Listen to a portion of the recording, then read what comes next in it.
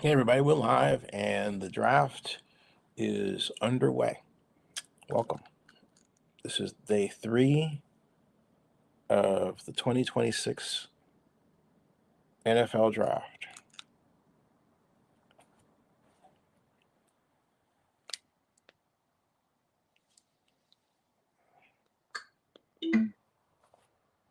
But it's also the start of a grand journey, one that maybe you're taking to rush down opposite sides of a secondary with someone you've known your whole life.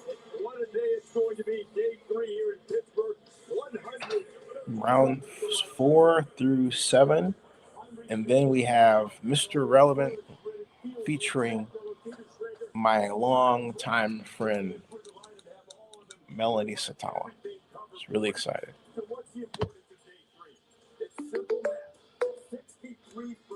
So let's see what the draft tracker looks like.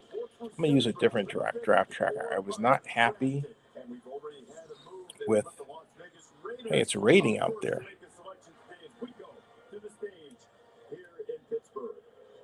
It's raining out there. Hold on a second. But as I was saying, the hey Google, what's the weather in Pittsburgh? Right now in Pittsburgh, it's 61 degrees with light rain. Today, it'll be cloudy with a forecasted high of 63 and a low of 47. Here's Roger. An unforgettable day 3. To the Pittsburgh community, thank you for your hospitality, your passion, for your dedication to make this weekend so incredible. As I mentioned last night, over 600,000 people attended the draft in the first 2 days. That's a record. That's a record. That's incredible. That's a that's a 2-day record. Wow. Day 3. Detroit had 775,000. Here it comes. You only have to get 176,000 today. So if you're at home, get over here. We need you here so Pittsburgh can get the record. Before we get started, I wanted to welcome just a few special guests besides the Pittsburgh Marshals. That's incredible.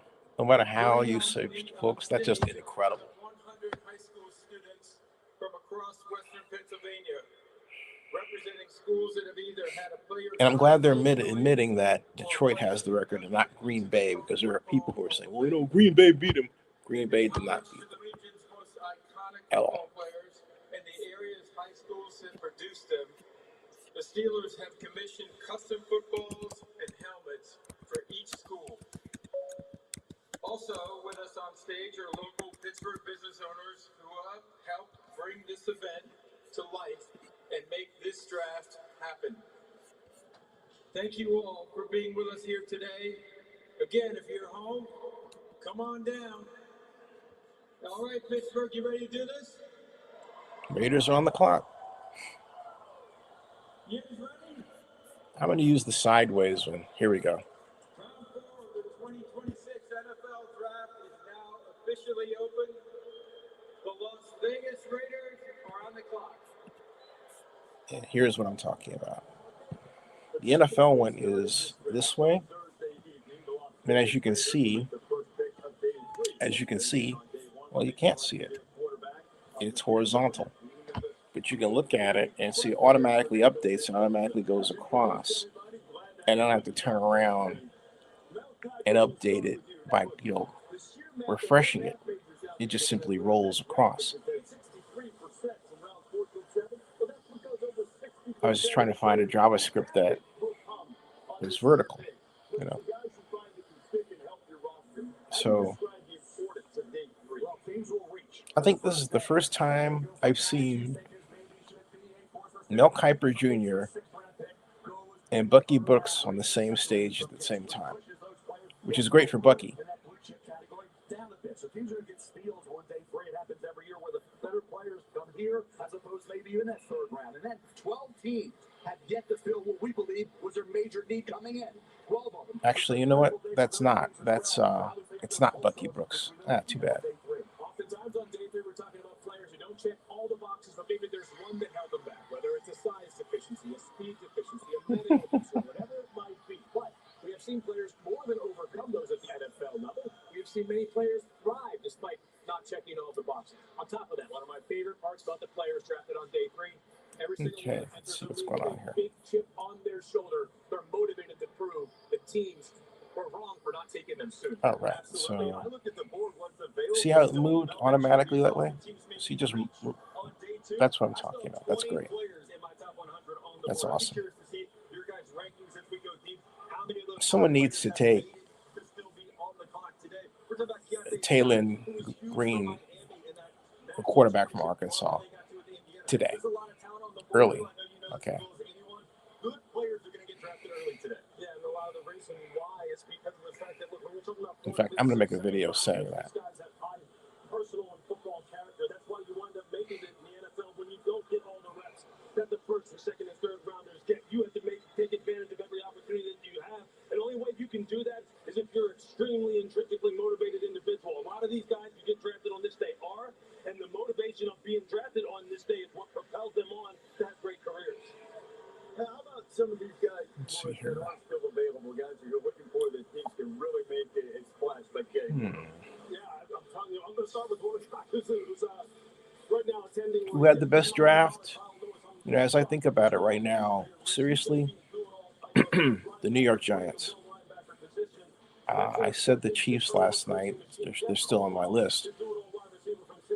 But the Giants, in terms of players that will have an immediate impact, that will fashion a defense that will bring them a playoff appearance, if not the Super Bowl.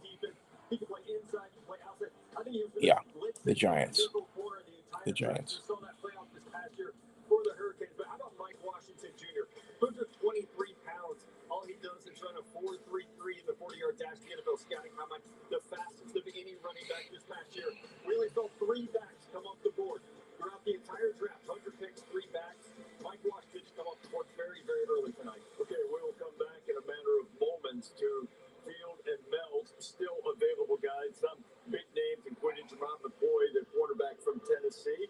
And now we thought the Raiders pick was in, but now we've got just a little bit of time before that pick is announced. So what about some of the guys who are still available? Yeah, let's start with the fastest player at the NFL Combine this year, Reese. Brennan Thompson, wide receiver from Mississippi State. Previously spent time in Oklahoma and Texas. Speed, 4.26. That part is excellent. I thought that speed was functional on tape as well. You're seeing him blow by guys, see quarterbacks lining up with their weight on the back of their heels because they're worried about. No, I disagree. Completely disagree here. Here is the best available.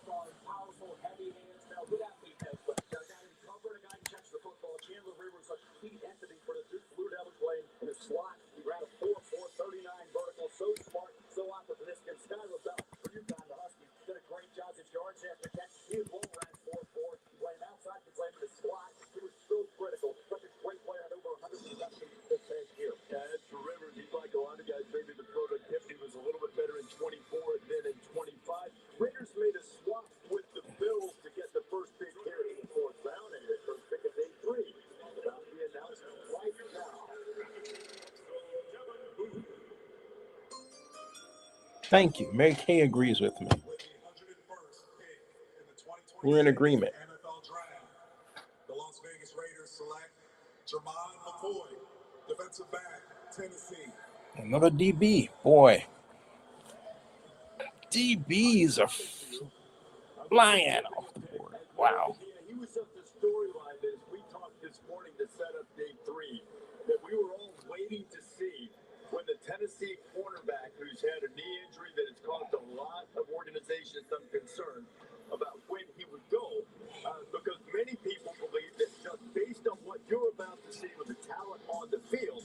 Mary Kay Cabot, what we used to call the Cleveland Plain Dealer, agrees. Taylon Green is the man to draft, a quarterback that someone must take.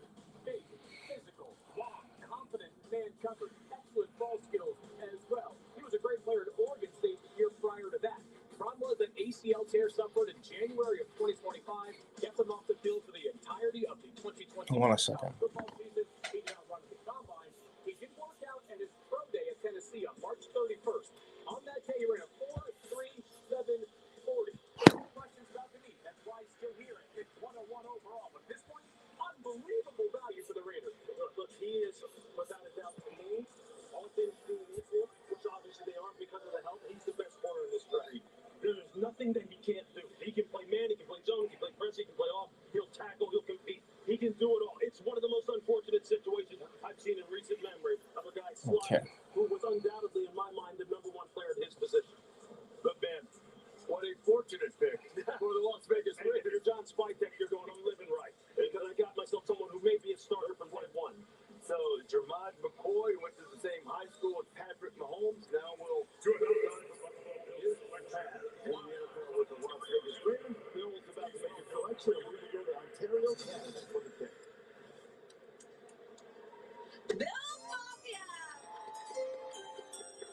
Your neighbors to the north are coming at you live from the Friendship Arch at Niagara Parks in Niagara Falls. You ever noticed that everybody has a mascot today? With the 100 Every church has a mascot. 2026 NFL Draft, the Buffalo Bills select Jude Bowery, tackle Boston College. So Jude Bowery going in to play for Joe Brady, the new head coach of the Buffalo Bills, with Josh Allen. This is a guy been really, really good in the run game, man. Yeah, he's been fantastic in the run game. Missed 3 games this past year. That's probably why he slid, like we talked about in the opening. But he has left tackle and right tackle experience. So you love that flexibility on the offensive line to kick off day 4. You look at him, can he be a swing tackle? I think that's where his value is.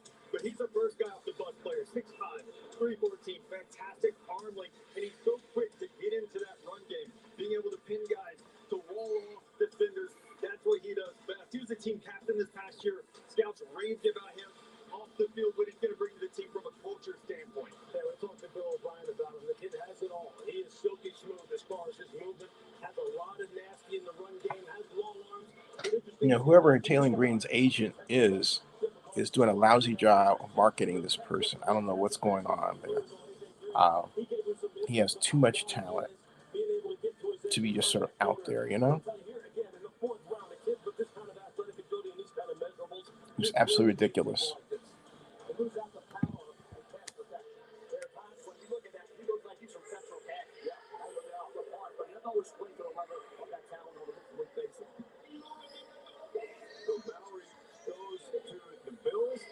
Second pick here in the 4th round, and the Jets are going to make the next pick. And I don't know, you guys. I think they have had a sensational draft. I mean, if I've been in that room, Here, okay.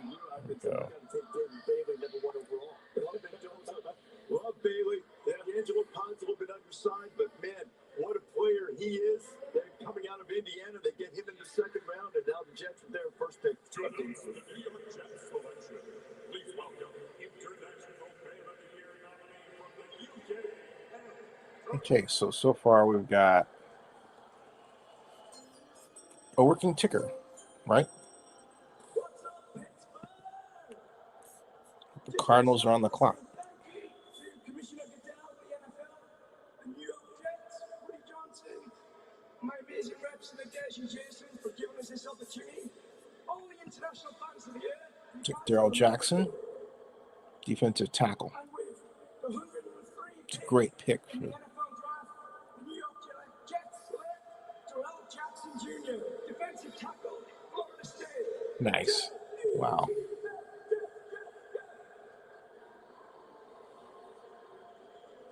So the Jets had a little power on the defensive front. Jackson transferred to the Seminoles from Miami prior to the 23 season. Actually started his career at Maryland. Ended up starting 25 consecutive times with honorable mention. All right, so I'll turn this down for a second. 3, 2, 1. All right, I'm saying it here again, rather than just on my live stream. Taylor Green is the best quarterback out there to be taken. He's 6'6". He's 227 pounds. He runs a 4.36 40. He did at the combine, which is a record among quarterbacks. He was a starter not just 1 year, but for Arkansas Razorbacks 2 years, and he is a true dual threat quarterback.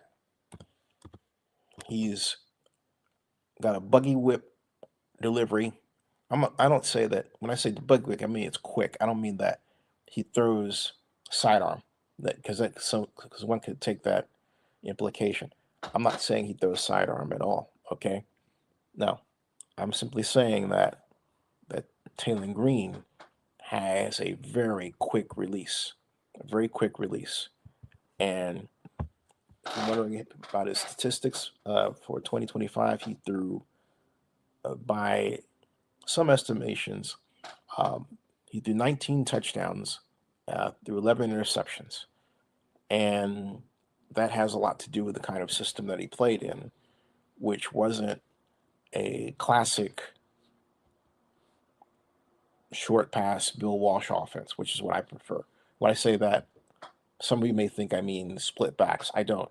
I'm talking about fundamentals of using to drop back footsteps as opposed to yards. Some plays call for you to drop back X number of yards, but Bill Walsh asked you to drop back by steps. You had to count the steps 1, 2, 3 going backward.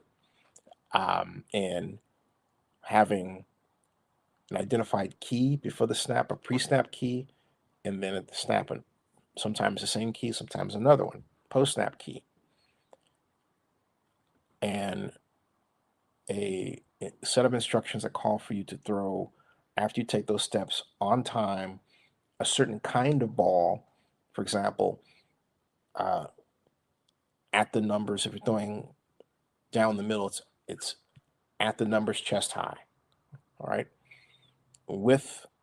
generally with a hitch step for that kind of pass that calls for a drive throw, like you're driving your force into the throw, right?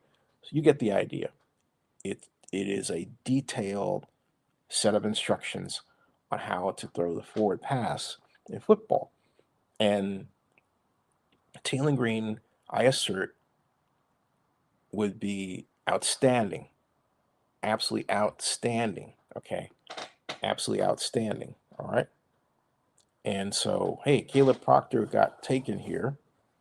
Is that right? Oh, no. Caleb Proctor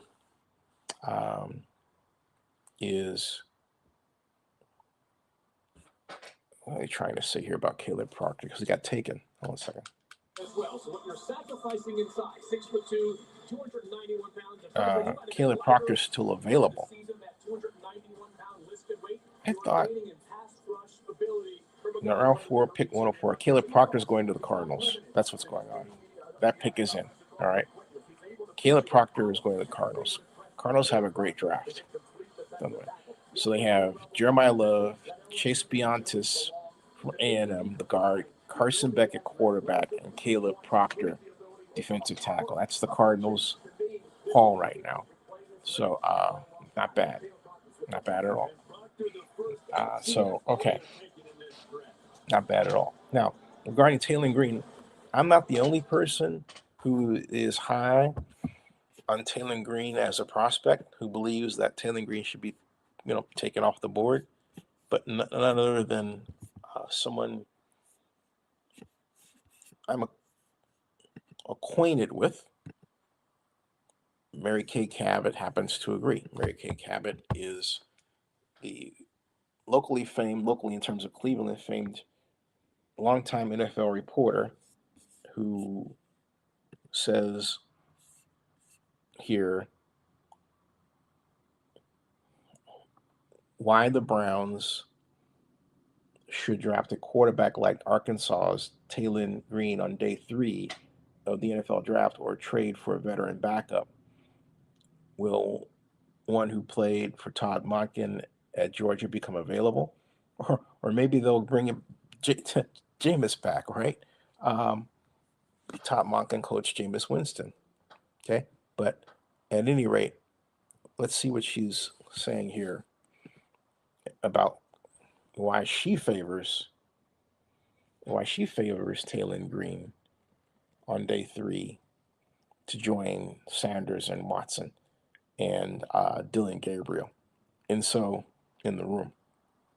And she says three of the quarterbacks that are still on the board are LSU's Garrett Nussmeier, Clemson's Cade Klubnik, and Arkansas's Green, the dual threat quarterback. They might also trade for a veteran quarterback, and one who could become available is the Rams' Stetson Bennett. Yes, especially now that they have drafted Ty Simpson, excuse me.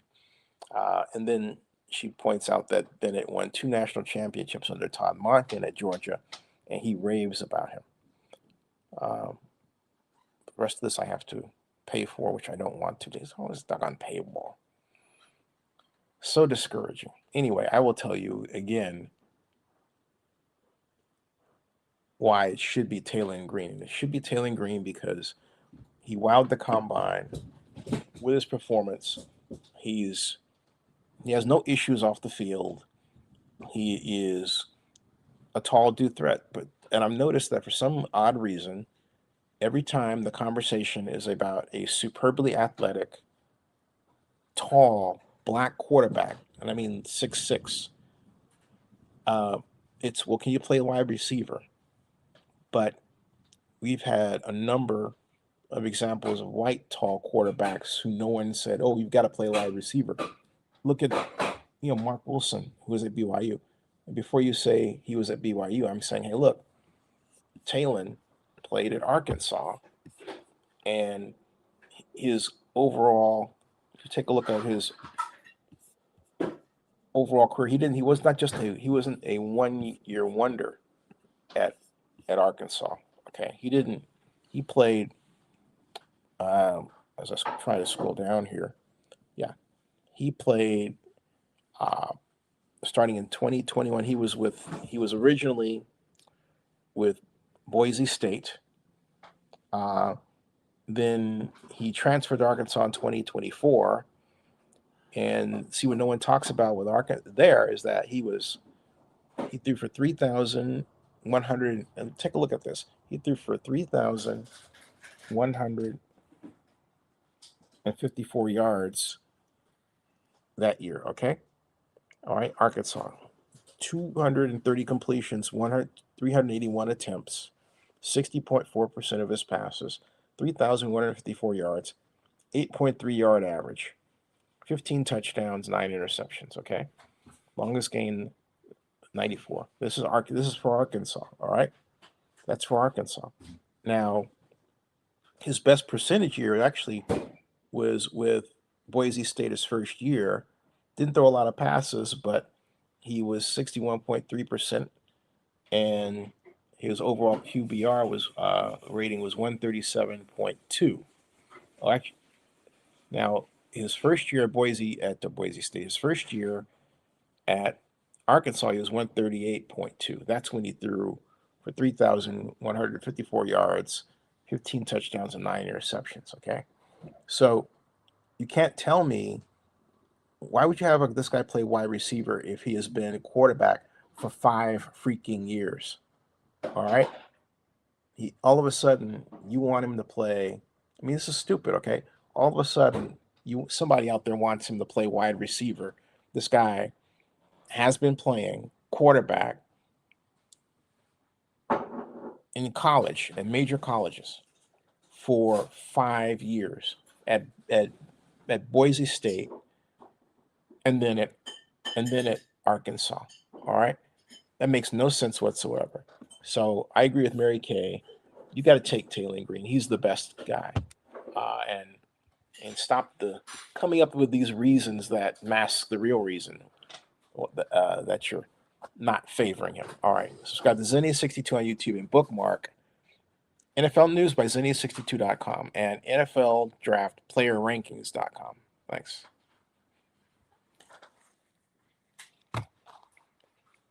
Pick in the 2026 NFL Draft, the Houston Texans select Fabechi Wiwu, guard from Oklahoma. Vamos, Texans!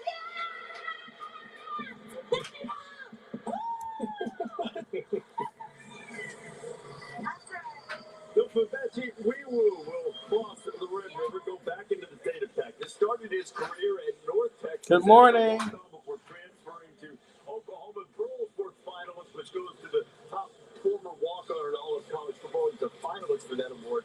It's productive for the Sooners. Day 3, a lot of offensive linemen, you better have some positional versatility. A former right tackle who's then playing right guard. Final 2 games of his final season of college football, Oklahoma says, we need you to play center in a pinch. What does he do?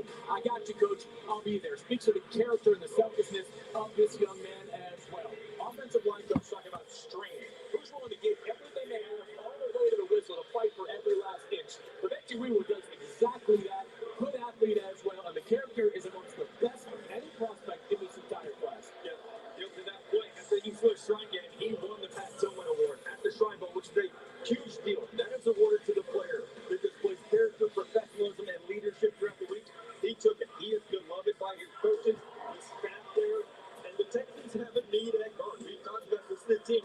It needs to improve the interior of the offensive line. We'll see a feeling about which play center or play guard at the next level. But we will have a chance to impact this team. It is drastically remaking the offensive line over the past few years. Cleveland was born and raised in Nigeria. They eventually moved to the United States. Wait. Settled in North Texas, and now he's headed to the NFL with the Texans. What? Now, Wait a second. They took that guy.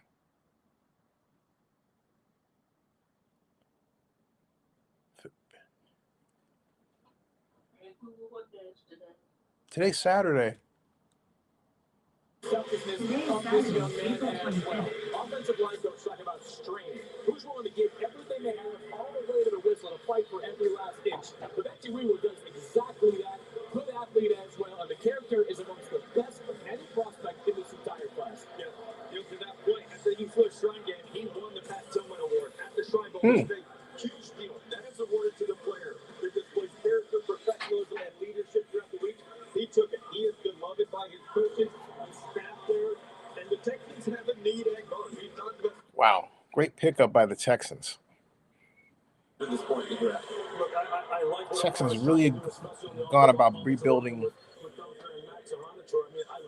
their line. Max in particular, when you saw him down at the Senior Bowl, you're sitting there and you're going, I don't know how much Arizona State, tape I was able to watch during the season and or see him on TV, but this guy right here should not be a secret to anybody. I mean, he's just a fantastic prospect. Kenny Dillingham just raves about how as soon as he starts believing that he's as good as everyone else believes, he has all-pro type of potential. Jeremy Bernard did nothing but make catches for Alabama. Not the biggest, not the fastest, not the most physically imposing, but just so dependable. And Drew Aller, that's Mount guy, and that's the critical piece of this draft so far. And now you have Will Howard and Howard battling it out. They both had the physical qualifications that the general manager wanted. He said it. Now Drew Aller, you think about competing for that job. You got to think Aaron Rodgers is going to be the heir apparent. He's going to be the guy taking this league forward. You got Lamar Jackson, Joe Burrow in this division. You got Shador Sanders in this division as well. This is the team back. I think we're going to be watching Drew Aller and his development. Because guess what? He has it. Don't stop laughing over there. I'm just looking at Reese's face. Reese's face was like, here we go. How long did it take? That's how I not even. That's like the whole theme last year. Football team that's only basically a quarterback away. The way they built this roster. Brendan Thompson, we talked about a little earlier with the Chargers on that versatility. The one thing I'd like to see Brendan Thompson do to go back into the Chargers, get his return skills going. He had one punt return for 4 yards. Get that going and do that versus the LA Chargers. But I'm going to take us back to your guy, Drew Aller, just a little bit now. He looks the part. Big, strong guy. Maybe the productivity didn't always match that. Well, the thing was, Reese, you saw it, but you didn't see it on a consistent basis. I mean, it was frustrating because he'd make a beautiful throw, then he'd come back and make a head scratcher. The accuracy would be perfect. It would be precise. But it would be, how'd you miss that? How'd you not see that? And you can see him here. He can do everything you want a quarterback to do because he has the size. He has the athleticism. He can get his third and 18 feet with his leg. He's a kid who wants to be great. So he's going to put the time in. He's going to be the first guy in that building. He's got everything to want from that standpoint. The key is he instinctive enough to be the quarterback or a successful starting quarterback in the NFL. It seems like Drew needs to get to someone who can really kind of have him hone in on his file with that. So it's repeatable time and time again. Because this is the easy stuff. To halfback players, halfback fighters, it's like, what's happening here? I'm glad to see ABC pointed this out last night on our ABC coverage. His family grew up in the state of Ohio. In the family, season tickets for the Browns for generations. They named their family dog after Ozzie Newsome, the Browns legend. How about that? Sorry, that all has to change. Browns legend and that's right. Yeah, okay, things happening there. So now the next dog is either named Franco or Frenchie or Bradshaw or something like that. Second. Pick 107 now coming in the San Francisco 49ers. Niners needs. They do need an offensive tackle, but yeah, because they haven't gotten one. I'm representative of the Niner Empire Germany, the Niner Empire organization, and the baseball from all around the world. And I have a special message to all the other 31 franchises here in front of me. See you on the road, in your stadiums, and our 49ers and nations, let's go! With the 107th pick in the 2026 NFL Draft, the San Francisco 49ers select Grayson Horton, defensive tackle, Oklahoma. Welcome to the day, buddy. A D tackle. They need a D tackle. They need a D tackle. They took the Indiana running back. I like the Niners draft in that way. This guy is standard 3 technique, but can really get through the A-B gap. Wow, that maneuver was something, and he nasty to get off the ball. That guy is fast. Great selection by the Niners. Wow.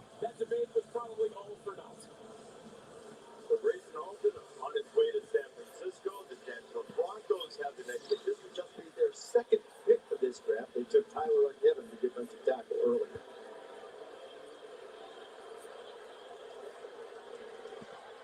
Yep.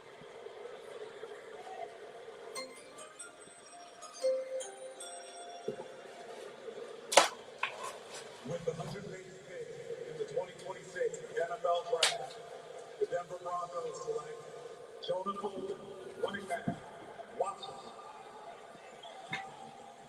Jonah Coleman began his career in Arizona, went with Jen Finch for Washington, and now it's the Broncos taking back here. I mean, you gotta love Jonah Coleman. He's an absolute tank at 220 pounds at just 5'8". Really like him on the wide zone type of stuff, where he can kind of like get that one cut and get it north and south, and you see the kind of balance and the kind of competitive desire that he really carries the football with. Catches the ball again, well out of the backfield, in the open field. He's a problem. A lot of times you can't see him when he's trying to weave through traffic. Welcome. But then when he gets up on you, here it is. Here's the wide zone right here. You just see him how he's just picking and sliding, eventually bouncing that thing to the perimeter. And then if you don't wrap him up, he's going to the house. That's a really nice pick in the 4th round. This is what you're looking for in running backs down here. Real good football player. And back to the stage now with pick 109.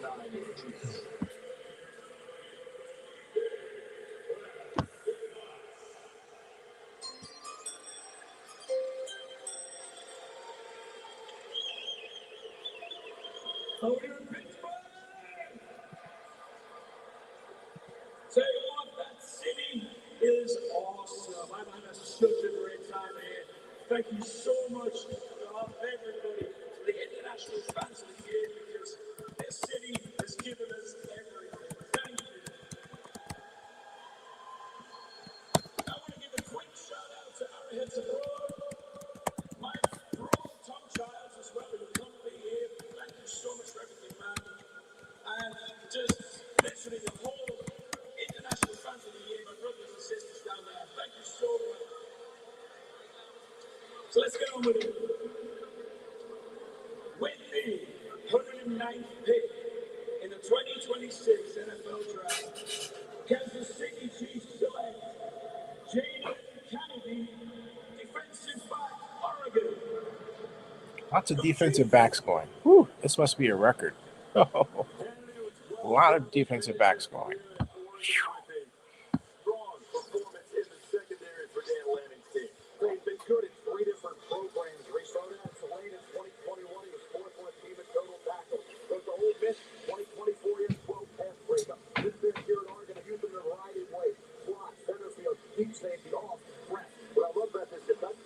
around, the pose, smart, confident, high football IQ, very competitive. He's a hurdler in track in high school. He's a quick twitch athlete. Jaden County's versatility, he talks about the Indiana game, the USC game, it showed up. He's a kid who has plays with a lot of savvy, he's opportunistic, and I'll tell you, the versatility that he will provide will help this Chiefs secondary for a team that obviously had a lot of holes. You get a kid that's like, we'll play virtually anywhere in this secondary. I'd like to pick him out for him. We've got on a blustery day, which reminds me of Winnie the Pooh and the Bus Blustery Day, right? Just hold a second. Defense dominant so far in this draft. Jaden Kennedy, the last selection there, and told you early So on. I am trying to. All right. Hey, Reeves, you know, the Kansas City Chiefs were talked about as possibly needing offensive line and wide receivers. They've gone defense. This pick in particular, they view him as a honey badger-like player. He can play the nickel. He can do so many things. They were excited on days 1 and day 2. Day 3, they kick it off by getting in another defensive player that not only Steve Spagnuolo, but Dave Merritt can work with. I'm going to be back with more. I'm not going anywhere. I'm not leaving when I say I'm going to be back.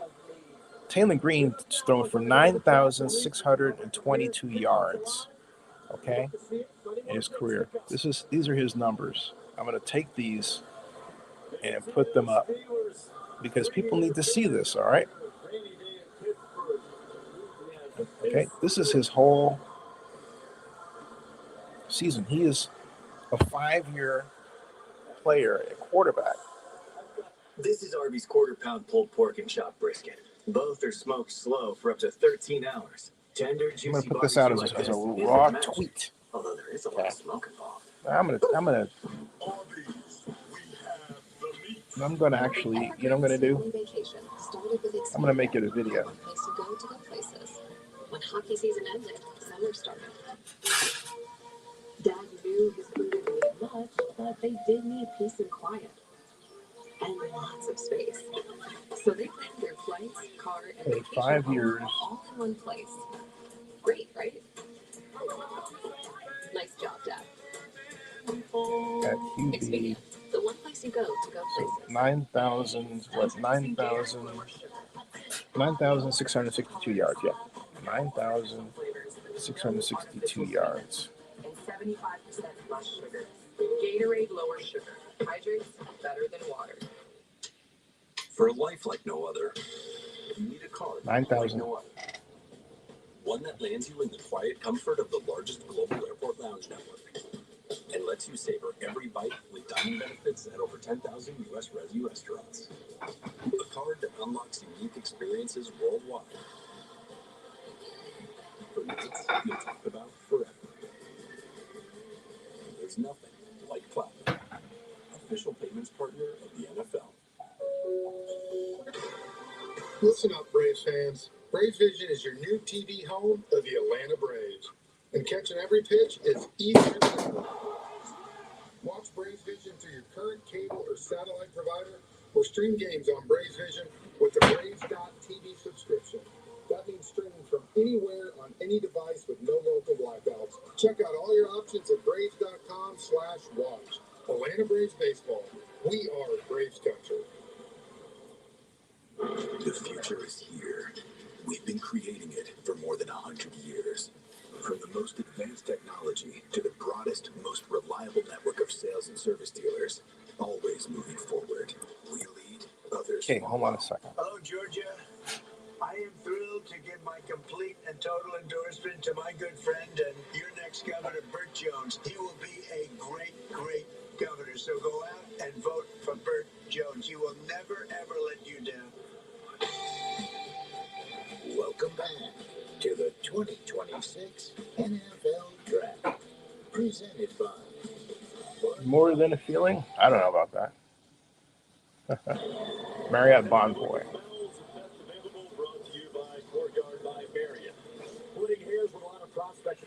Not a feeling for me.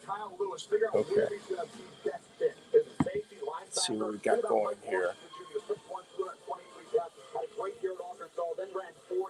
Let's see here. All right. Hey, everybody. How you doing?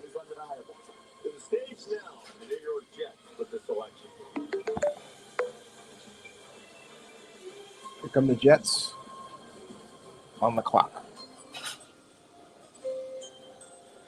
With the 110th pick in 2026 NFL Draft, the New York Jets select Cade Klubnik, quarterback, Clemson. They took Cade Klubnik over.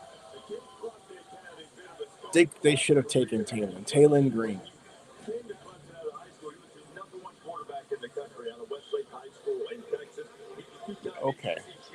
that's true. He's not a bad pick at quarterback, but I think that Taylor Green is better.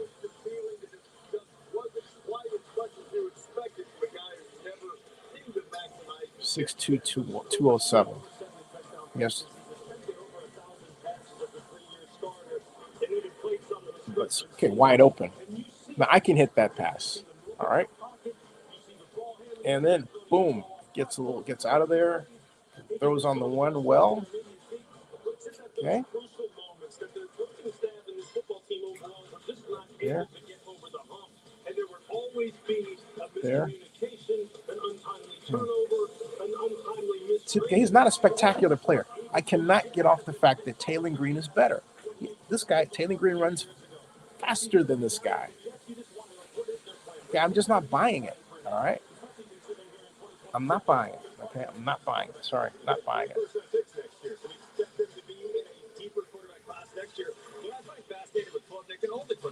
Peter Woods, TJ Parker, Antonio Williams. A year ago, we thought, hey, all these guys are going to be first-round picks. Wood still was. Can someone unlock what Klubnik was in 2024 when he had 36 touchdowns, 6 interceptions, and Gardner took this team to Arkansas? Can you get that version of Klubnik? Well, that was the thing. That was why there was so much optimism. Okay, he's finally going to reach the potential he had as a recruit. That Texas game, they were on the road game. First time that the college football playoff had 100 games. They had a big rally, got it back in the game, and they couldn't quite finish the deal. And this past season wasn't as good. Everyone's Clemson. This past year wasn't as good. That points to coaching. Like we were talking about with Drew Aller, can someone unlock who you were? Okay, so they're talking about quarterbacks now, but not the right quarterback. I'm going to show you something. I want you to hear and see why a team should take. And I'm not representing him. Don't even give me all that stuff. Taylor Green. Look at this. First of all, he played 5 years as quarterback, 3 for Boise State, rating 137.2, then 135.1. Not many snaps, but he switched over to Arkansas, where he was a starter. Okay. Best year was 2024, 3,000. Right here, look at this. Let's zoom in on this number. 3,154 yards. All right. 15 touchdowns, 9 interceptions. Next year, he had 19 touchdowns, 11 interceptions. The interceptions are from the scheme, not from him, but from the scheme. Okay.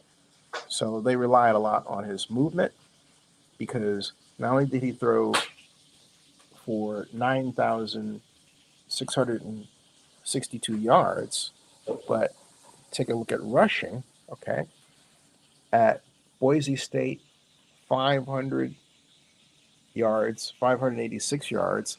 And then his final year with Arkansas, 777 yards, 5.6 yard average. He started off 7.2, but as you can see, as he became a better passer and the system allowed him to throw more, he ran less, but he was still effective. Okay. Still effective. All right. He even played a little defense. So those are the stats for Taylor Green. Taylor Green is a fantastic talent that would make, I would like the Cleveland Browns, make a great quarterback for some NFL team out there. I agree with Mary Kay Cabot. The Browns are a great candidate. Take him.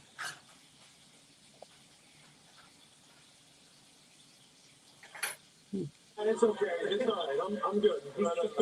But Klubnik's got a lot of ability.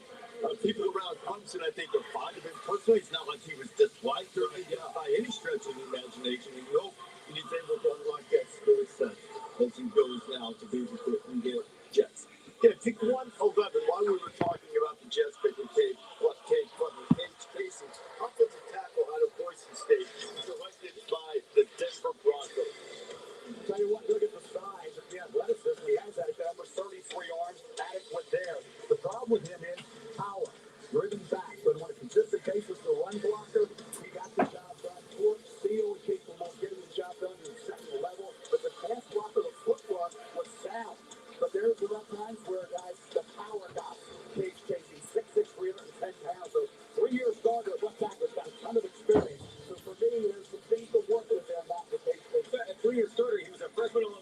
was a second-team All-American as a sophomore this past year, first-team All-MWC. He opted out of the bowl game, but this is a 41-game starter. Experience matters when we're talking about these guys who can come in. The Broncos do need to get younger at the offensive tackle position. That's an area that we identified as a need for them in the pre-draft process. So now you have an opportunity to maybe be a swing tackle, stretch your rookie here, and then who knows what happens with Jared Bowles on the left side. He's an older player at this point. Casey's in a good spot with a team that loves these athletic offensive linemen. Got a convenient pick as well. He goes from the Boise State Broncos to the Denver Broncos. The college team is not going off either. Not the chance to work real much. Now that's why you're a draft expert. We like to have a lot of people on the behind one over the film just for this kind of detail. The Broncos, pleased with their most recent pick, they made a couple of selections. Took Jonah Coleman, the running back from Washington, earlier in this fourth round, and then a few moments ago, the Cowboys made a pick. They took Blake Shelton, so back-to-back offensive tackle. Shelton from Penn State, going to the Cowboys with the 112th pick. This is an interesting guy. Actually, as a freshman, he came in. Remember Owen Fashanu got hurt? He came in, played fine, started 5 games. The freshman, then sophomore year, we barely see him. He only started 1 game. The past 2 years, honorable mention, all Big Ten. Didn't do much in the pre-draft process because of a left hamstring injury. But when you look at height, length, it's all there. This is what you want: 6'5", 313, 33 and 3, 8-inch arms. The athleticism for me wasn't where I Thank thought it you. would be. Even John Gruden agrees with me. Scouts this year, last year this time, scouts thought maybe he could get into that top 50 range if he continued to develop. I think he's got to get a lot stronger at the next level to crack a starting lineup. The Dallas does develop their offensive lineman really well. I was going to say, Drew Shelton, the guy on the offensive line, don't you say, Jimmy, I think to work with there with Drew Shelton. Saw some inconsistencies, but the athleticism. He's right. The kid shows in games, even against some very good defensive ends, he can neutralize. So, Drew Shelton, there's a lot of teams that has total love for Drew Shelton in that third to fourth round area. So the Cowboys celebrating their most recent selection, and one of the storylines coming into the day didn't take very long to resolve itself. And Jamad McCoy, the defensive back from Tennessee, came off the board early. More on that. Peter Schrader's back with us. Peter. Yeah, Reese, this is the player that some thought might slip later in today's day. They need to go undrafted, but the Las Vegas Raiders believe they have a real plan here. And this has been conversations not for a week, not for last night, for months on if McCoy slips in the draft. The Raiders feel like they can put him in a position where they will get him on the field. They think he's an elite talent and an unbelievable kid and competitor. The hope is he's got a chip on his shoulder and the leg and the knee are going to be just fine. But the Raiders traded up in today's draft to get him on the field. Right, Peter, we're all really happy for Jamar too. We have to wait much longer. This pick is in. That's the thing. All right, the Indianapolis Colts not make the selection for that. The announcement is a little bit. Hallo for the Christian Morgenstern Schule in Berlin. I'm Björn Warner, and I'm standing in front of the playground that the Indianapolis Colts and the NFL donated before last year's Berlin game.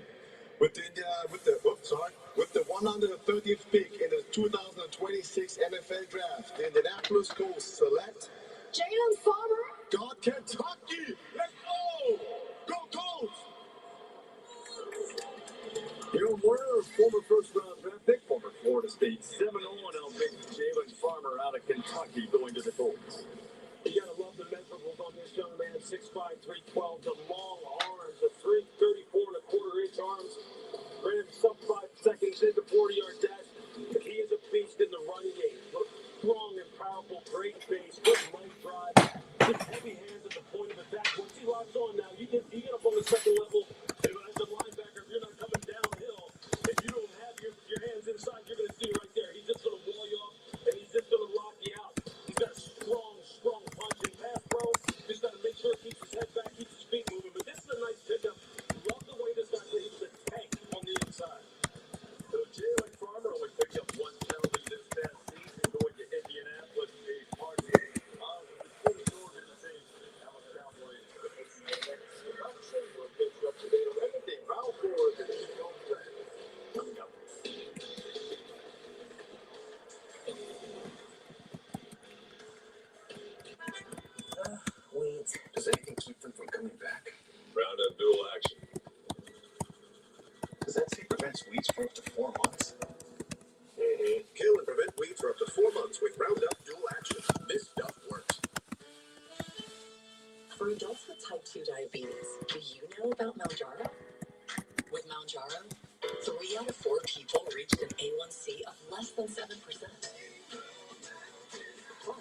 people lost up to 25 pounds. Don't take Mounjaro if you're allergic to it, or if you or someone in your family had medullary thyroid cancer or multiple endocrine neoplasia syndrome type 2. Stop and call your doctor right away if you have an allergic reaction, a lump or swelling in your neck, severe stomach pain, or vision changes. Serious side effects may include inflamed pancreas and gallbladder problems. Taking Mounjaro with a sulfonylurea or insulin may cause low blood sugar. Tell your doctor if you're nursing, pregnant, plan to be, or taking birth control pills. And before scheduled procedures with anesthesia. Side effects include nausea, diarrhea, and vomiting, which can cause dehydration and may cause kidney problems. Get to know Mounjaro at mounjaro.com. Ask your doctor about once weekly Mounjaro. When everything on the IHOP value menu is just $6, you can go all out. Because eggs, bacon, and fluffy pancakes are just $6 every day. And OMG, there's a new BLT. And it comes with fries. Celebrate every day for just $6 with the IHOP value menu.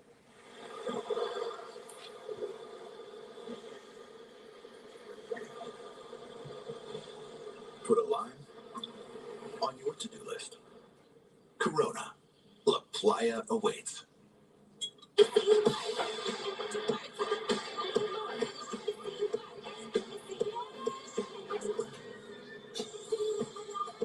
Short on nothing, big on weekend. Only on Royal Caribbean. Turn the off-season on again with the NFL app. Your home for all things NFL. It is time for football. The news, the highlights, and deeper access with a subscription to NFL Plus. For the picks, the moves, the plays. All in one place. Oh, are you kidding me? All year long. Okay. Welcome home. Scan now and score 40% Live on NFL X. Plus. What a big receiver. They got another one here with Ryan. Yeah.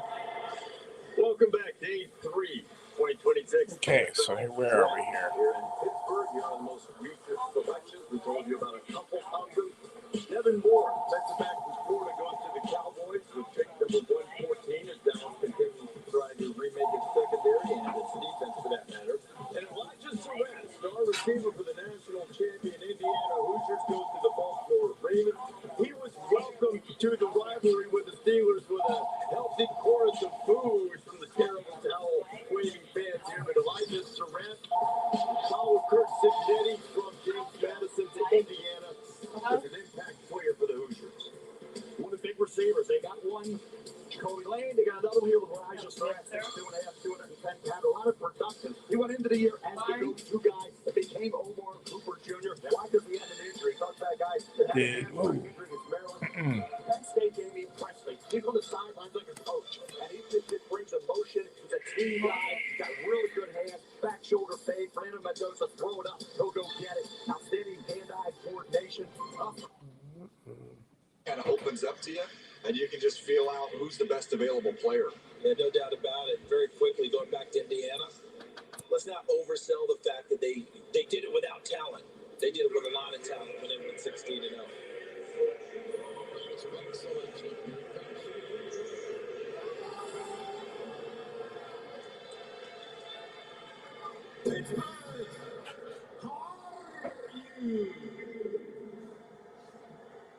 Representing not only my home country of Germany. It's sad to yell like that. Pittsburgh, how are you? And nobody says anything.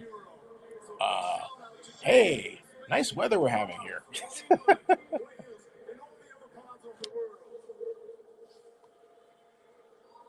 rockstar general manager, Jason Knight, and his crew have found a fantastic young man who will join the Buccaneers. With the 116th pick in the 2026 NFL 116. the Tampa Bay Buccaneers will select, unfortunately not me, but the awesome Keontae Scott, defensive back, Miami. Go Bucks! Here come my next. Okay, there we go. Dante Scott. That broadcast is behind the ticker, so the Chargers are next. All right, yeah, the Chargers, the Lions, and the Panthers. Okay. Here he is inside. Watch him just drive. He drives on the football. It makes play after play. How about this one early in the game? He reads it. He does not hesitate. Pick six against the Buccaneers.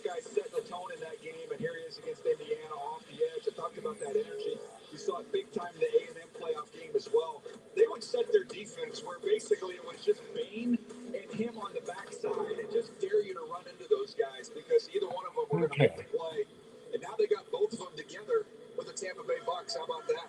The Chargers have moved up from 123 to choose 117th overall. They flipped to 6 to Houston for that, right? We'll find out who they traded up for. Okay, so the trade was for. Let's see if we can get that trade out of there. Let's see the trade. Let's switch in the trade. Okay. NFL draft trade. What kinds of ice, actually? Gonna need a bigger bucket. Like this one?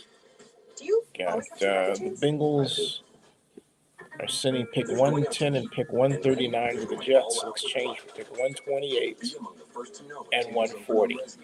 Okay, so let me put that in here so you'll know what's happening. And show your friends what the hype's all about with Platinum Nights. The heck is okay? With dining benefits at over 10,000 U.S. resi All right, so there's nothing today. Official payments partner of the NFL. All right, so there it is, folks. The Bengals are sending pick 110 and pick 119 to the New York Jets in exchange for pick 128 and 140. All right, so there's that.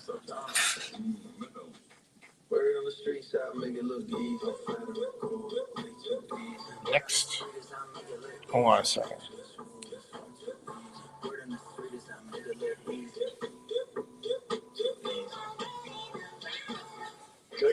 Making calls rather than text. Then I can keep my eye on you. She wants 3. She wants more of those deviled eggs, too. Anything for the clean, crisp taste, the Bud Light. Deviled eggs. Each year, Rich Eisen runs the 40 to benefit St. Jude Children's Research Hospital. Visit stjude.org/runrichrun to donate.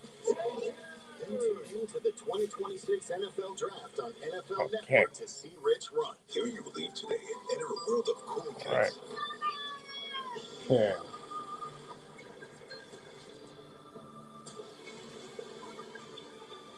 Michael Daughter. Eczema Gotta is call Michael. unpredictable. But you can flare less with Epglis.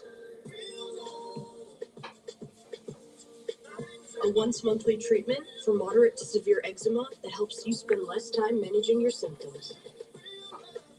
Epglis can deliver real and Hold on a lasting second. results. Oh boy. Like skin that's still more clear All right. at 1 year. Still trying to do some things here, folks. Hey, welcome, by the way, everybody. That's the tracker. Can occur that can be severe. And there'll be more info. Can occur. Tell your More doctor info. if you have new or worsening eye problems. You should not Let's see receive a here. live vaccine when treated with Epglis. 119. Before starting Epglis, tell Hey, your don't be a doctor bot. about Say the hello. infection. Clear skin. All right. Itch relief.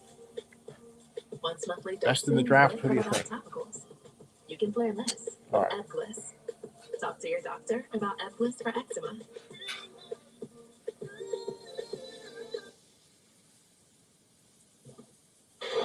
Lower and break Travis Burke.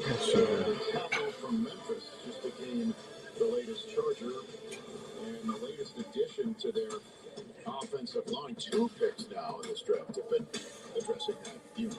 How about Joe Alt is 6'8" and 5'8", and now no longer the tallest offensive lineman on his team. Burke at 6'8" and 3/4, just a giant human being there. And you'll get to who he was coached by, CD, when you watch him. He's just enormous. He plays a good effort extreme. Got to play a little bit too high, which is understandable. Got to work on that. But he flashes the ability to really latch on in the run game. He can move some people. No one beats me. As always, pad level. That'll be the focus for him. Yeah, and often former New York Giants. David Jones, No one. Okay, so the pick is in for Detroit. Who are they going to take? So the latest Lions pick is about to come in, and then the Jaguars hopped on the clock. They moved up 5 spots with Carolina, which received a 5th from With the 118th pick in the 2026 NFL Draft, the Detroit Lions select Jimmy Rolder, linebacker, Michigan. Is that not a Lions selection? Look at my comparison. And by the way, it has nothing to do with the fact he went to Michigan. He is a total Lions player for what Dan Campbell wants. Yeah, people can eat. I mean, it's perfect. That's 2 Wolverines in a row for the Lions. Derek Moore last night, and now Jimmy Wilder. And I would argue those are two most physical players in Michigan defense, and you'll see it with him. Watch what he does when he takes off pullers, man. That's the thing that jumped out to me. There's people who catch and receive pullers, and there's ghosts, and then there's Jimmy Wilder destroy. And then there's Jimmy Wilder. At some point in time, it's a win the battle, lose the war. The ball's over there, he just going to torpedo somebody. Did you see me just destroy that guy? You can see right here why the Detroit Lions fell in love with him. There's a lot of Lions Wolverine fans. Okay. Showed up to the Michigan State game in East Lansing wearing Michigan State gear because I believe his daughter goes to the school. I mean, those bedfellows go out the window when you're trying to fill out a roster in the National Football League, you know? That Lions team has spent this entire offseason talking about recapturing their edge. These types of picks are exactly what they're looking for. Okay. Jeremy Bissett from Hall of Fame. Let's see here. The 119th pick of the 2026 NFL Draft, Wesley Williams from Duke. Well, Duke had a couple pass rushers. I was curious to see who would go off the board first. I thought it would be Wesley Williams. You see the production there on the screen, and I love the fact that he has blocked multiple kicks. That shows you a little bit about his competitiveness and what he can do for you when he's not just on the field on defense. So his average size and length, but man, this guy has a real nifty up and under move. He's got a steady bull rush. You watch the All-Star game, the East-West Shrine game. He has a sack and a safety in that one. I thought there's a little juice to him, a little explosiveness to him. Got a little more discipline, keep it contained on the edge, but I like the way how hard he plays, and that again shows up on special teams as well. Yeah, and his running mate that you referenced, Vinny Anthony, we're going to see him come off the board at some point as well. Because you're wondering okay, so where are we here? I'm trying to figure out what's going on here. I'm just going to go and fly around and see who's talking about what. And inform you, since there's 50 of you here, and get off my focus on there. I made my point about Taylor Green. Next, awful announcing. Fans pick fake Cleveland Browns pick at NFL draft as part of Hulu TV show. What? All right. What? I don't get this. Whatever. Okay, so the Browns looking to trade up on day 2. All right, so who are they getting? Pick is in for Green Bay. Excited to see this young group that they brought in so far. Cisse, the corner from South Carolina, ultra explosive. McClellan, defensive tackle from Missouri. I thought they got Packers here are noted. They're building their defense. Look at that crowd. Okay, now that's looking like it's going to be over 100,000 soon. Because people are waking up. It's Saturday now. It's 1 o'clock. The 1 o'clockers are going to come on in and watch. And then they'll go over to around 150,000. I think they'll break it. All right. All right. The rumor, Country Boy says, rumor has it that Carson Beck has personality issues. Wow. Okay. That's what it says, folks. Take a look. Okay. Take a look. Take a look. This is what Country Boy says. My Country Boy. Welcome to the Irish All right, Music 1 second. Here in Ireland. I'm singer-songwriter Gavin James. I'm the pick. Country Boy says, rumor has it personality issues. Carson Beck is. That's why he fell. All right. Of the 2026 NFL Draft, the Green Bay Packers select Benai Dennis Sutton, defensive end, Penn State. Well, he definitely doesn't have money issues right now. He got what, $4 million to leave Georgia to go to Miami. Okay, so I don't know. Oh my Lord. Anyway, okay. At any rate, Donnie Dennison, that's my kind of guy, 6'5", 256. Defensive end, as I prefer to call him, 8 sacks last year. And you see his lean. Look at how he get out of there, and boom, eats you alive. Plus, he's Penn State. How can you pass him up, right? Get him. All right. Man, oh man, look at that. Woo. He's, wow. Yeah, good. What I noticed is they played him all over the place. They asked him to play a little bit outside, play a little bit inside. Sometimes he played back like he was a safety. So it's hard to get a read on what he can really be super good at until you put him at one position like defensive end. But he's 6'5". He's that athletic. Woo-wee, Put him at defensive end. Poor fellow gets moved around like this, probably like, where am I supposed to be? I don't know. All right. Yeah. So, anyway, Steelers pick us in.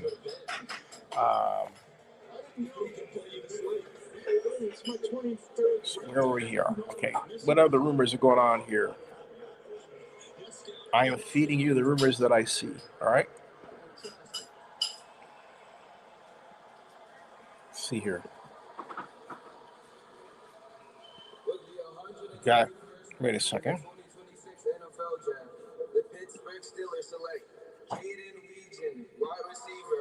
Jaden Weegan. Wow. Let's see here. Trying to get the latest rumor. It's hard when these dates refer to like April 23rd. Today's the 25th, okay? And trying to get a latest rumor here. So let's go all the way up. All right. 18 hours. Rumor alert. This is 18 hours ago. The 2026 NFL draft is about to shake up the league. Chiefs and Saints are eyeing trades to keep into the first round. Well, too late there, but they did do that. It's just a draft. It's a power play. Teams are getting aggressive, and you thought last year was wild. Buckle up. That's true. That did happen. It did happen. Okay. NFL Draft 2026 Day 2 live blog. Everybody, Giants pick and trade. All right. Nothing current here. All right. Let me see. I'm there, right? Let me go over to Threads and see if there's anybody with any up-to-date NFL draft information on Threads, okay?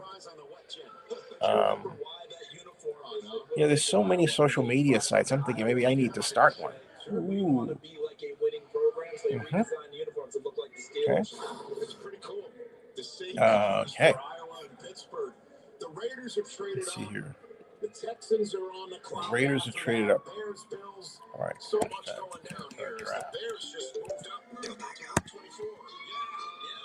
Okay. This guy from Green Bay. Let's see here.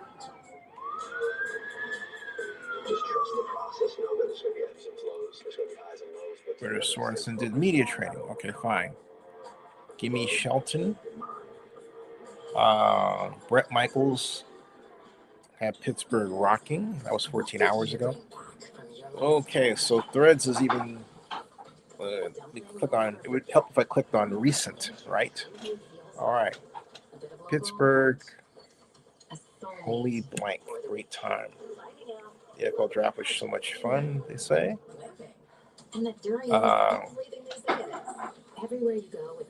And Gators DB Devin Moore goes to the Cowboys, drafted. Go Gators. Yep. Try to find rumors that aren't already obvious. That's not really a rumor, right? Okay. So, there. All right. Let's see here. NFL draft. How about news instead of rumors? News. News. That's me. Oakland News Online. Taylor Green. Okay, breaking news. Draft day dilemma. The San Francisco 49ers face tough decisions on day 2. Tune Brief says. Tune Brief. They weigh immediate needs against the best available talent. That tells me nothing.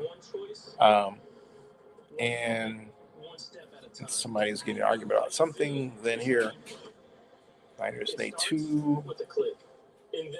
Yeah. Sorry, bud. Not while All right. Repost. I'm noticing something I'm going to have to adjust here. Cade Klubnik. Yep. There's DNA. Now, Then there's heavy-duty DNA. David Hovind says, Raiders outstanding. Jermit McCoy was a truly great pick. Incredibly low risk with high reward imaginable. Okay. Oh, my goodness. My goodness. So, and there's my pick. Oh. Wow. Oh. You want to split some with me? I'll probably take a couple pieces of Yeah. Northside Hospital Cancer Make sure you have some. Let me get you some cough medicine. No, I don't have Okay. The most cancer centers and certified oncologists in Georgia. It's a napkin. I don't know why it's there. Anyway, folks. Yeah, the Raiders did steal Jared McCoy in round 4. They went and got him.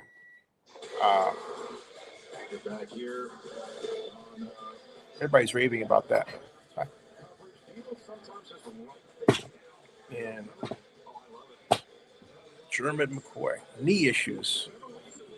So the Raiders did I call it a Michigan special. They drafted, this goes way back to 2018, and Mike Mayock and Gruden, and Michigan defensive tackle, whose name escapes me, but he was originally one of the top 5 picks in the draft, but his knee injury caused him to slide to the 5th round. Well, the Raiders went and got him at the 5th round, and he performed well for them. But with the first pick in the 4th round this time, the Raiders picked Tennessee quarterback Jeremy McCoy, whose knee issues prevented him from being a potential top 10 pick in the 1st round. So here we go again. Raiders selection now are this is their 2nd selection in the 4th round. And what do the Raiders do?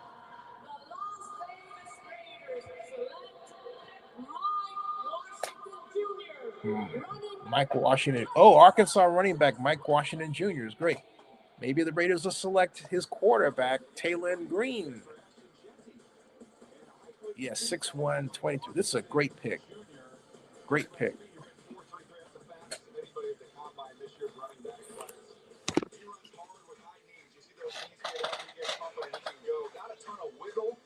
That's not really his deal, CD, but this guy can eliminate angles with that speed, and once he gets a little bit of space, he gets out in the open field, he's gone. You're not catching him. You have to have an Al Davis pick if you have the Raiders, right? It just has to be a legacy type of a deal. What'd you say he was as a player? Lightweight speed pick? No doubt. The speed, when he ran the 4.33 at the combine, I think we all just kind of took that mental note that in the old days, that would have been an Al Davis guy. He would have jumped on that so quickly. And John Spytek and crew add more speed to this offense to try and help out their new starting quarterback, Fernando Mendoza. So that is the way. Mike Washington will wind up beating out Ashton Genty. Watch. My prediction. That's good parenting right there. It's going to be me at 7:01 p.m. Eastern time. I bet you she's listening to the heart rate. Yeah. But the protection of the ears of that youngster, that's good parenting right there. If you're going to take the child out to this deal, take care of their ears. Here comes the latest Texan pick. With the 123rd pick in the 2026 NFL Draft, the Houston Texans select Wayne Woodens, linebacker, Clemson. He's a fun player to watch, man. You see the production there on the screen. Versatile. As an off-the-ball linebacker, you get that size at almost 6'4" with some length to go along with it. Now, there's tons of lateral range. He's a little bit tough, but this dude can run sideline to sideline. I thought he was aware in coverage, and he'll attack and punch off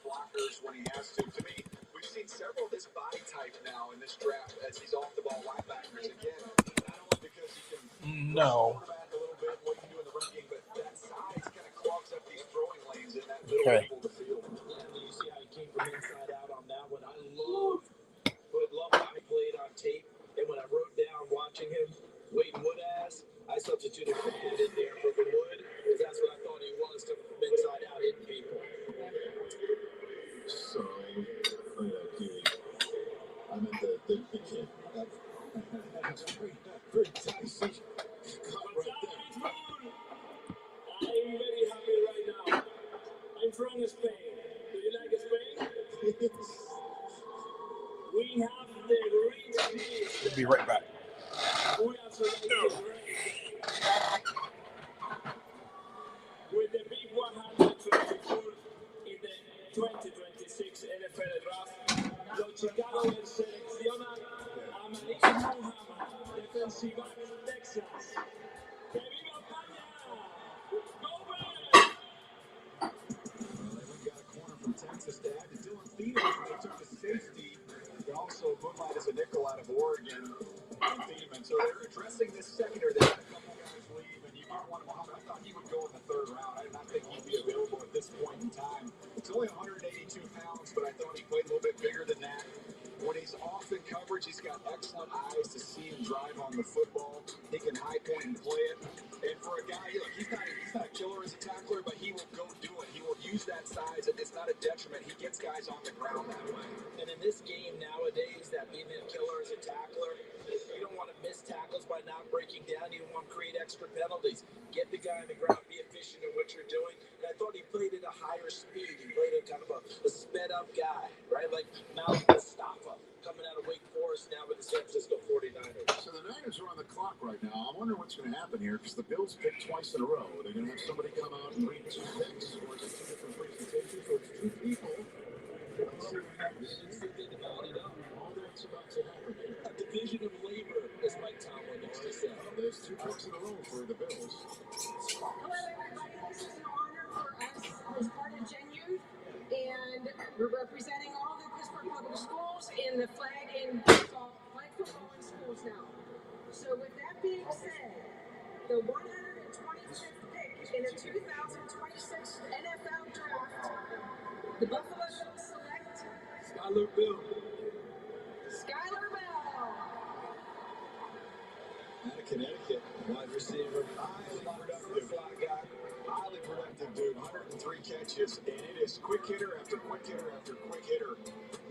You do see some polish as a route runner, his ability to kind of stair step guys and make some things happen, but it's a lot of this right here.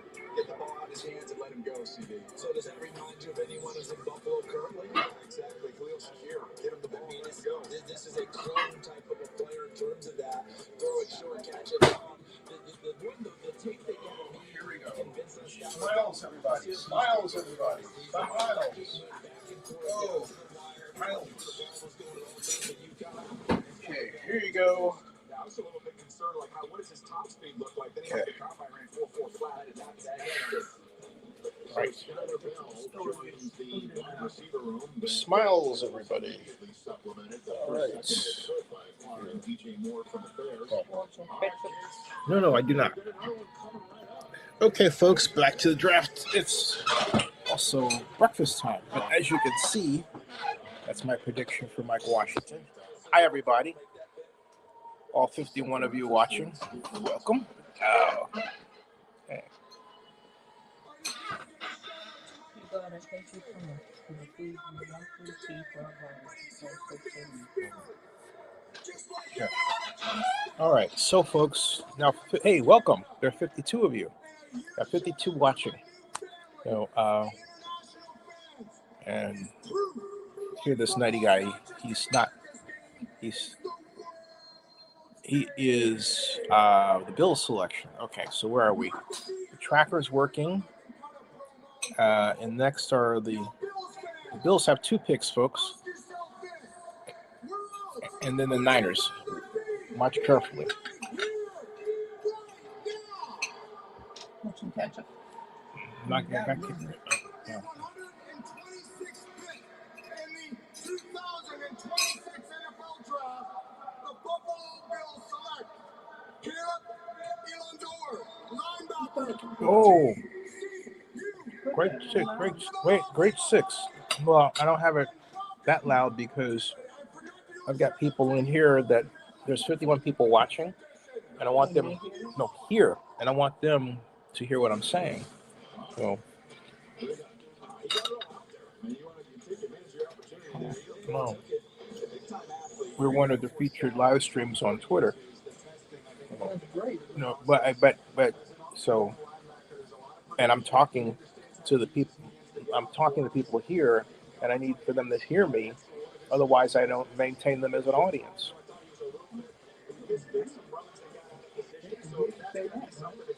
Well, I'm talking to them. You know. So anyway, let's see what else is going on here, folks. In terms of rumors. That is that. They are next, and then Cincinnati's on the a lot of people in that room. Let's see her.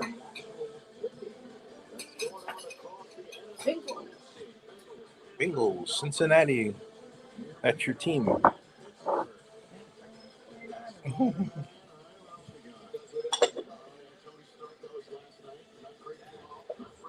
I get these repeating posts. There's a guy in Green Bay. He's a guy in Pittsburgh. He's a Green Bay fan dressed as Batman. I missed getting a picture of him. Well, maybe not. Hold on a second. This is kind of funny to me. Hold on. All right.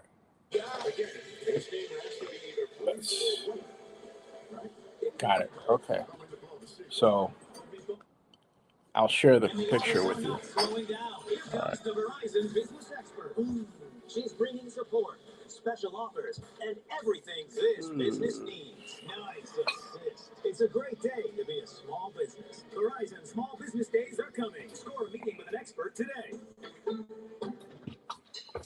For a life like no other, Okay. you need a card like no other. One that lands you in the quiet comfort of the largest global airport lounge network and lets you savor every bite with dining benefits at over 10,000 U.S. Resi restaurants. A card that unlocks unique experiences worldwide. For nights you'll talk about forever. There's nothing like Platinum, official payments partner of the NFL. Twisted Tea fans love the smooth, refreshing taste of Twisted Tea Hard Iced Tea. Real fruit tea with a finest of no alcohol. Twisted Tea Hard Iced Tea. Keep it twisted. Tonight, in your spacious La Quinta suite, your eyes could use a break. After a long day of seeing things. But hey, free waffles always make you forget. Tonight, La Quinta. Tomorrow, you shine. Lowe's knows tackling projects now means you can football Sunday. Foodie stuff is ground game. Well, we can measure it. Measure? Lowe's can measure and install it for you. You can't measure passion, right, Jim? Stop trying to work the crew. This is Jim, one of the greats, and handsome. Yeah. No. Yeah. No. Okay. Yeah. All right. So, trying to figure out, folks, what the next bit of news to report is, and I'm not getting the update.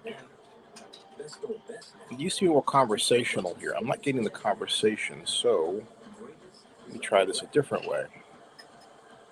Hashtag NFL draft there.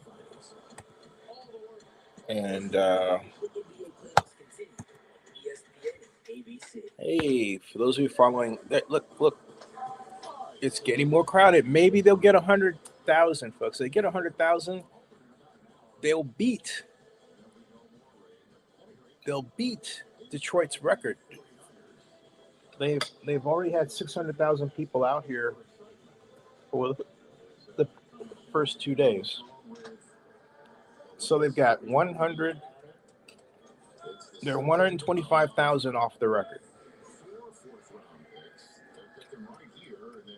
133rd, 139th overall. Here's the latest 49er pick.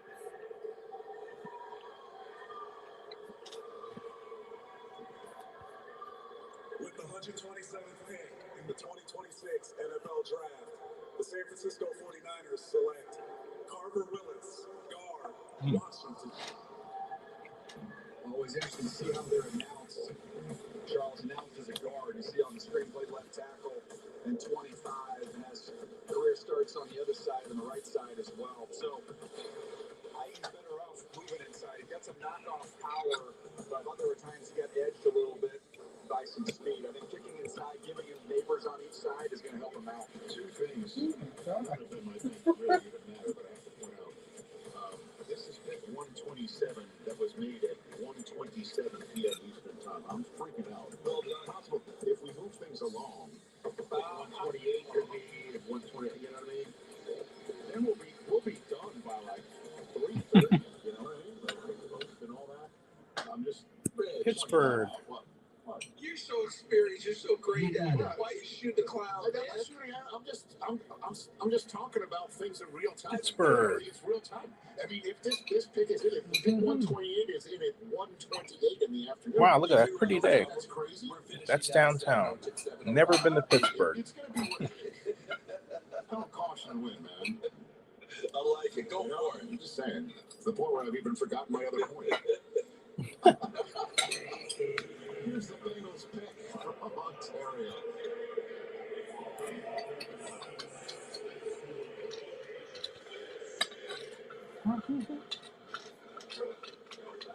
Hello, from London, Ontario. My name is Mike Zennie, and I'm here at Joe Cool's with the 128th pick in the 2026 NFL Draft.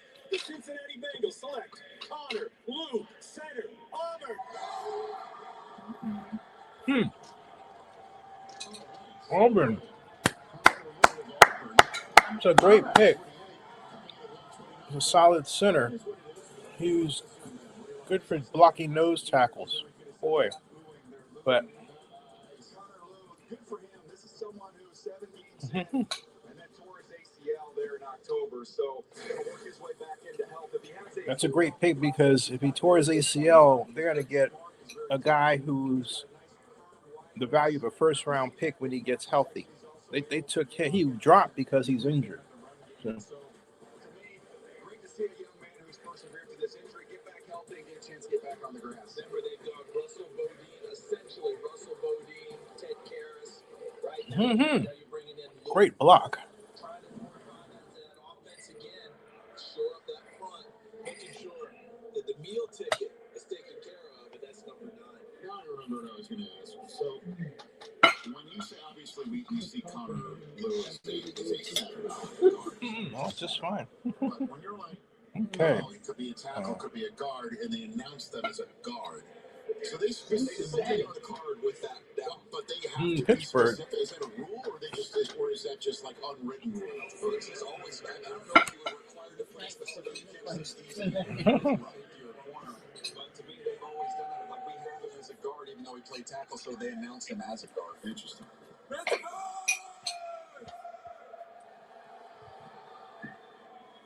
First of all, I want to thank the NFL and the Carolina Panthers organization for having me.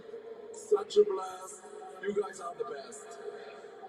And now, big shout out to the second international fan, the second most international fan from the Carolina Panthers.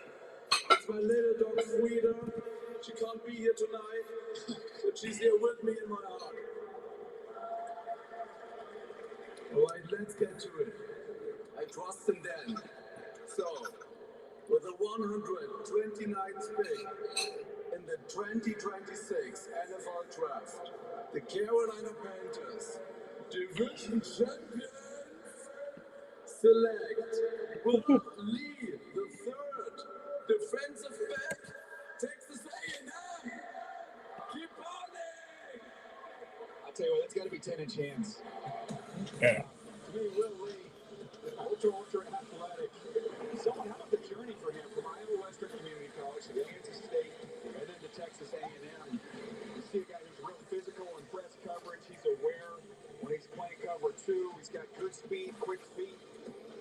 To me, CD, this is good value where they're able to get him right here at this point in the draft. Competitive kid. Yeah, and I love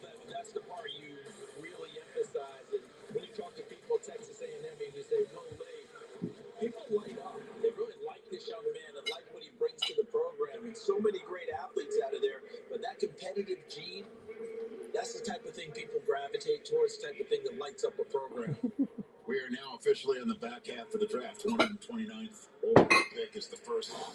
Oh, and we've got the second half of the draft. 257 overall pick in this draft. By the way, Denver owns the last two picks. Is he the one that's going to be How do you picked? decide who Mr. Irrelevant is? Just Number That's a 10? big decision. It is. I mean, Mr. Irrelevant gets huh? a whole bit to do. Why is he doing all that? He's a fan. Oh, a fan. Okay. The Miami Dolphins' 130th overall pick is in. The Saints are currently on the clock at 132 overall. The Chargers got another pick coming. So the First thing seen in NFL history, Miami Dolphins select Trey Moore, linebacker, Texas. Go Dolphins! So another one paying attention to how he's announced, right? So off the ball linebacker is NFL draft. NFL draft. NFL started off the ball, then you see more opportunities to line up on draft the edge. live. See the statistics there on the screen. He can run. He ran 4.54. You see it Okay. in his play. I thought he was a real fluid athlete too. You watch him redirect. Copy. A lot of different things here. He is coming off of the Paste. edge. You see that speed to close and finish with a safety here. CD. I think this is All right. early on. You're going to see him on special teams. You're going to see him in sub. You're going to see him finding his way on the field in third downs. You can blitz him from off the ball. But to me, I thought when they moved him on the Okay. edge, you saw some upside for him there. Yeah, the really high-powered player like that, UTSA, and if I remember correctly, he was the one who put the hit on Carson Beck in the conference title game that hurt his shoulder. 131 coming in. With the 131st pick in the 2026 NFL Draft, the Los Angeles Chargers select Genesis Smith, defensive back, Arizona. They selected him in more of the Deuteronomy Genesis section of the draft.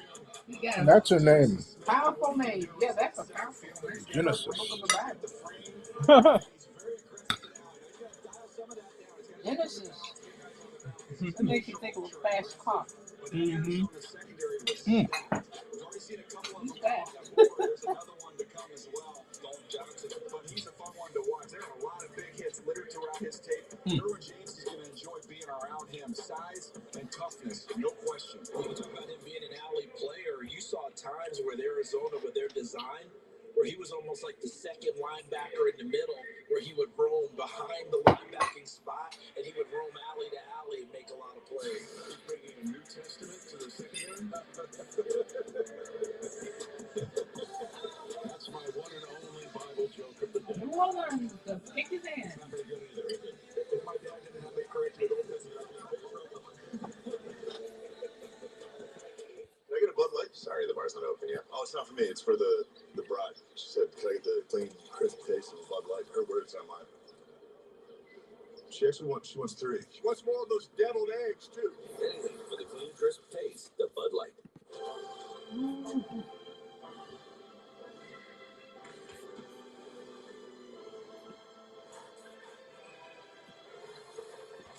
Okay. Where are we?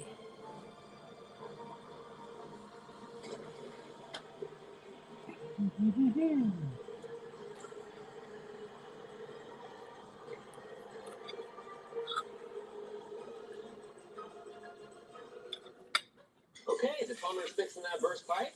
Should be all set. Good thing you're protected 24/7 with your home and auto bundle from Progressive. Oh, I'm sorry. I'm just trying to figure out the right caption to post about this. Maybe something like, "I have protection, just need a lifeguard." What about that emoji with a shocked face? Or maybe flooded with emotion. That's too much. Try Tuesdays are cray. You know, technically, you don't have to post everything that happens online. Life is meaningless without affirmation, am I right? At the Home Depot, we've got Spring Black Friday savings and all your appliance answers. I want something to simplify my day. What is this? Profile fridge that blends and open There's something here.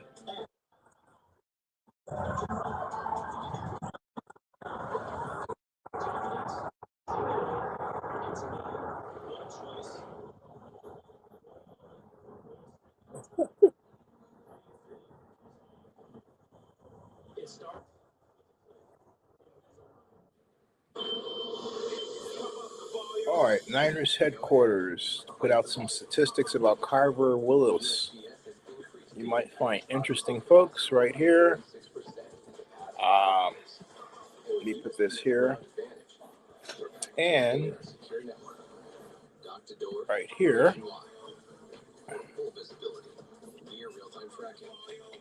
Here. USPS Ground Advantage. Spring outfit's so good. My family was on time for once. I'm still recovering. Cool styles makes spring a breeze. There. Put it up there. See, folks? Then complete the look with That's part of it. It came out split into two. See, that's the first part of it. 49ers headquarters. It's hard to read. Sorry about that. I'll get a better one. But I'll get a better one. It's all happening right here on Good Morning Football. Every woman loves good girl. And guys don't want to say it because they're like, it sounds like I'm her dad. And it's like, exactly. Okay, just be my dad.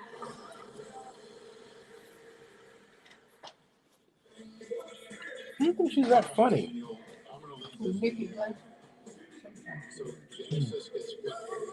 What do you guys think of Nikki Glaser? Think she's funny or not? Mom says she's sometimes funny. And yeah, I can see that. What say you? She wouldn't be this far if she wasn't a little bit funny. Well, I don't know about that, but some people, people get jobs for all kinds of reasons, right? Yeah, but the public has to like them. Yeah, that's true. It's not crazy. You got to be halfway good to make it. Yeah, and there's time for them to do that. And Kellen Moore and what they're doing, Mickey Loomis, being physical is a big part of what made the Saints for the Saints when they were doing that. Remember with Sean Payton for that interior group in order to help out Drew Brees. We have a trade. The 49ers just got a fifth And sixth next year for the Ravens to almost 21 spots. The Niners have another fourth-round selection coming up shortly. But the Ravens are on the clock, and so we'll hear some moves shortly. So lots of trades in this fourth round, lots of activity going down today. I'm curious if some of that is they feel like it's getting ready to fall off for some of these teams, and they feel like we just want to get in and get these guys right now. So we're sending things to the stage. Then the Falcons are up, Colts, Saints again, Cowboys. Here come the Falcons.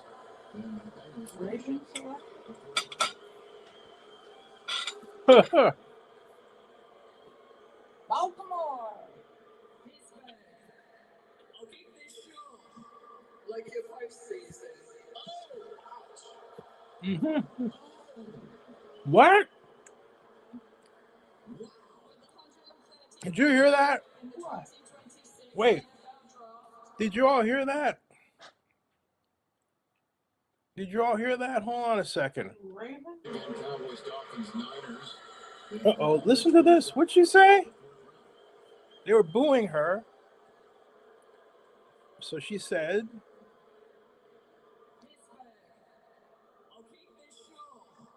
Like your life season. Oh.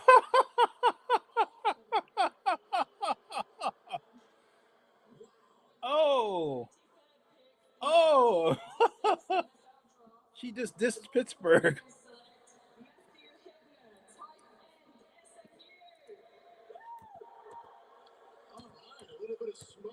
Woo.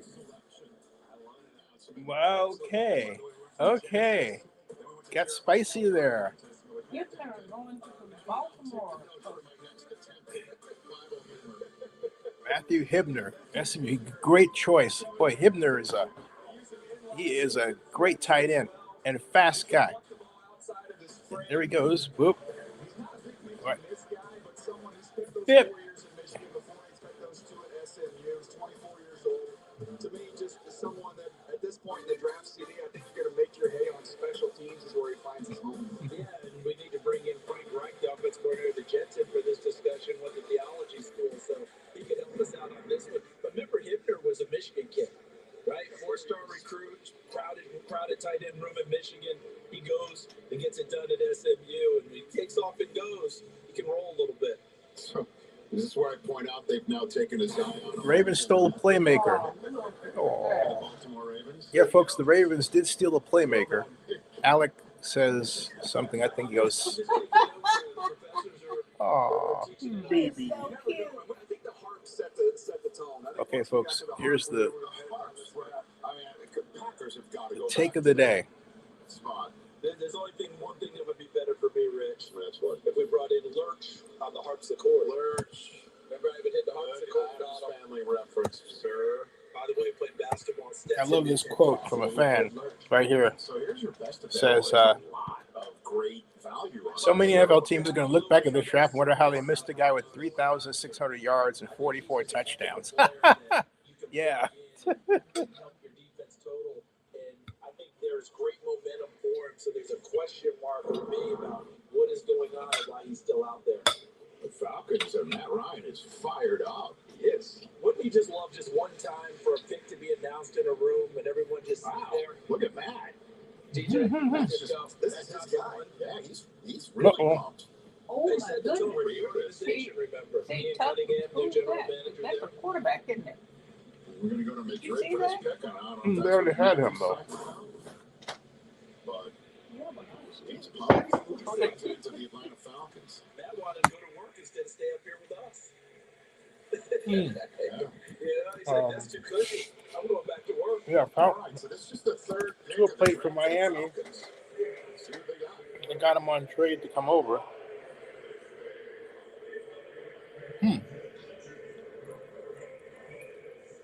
Falcons selection.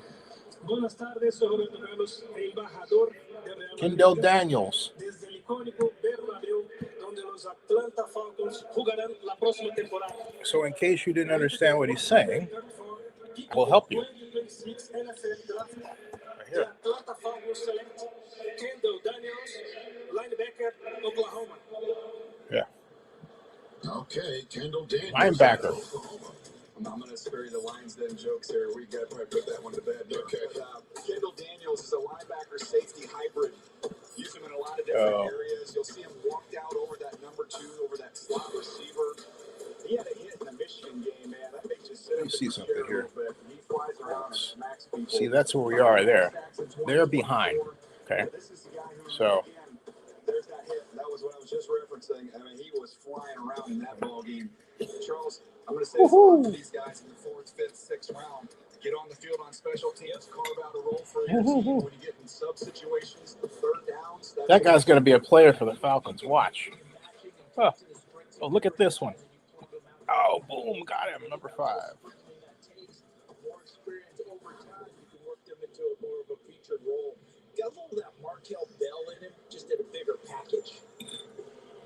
It's going to be Marquise Bell. The Colts pick is about to come in on the stage. Just their 4th selection through the first 135 picks. Here comes the pick from the stage. Colts selection. Bryce Boytich. Bryce Boytich. First of all, I want to say thank you so much to the people of the United States. You are such a great country, such great people. Thank you for everything you have given to me. Yay! USA! USA! USA!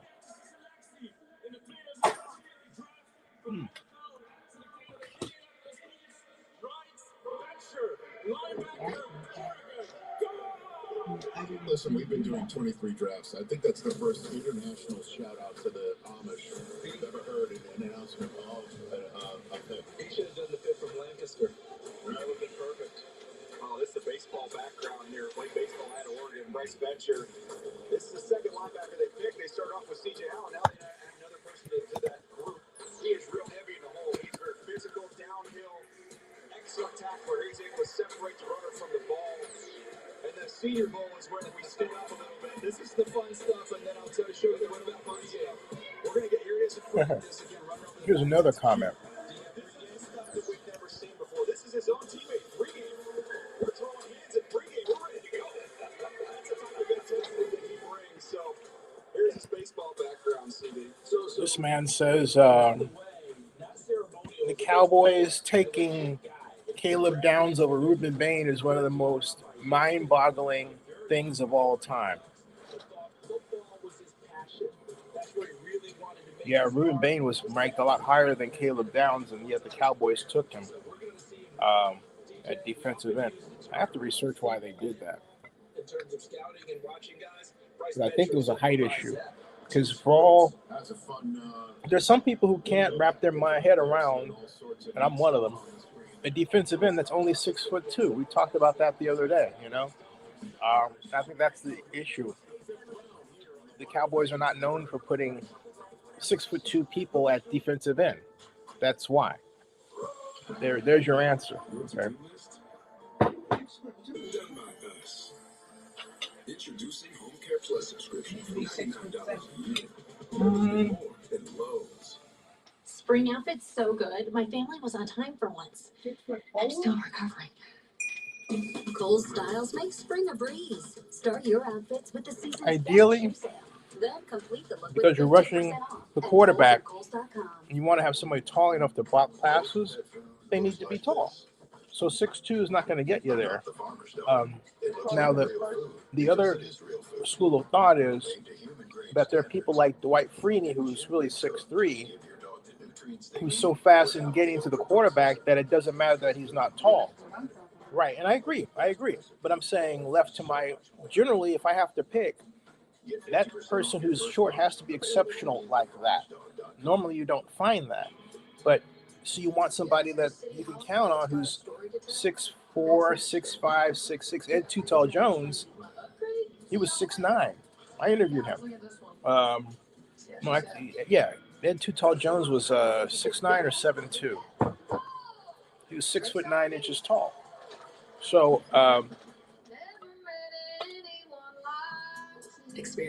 you want a person who's so big that you have to think twice about even going on their side of the football. You know, that's the whole point. You want somebody that's scary. That's why you get someone at defensive end who's that big. It's like, no, I'm not going to go over there. Oh, no. You know, that's the idea.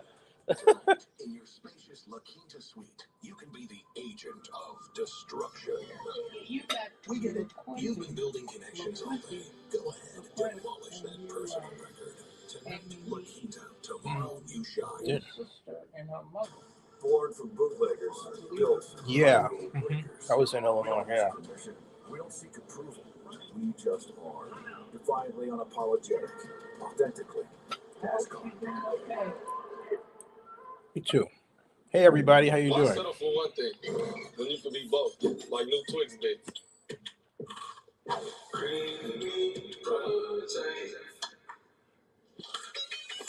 Twix Big. Two is more than one. Born from bootleggers, built by rule breakers. We don't ask permission. We don't seek approval. We just are. Defiantly unapologetic. Authentically. NASCAR. Music, adventure, entertainment. Sounds like a hit. Join the membership that does it all. Encore.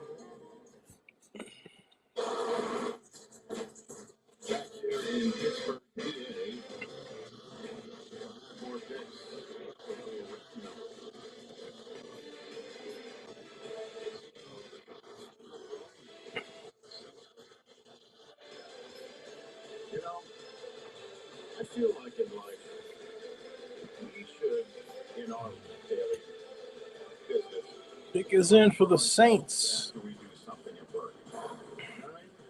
I think that's fair. The Saints come marching in.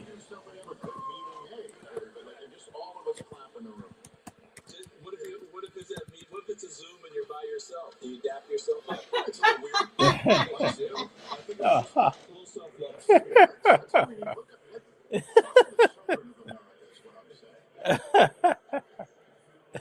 That's hilarious. Bonjour de Paris, France. Bonjour. From Paris Basketball and French national team. With the 136th pick in the 2026 NFL Draft, the New Orleans Saints select Ryan Slants, wide receiver from North Dakota Bryce Lance. State University. Well done. Trey Lance's brother just got drafted by a bunch of French folks. Yeah. Merci beaucoup. Merci beaucoup.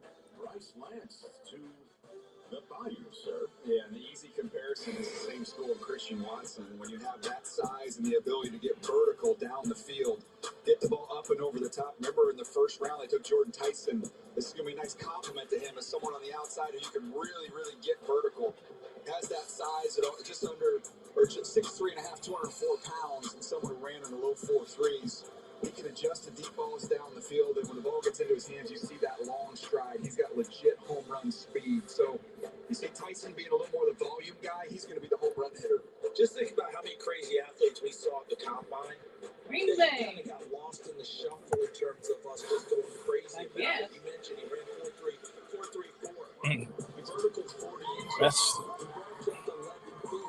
This guy's a Saints. athlete. We're getting in the 5th round.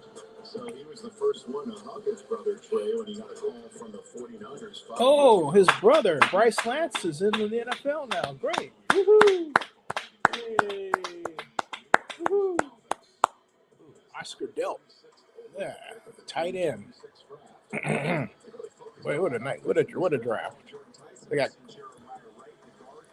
Jordan Tyson, Bryce Lance. They got Oscar Delp is going to be great. Wow.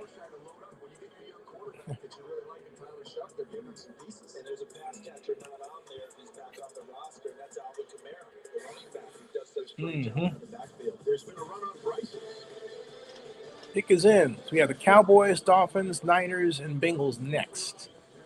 And we're just in the 4th round, folks. We got rounds 4, 5, 6, and 7 to go. So I got a while, folks.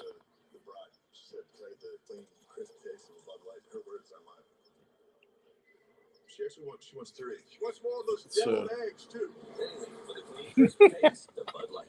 Introducing Chipotle's new high-protein menu with real chicken, grilled fresh, no antibiotics, no fillers, ever. Starting at $3.50, packed with protein, Chipotle's new high-protein menu is real protein you want to eat. Chipotle, for real. Word on the street shop, make it look easy. Flatter, cool, make you easy.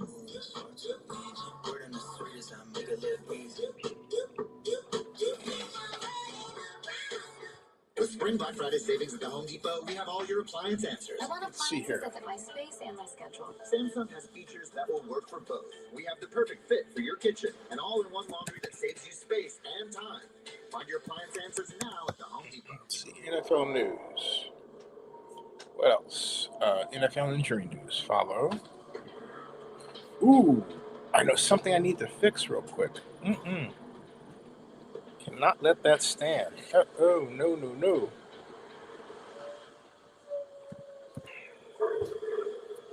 Phew. Oh.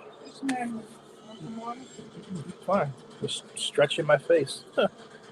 This is, from yesterday.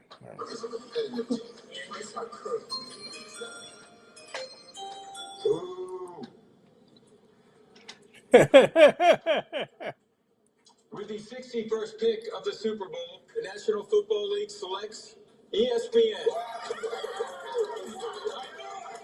You're on the clock.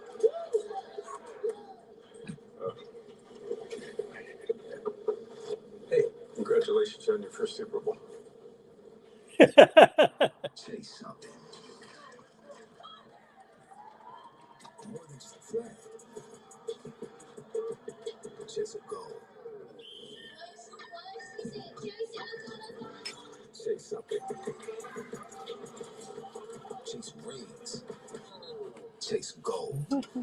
Chase me. Nah, chase me.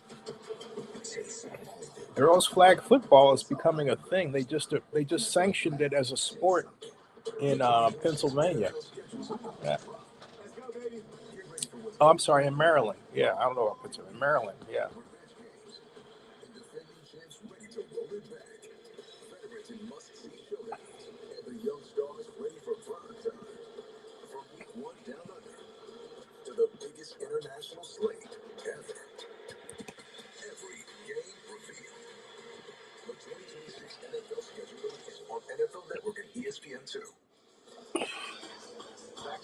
in Pittsburgh, PA. Cowboys' latest pick is in. The Miami Did that Dolphins 49er ever get married to the singer? finish out round I don't know. number 5.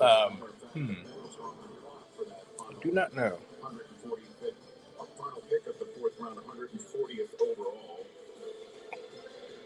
Cowboys, I mean, just everybody daps each other up. I love it. Like, everybody goes through the line. Steven stands up, talks to Jerry. Jerry's in the high five, stands up the phone. That star in the back. We've seen that over and over and over again. Can we just start getting one dissenter in the room again? Just one, just for the heck of it. Just one just goes, nah, Okay. didn't like that one. We've seen it before. Doesn't go well in the room. You know what? Shador Sanders got picked. Doesn't go well in the room, so why'd you do that? That's what got that last year. I shouldn't say it. Something was up. I can't believe it. That happened last year still. All the way to the 5th round, man. We're at 139 picks in, folks. So 139 players have been selected, and we have another 130 plus to go. There we go. Yeah, generally about 300 every year, 300 plus, 320. With the 137th pick in the 2026 NFL Draft, Keith Booth, the Pro Senior Director, Management Council. defensive end, Alabama. Now, to me, when you watch LT Overton, if you're an LT Overton fan, you're going to talk about his versatility. If you're a little bit concerned, you say, okay, he's a tweener. Where exactly does he fit? I remember having a similar conversation about John Franklin Myers when he was coming out, because he's a heavy edge setter on the edge, or you're going to kick him inside where he can use more of his quickness to win there.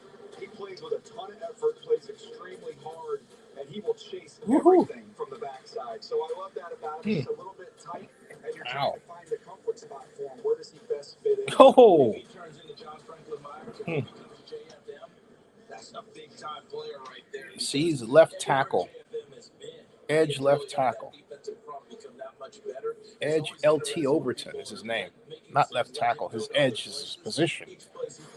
But I think Overton's better when he's working more inside than he is on the edge. And Overton to the overshown on the offense, and their head coach, Brian Schottenheimer, is slated to join us later on in our coverage of Day 3 of the NFL Draft. We're looking forward to that. The Miami Dolphins' latest pick is in, and is coming from Mexico. Once again, He got their attention. emanated from our neighbors to the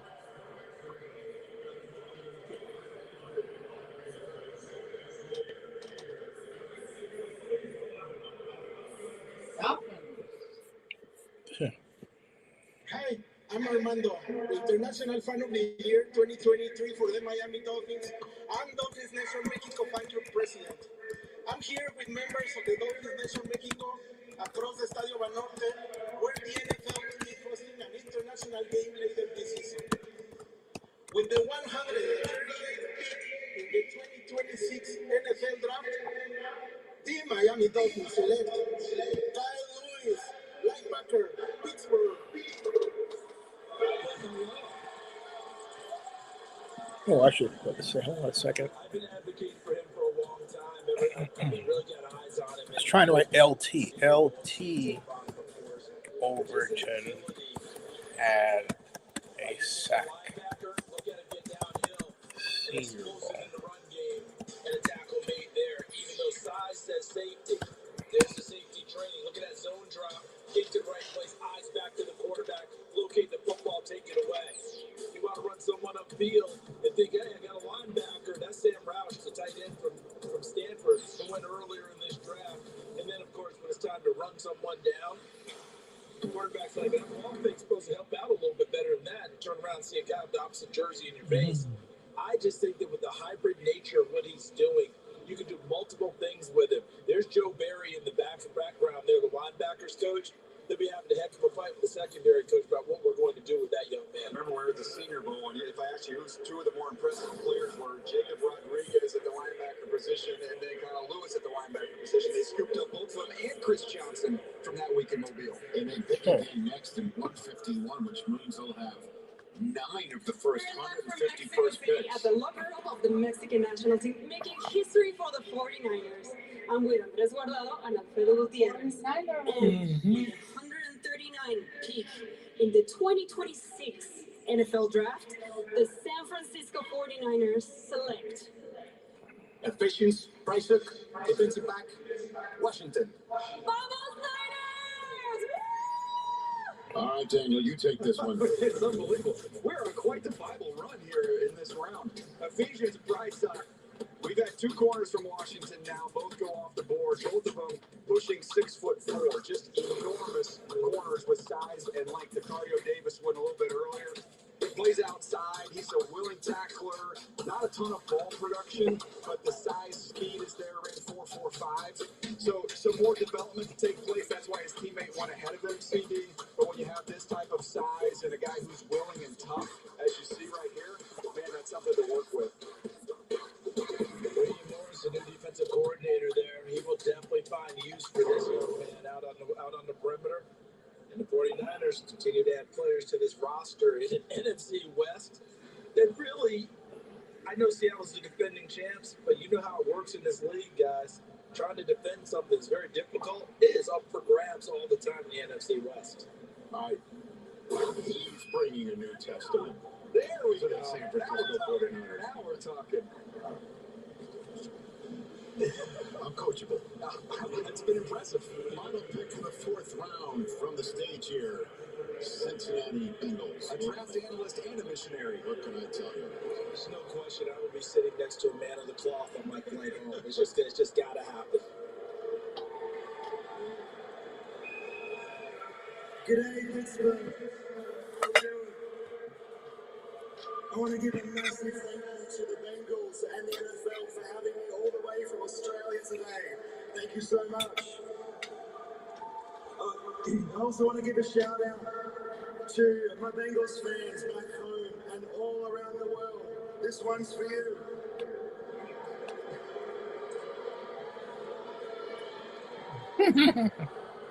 With the 140th pick in the 2026 NFL Draft, the Cincinnati Bengals select Colby Young, wide receiver, Georgia. Who dey? Georgia. Wow. Feels like big guys. Again, traits. You get to day 3, you're going to hunt some traits. And Colby Young, 6'4". 6'4" and 3/4, 218 pounds as a wide receiver. Only played in 8 games this year before suffering with a fractured leg. So you're betting on the come a little bit here that there's going to be more ahead of him. Got healthy enough to run a 4.49. Physical and tough. He can break tackles.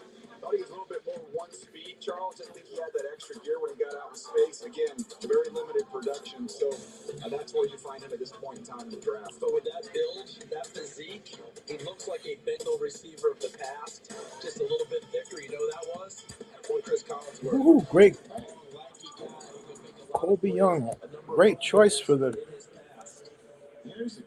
for the Bengals. The Texans. Texans should take, well, Kick off the 5th round and the 3rd day of the first draft since 48 here in Pittsburgh.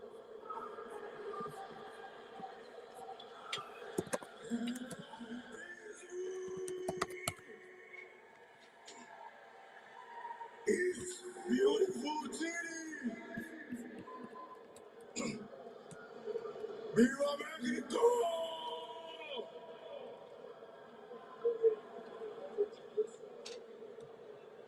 Muchas gracias, Texan, por realizar este sueño para mí. Gracias a todos, a los Ifotis. Viva Mexico! Viva Mexico! En esta hermosa ciudad, a toda su gente.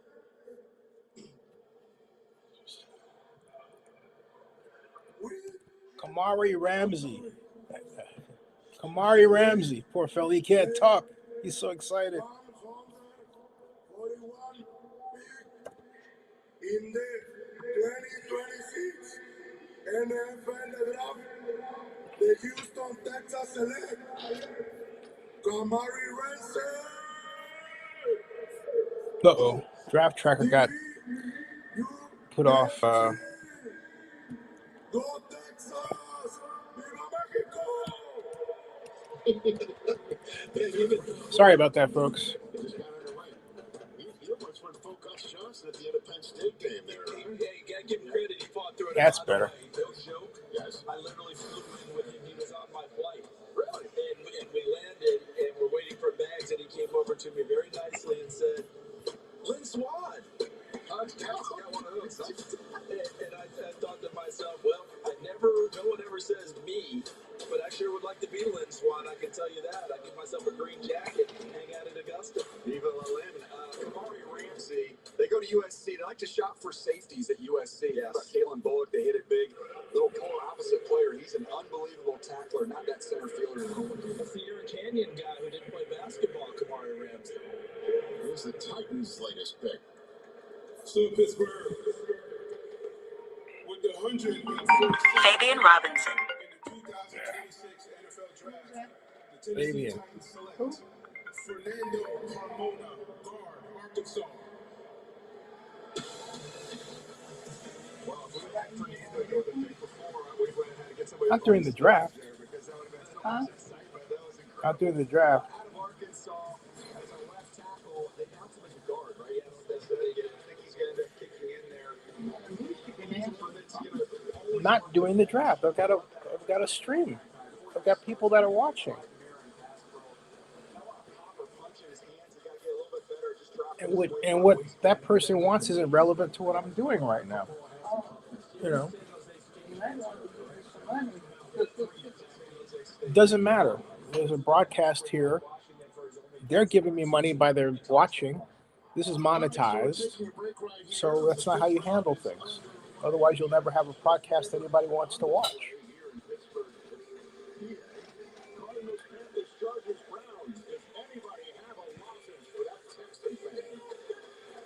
Cardinals, Panthers are next. So we got, let's see where we're at, folks. Got Chargers, Browns, Commanders, and the Browns. The Browns have 2 of the next 4 picks. 5 picks. The Browns have 2 of the next 5 picks. The Chargers are next, then the Browns, then the Commanders, then the Browns again. And then after the Browns, we have the Browns again. It's 3 picks. 1, 2, 3. The Browns have the next 3 picks. 3 of the next 6 picks, 3 belong to Cleveland. Wow. This has been the defining moment of the draft right here. Is there anyone you like? For the Cleveland Browns. Oh my gosh. Let's do Home Quote Explorer. Yes, it helps you shop, quote, and buy the right coverage for you, even if it's not with us. What do you think of this option? It looks so good together. Don't hit me. I just told them that you're interested. You did not. Oh, I know. Let's prank call each other. Cleveland That's not how that works, Jamie. has Spring outfit's so 3 good. My family was on of time for once. next I'm still recovering. 6 Kohl's styles make spring a breeze. Start your outfits with the season's best shoe sale. Then complete the look with 15% off at Kohl's and Kohl's.com. Every Domino's pizza is half off right now. Plus, There it is. It says, defining moment of Browns NFL draft. Cleveland has 3 of the next 6 picks. Watch. Yeah, that's large, you know. Yeah, so we'll see what happens, folks. Yay.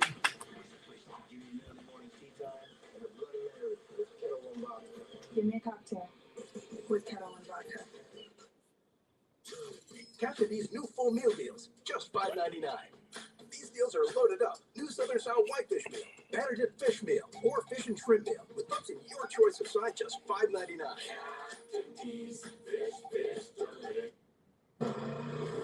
Style or substance. Somehow it became one or the other.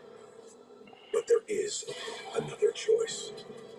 Not stopping until you have everything in the GMC Sierra. Or get a total value of over $8,000 on this Sierra 1500 model, plus get $3,500 trade allowance when you trade in an eligible vehicle. Capture these new full meal deals, just $5.99. These deals are loaded up. New Southern Style Whitefish Meal, Batter Dip Fish Meal, or Fish and Shrimp Meal with pups in your choice of side, just $5.99.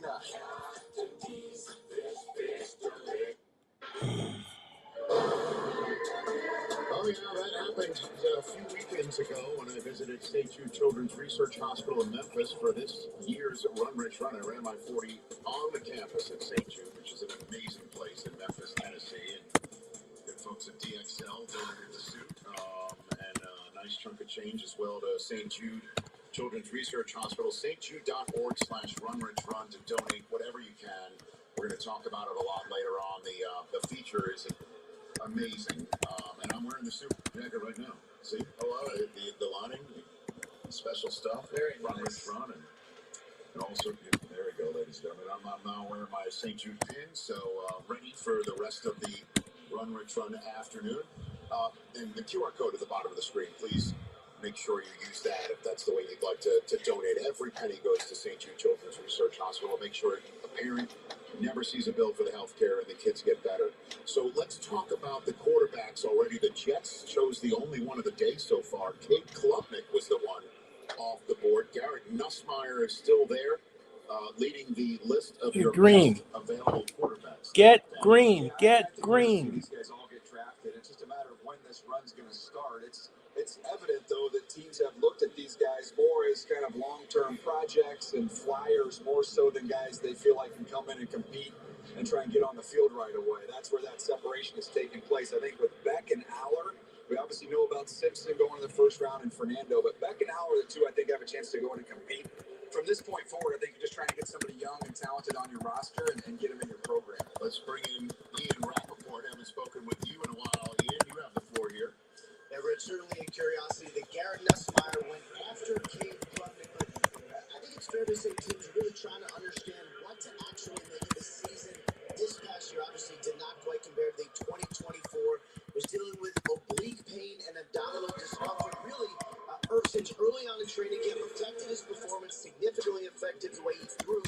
Then they learned at the combine that he had actually been dealing with a cyst near his spine, something that really had caused the weakness and discomfort. Surgery is possible, really be just a couple weeks just to repair the stitches and get him all fixed up, just to get him back throwing like normal. But at the combine, a much better throwing performance. Still, I would say a little odd that he has not been selected yet, especially because most teams believe he would be a good backup quarterback at the least.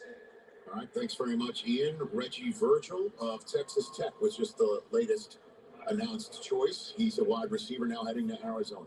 Yeah, I've seen a couple of these Texas Tech wide receivers come off the board, and Reggie Virgil, Charles, you know they want to throw the ball in that offense. And someone, when you go through and look at the notes and see how he ran, I was a little shocked. He ran 4.57. I thought he played much faster than that. They've got Carson Beck, Reggie Virgil from Texas Tech, Jeremiah Love at running back. The Cardinals going to be powerful. Chargers, Browns, Commanders, the Browns again, and then the Browns after that.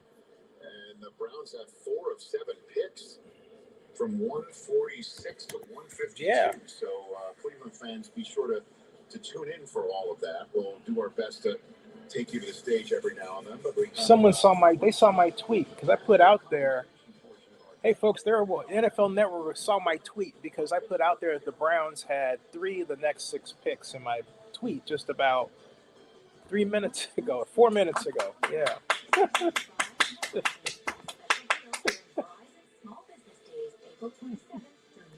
At least you're happy. Yeah, I am. I am. Patty's Diner. Ever since Patty's Mango Cheesecake went viral, business has been booming. Patty looks to find her rhythm as the plates keep moving, and the orders are not slowing down. Here comes the Verizon business expert. Ooh, she's bringing support, special offers, and everything this business needs. Nice assist. It's a great day to be a small business. Verizon Small Business Days are coming. Score a meeting with an expert today. You ever hear a city hum like it's got a story to tell? That's Nashville. Your upgrade is ready, Zennie. My upgrade? See y'all later. Guys, look at this one. See how she sounds. You think you could beat me? Beat that. Oh! Drinks on me. Never met Experience the sounds of Nashville with a card that's even more rewarding. Chase Sapphire Reserve. At the Home Depot, we've got spring Black Friday savings and all your appliance answers. I want something to simplify my day. Get a GE profile fridge that lends a helping hand and all-in-one laundry in a new eye-catching color. Find your appliance answers now at the Home Depot. Can I get a Bud Light? Sorry, the bar's not open yet. Oh, it's not for me. It's for the bride. She said, can I get the clean, crisp taste of Bud Light? Her words, not mine. She wants 3. She wants more of those deviled eggs, too. Anything for the clean, crisp taste of Bud Light. In life and in business, the goalposts often move. But at Accenture, we say, game on. Because whatever goal you're heading for, together, we'll get there. Why is everything so fired up? It's a Stanley Cup playoffs. Most exciting playoffs out there. A challenge roller coaster filled with sudden deaths, lady luck, good old-fashioned chaos, and quick packs with living legends. There's action on the ice and in the studio. Every series is a statement, and everyone gets their shot at the cup. Why is everyone so fired up? It's the Stanley Cup playoffs, the most exciting playoffs out there. A 2-month roller coaster with sudden deaths. So, how notable can fifth-round draft picks be? Well, just ask 2 of the best teams in the NFC West. The great George Kittle, last of the 5th round in 2017, has been dominating ever since, and a star of the sport. How does Puka Nacua hit you? He's pretty good. Unfortunately for the rest of the league, quite often he can hit you. And so, 46 into the draft, 146th pick in. We're now in the 5th round, and we'll see who can become the next star of the sport from this round. And there's your best available, Daniel Jeremiah. We're taking a quick break from Pittsburgh once again. A bunch of Cleveland Browns picks coming up. And we'll update you on what's going on here from the Steel City in just a matter of moments.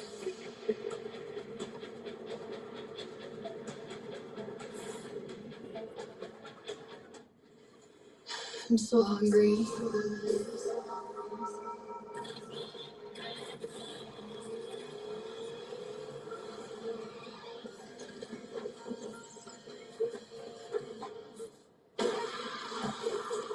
Auntie? You're too late. She's been fed. What? What? Aunties, you're too old to be fighting like this. Oh!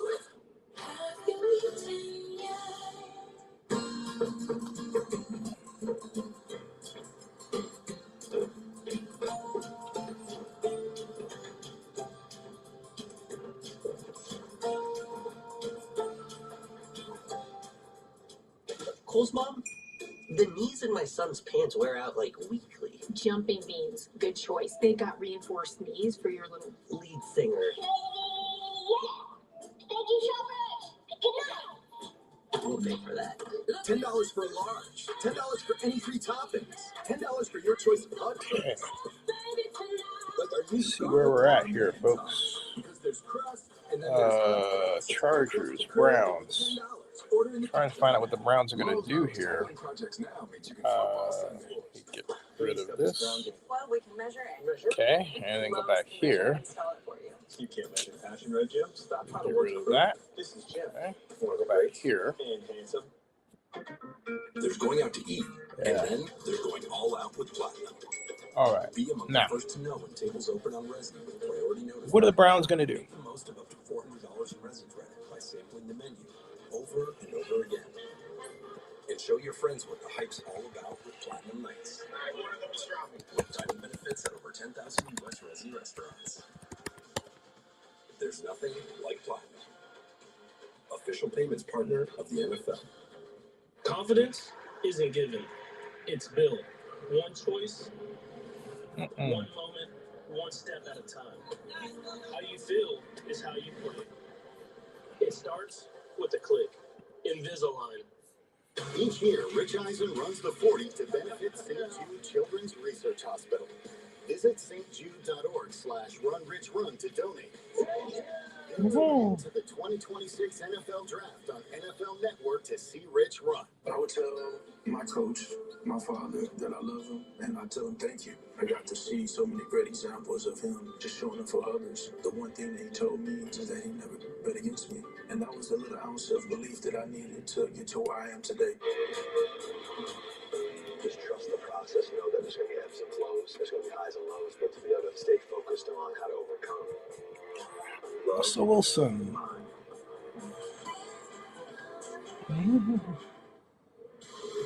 We're back here in Pittsburgh, PA. The 151st pick is currently on the clock. It's Miami again.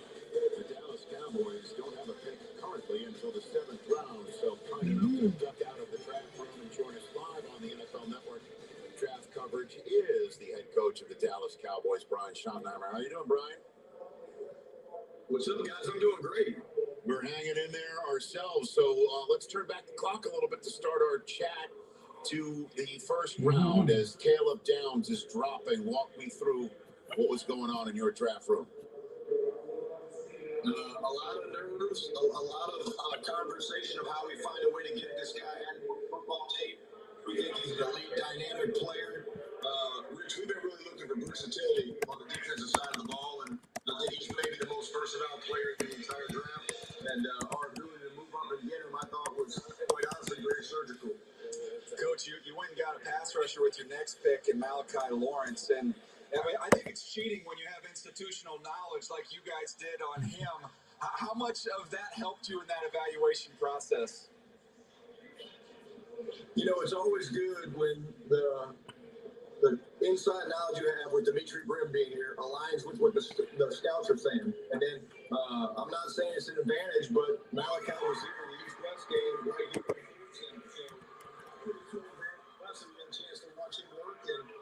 Why did he cry? He's happy. Tears of joy. Tears of joy. Brian, you just talked about that versatility that you're seeking on defense and looking at your entire draft. Barham, who you're taking as an off-the-ball linebacker, has been an edge guy at Michigan. Devin Moore is a corner who has like safety build and can do a number of things, especially coming off the edge. And LT Overton, who's listed as an edge, but also has versatility to swing inside. How is that diversity of player going to be uncoiled by Christian Parker, your new defensive coordinator? Well, we made so many moves, guys, throughout free agency to the draft.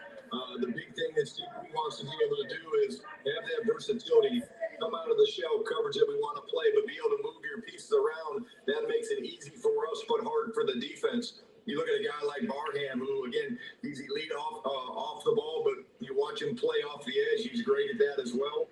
And then a guy like LT Overton, we just were thrilled to get him because he can play some three fours. He's a little bit of a big end, which we love. And again, unfortunately for us, Quentin Williams and Kenny Clark and those guys can't play every play. So a guy like that's got a huge upside. Well, I mean, part of the reason why you're able to talk to us right now is because you don't have a pick till the 7th round. It's because you flipped your 5th to San Francisco for linebacker D. Winters. Do you feel that the moves that you've made in free agency, as well as so far in this draft, have addressed your needs on defense? Without a doubt. Rich, I feel great looking at what we've done. With the Joneses and Bo McClay, we're never done. We're always looking for other opportunities. Without a doubt, we secured the secondary the way we wanted to do that with getting Jalen Thompson and PJ Locke, and then you get a Caleb Downs, you get a Quinn Durant, and then you just get the draft that we had with Malachi and Barham, and then again, really good player in LT Overton. So that, along with the young talent that's already here, makes us really cool for where we're going this year.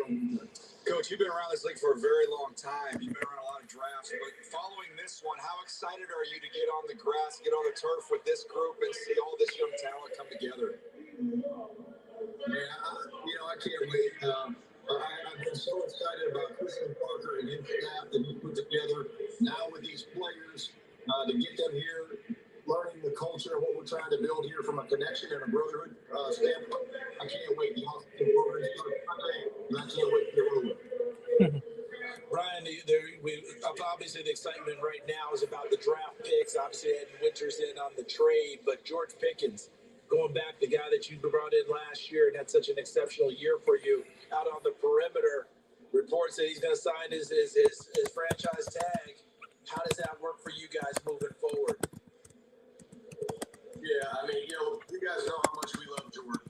We gave him a third-round pick last year. What he did on the field was incredible. That tandem of him and CD, the relationship there is awesome. Again, we look forward to George being a huge part of what we're doing this season and hopefully beyond. Well, not to tell you how to do your job, but let me ask you this, Coach. When the Cowboys are facing the Giants, do you plan to take a moment leading up to the week and remind Caleb Downs the draft order and how you were able to move up to get him, and the team that could have had him before you did not take him? Do you plan to utilize this draft information? Well, let's be honest. I would say that it's the Giants. It's also the Commanders. Steve Styles going to Washington. Carter Reed's going to the Giants. Caleb actually mentioned that yesterday on the visit. I'm making mental notes, so I'm looking forward to those matches. Okay. I guess he's already on it. The only good thing better would be if the Eagles were drafting in the top 10 as well, but that did not happen. Coach, good to see you, man. Great seeing you guys. Always enjoy visiting. There you go. There's Brian Schottenheimer. He's excited, man. Ooh, let me freeze that right there. I'm going to freeze that one. So you can see. Where is that? That's pretty. That is a good question. I'm going to make a video of it real quick. Folks, this is Pittsburgh's Point State Park post NFL draft red carpet. So you can see down where the fountain is and that area of steps, there's a little red carpet. That is what remains of what was once 250 feet long and covering most of that stretch. Beyond that and behind that in the tents, that's the NFL draft fan experience area in downtown Pittsburgh with downtown Pittsburgh as the backdrop. So all went well. No one got wet because of the fountain. And the NFL draft continued the tradition of having the NFL draft red carpet since 2010, and now it is 2026. That's 16 years. And on YouTube, Zennie62Media is still the leading YouTube channel under the keywords NFL Draft Red Carpet. Thank you. And subscribe to Zennie62 on YouTube. Thank you. They can't take that away from me. Take that away from Nope. No. the way you smile at me. Oh, let me go back to the broadcast. No, he's one of my favorite Wolverines. He was great to watch. These were the last 5 Okay. Shouting. So the Browns took Parker Brailsford, center from Alabama. Let's see if we can move forward a little bit because I've seen that commercial a million times now. And so Raiders pick is in. The pick is in. With the 61st pick of the Super Bowl, the NFL selects ESPN. The United Football League is premier spring football. New teams, new rules, more access inside the action. This is football reimagined. The United Football League. Tonight on ESPN and tomorrow on ABC. Well, some moisture in the air on this day 3 in Pittsburgh, but no rain on this parade of picks as we roll through the 5th round here in the 2026 NFL Draft. Get you back out there to Pittsburgh here shortly. But the picks continue to roll for the Alabama Crimson Tide. In fact, 2 consecutively were made there by the Cleveland Browns. Justin Jefferson, Dalton Johnson, the latest pick to the Las Vegas Raiders at number 150. And Dalton Johnson, Arizona safety. 3 straight seasons with 85 tackles each season. Whoa. Hey, bro, that's what I'm talking about, man. I went as high as this guy, though. 60th overall selection. It wasn't high enough. I've heard that many times there to the Jacksonville Jaguars. Guys, this has been an incredible first few rounds here of this draft. Obviously, 6 and 7 still to come, but so much hope and optimism around the picks that have already been made. And as we assess the cumulative effect of these picks for these teams, MJD, how would you rate your winner early on here? Oh, I'm giving A++++ to the New York Giants because again, it's building a team in the image of the coach. And John Harbaugh's done an awesome job of winning consistently over and over in Baltimore. And then you look at their draft picks, and all of a sudden, this looks like the Baltimore Ravens, right?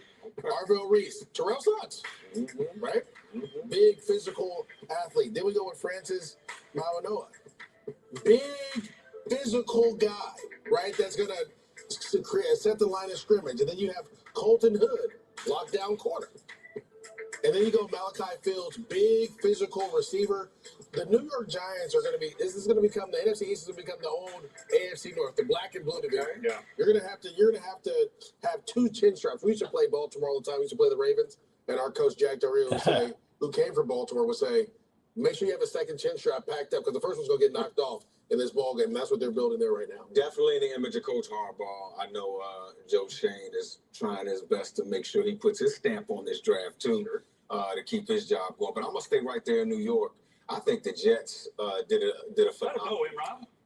I think the Jets did a phenomenal job, Red. I'm sorry. They did, No, I'm in on that one. The Jets, man. I mean, they got 9 picks. Right, they're not done. They still have some picks to go, man. But that's the great thing about the National Football League, right? If you're not considered a good team the previous year, a lot of times you get picks and you have early picks so that you can change your roster. I think the Jets did that. Pure pass rusher David Bailey out of Texas Tech. I love the Kenyon Sadiq pick, right? The most versatile tight end in the draft. But D'Angelo Pons, I know Red is over here excited out of Indiana. D'Angelo Pons, to me, he's built in the image of the head coach, Aaron Glenn. I think he's going to be he was a tremendous value pick. But the Jets got better. Oh, let me say something too real quick. They had 0 interceptions. Pons is a pick 6 waiting to happen. So at least we know we're going to get the ball back. Yeah, you know what they say. Yeah. Try 5, get 6. And they got a quarterback, Caleb Klubnik. Could he be traded up to get him? They did. This is the guy they wanted. Guys, my winner is the Arizona Cardinals here, and it started right at the top with Jeremiah Love going the running back from Notre Dame to the Arizona Cardinals. This felt like Monty Ossenfort and the evaluation crew there in Arizona supporting the vision of their new head coach, Mike LaFleur, who's going to be able to run the football if you go back to his tenure throughout the league, whether it was San Francisco, New York, or most recently with the LA Rams. Then they come back and get a powerful guard in Chase Basantis in the 2nd round.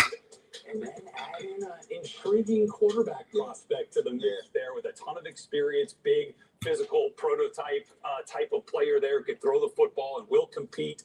I love Caleb Proctor, this pick, the defensive tackle that they took with their first pick here on day 3. If you go back to LaFleur's lineage in LA, could be their Kobe Turner up there on the defensive front. So something to kind of follow there for the Arizona Cardinals. Now, guys, could we all have gone with the Las Vegas Raiders as a winner of this draft? Absolutely, because of course they selected the best Fernando in this draft right at the very top. Is he the best?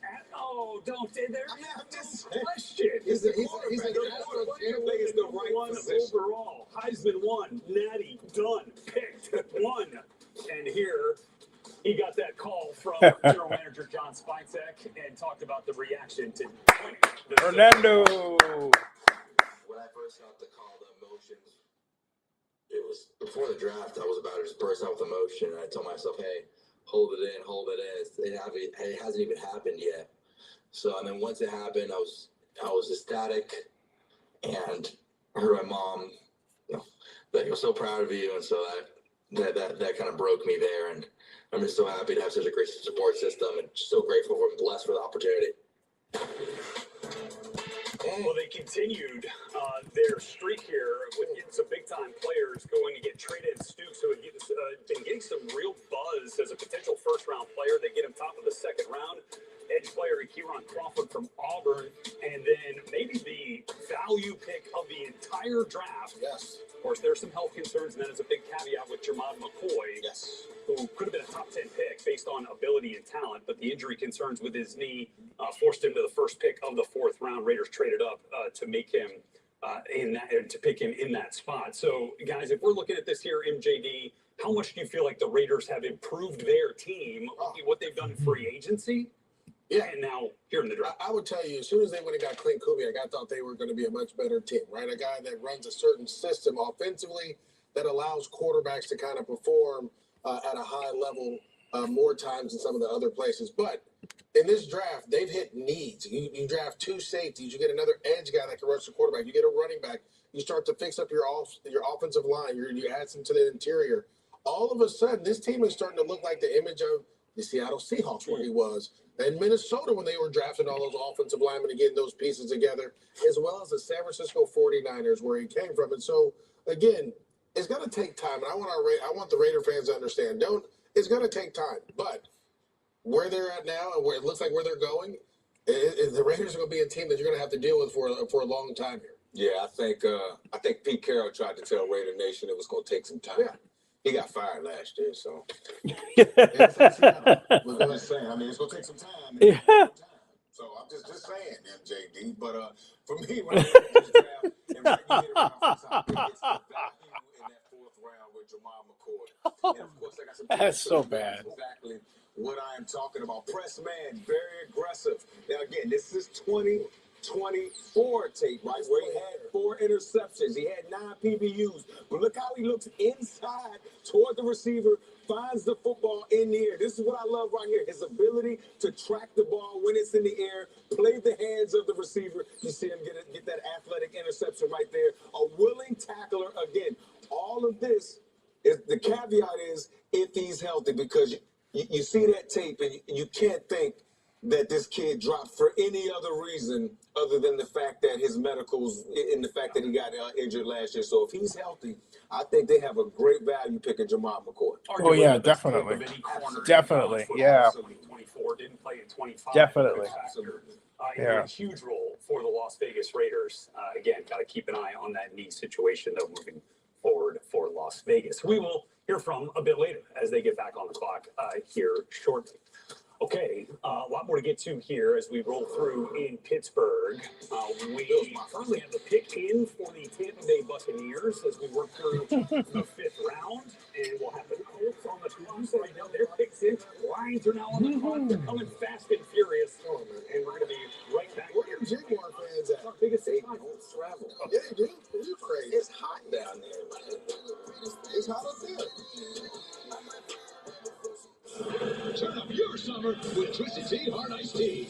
Twisted Ooh. Tea of the smooth, refreshing taste of Twisted Tea Hard Iced Tea. Made with real brewed tea and a 5% kick of alcohol. Twisted Tea Hard Iced Tea. Keep it twisted. Word on the streets, I make it look easy. Hey, come and join me. Zennie, see ya. Word on the streets, I make it look easy. At the Home Depot, we've got spring Black Friday savings and all your appliance answers. I want something to simplify my day. Get a GE profile fridge that lends a helping hand and all-in-one laundry in a new eye-catching color. Find your appliance answers now at the Home Depot. I'm your overly competitive brother. Psych, and I'm about to steal this game from you just like I stole Kelly Carter in high school.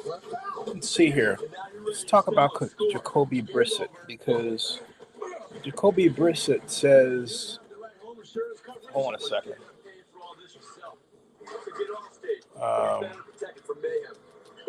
You just texted me something, Mom. You just texted me something. What are you waiting for? Make your move before I do. Oh, at least you're honest about it.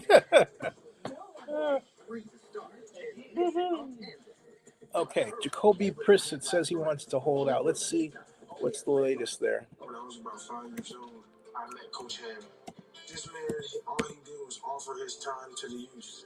He gave me a vision that I could believe in myself and I could do anything that I wanted to do. It just takes one person. Wake up! It's time to talk football. Okay, March 12th.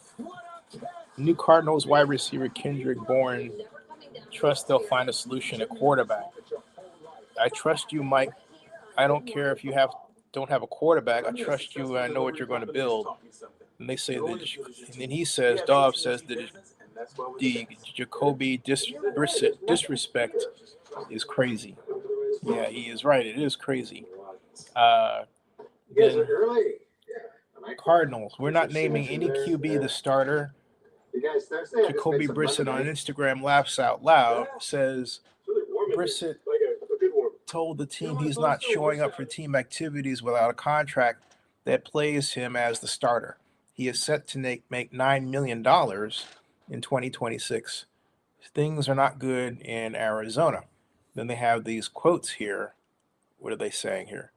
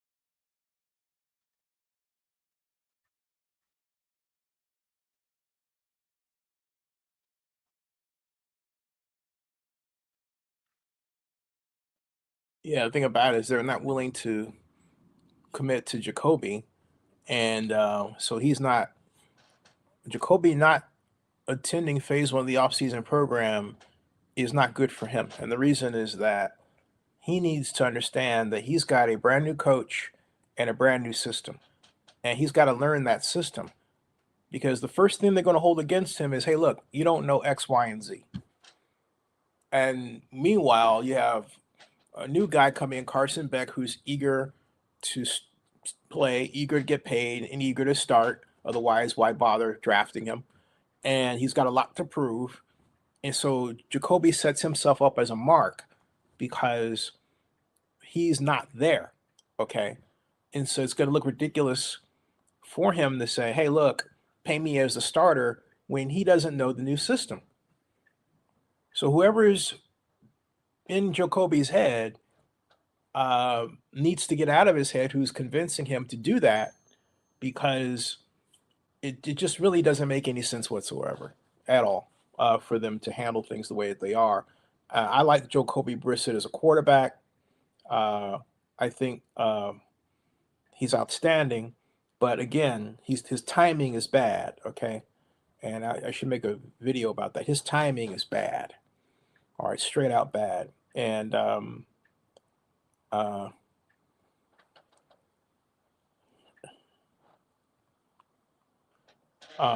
his timing is bad. Okay, and I should make a video to say that because if he doesn't come into camp with the installs that they have to do for the new plays, the basic laying out of the concept, because now is the time that they do that, he's going to be lost. They're not going to send him a playbook. They should. Okay, they should say, "Babe, you're not here, but here's the playbook." That's really what they should do to make sure that since he's under contract, he's in. But they may not do that. All right, I hope I'm wrong about them, but all right, they may be they may want to have as an incentive to have him in there uh, a rule that we're not sending you anything if you're not here. So Jacoby needs to get it together. $9 million is a lot of money to any average person anyway, and he's got $9 million waiting on him. And my thought is, hey, Jameis Winston would love to have that $9 million. You know, if he doesn't want it, the Giants have Jameis as second string. And the Cardinals should get Jameis over and trade and bring him in. They could easily do that, you know.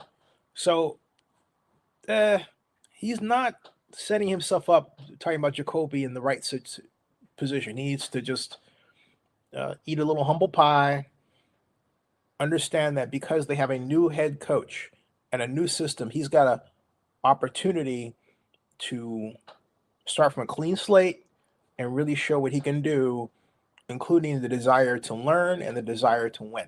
Right now, holding out says he has neither. And it's like right now, it's all about him at the wrong time. So there you go.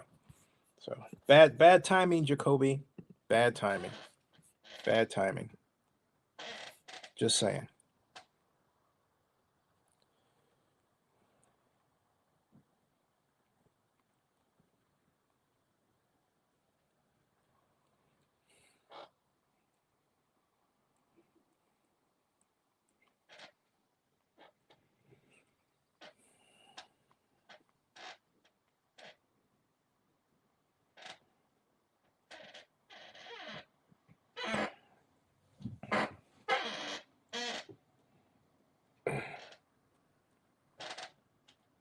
Hold on a second.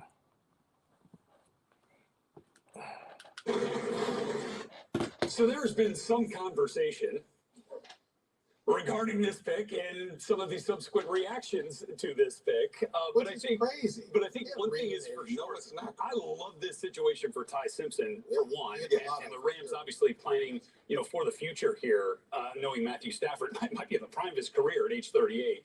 Did you view this as a reach at all, MJD? I don't think it was a reach per Tell se. the truth.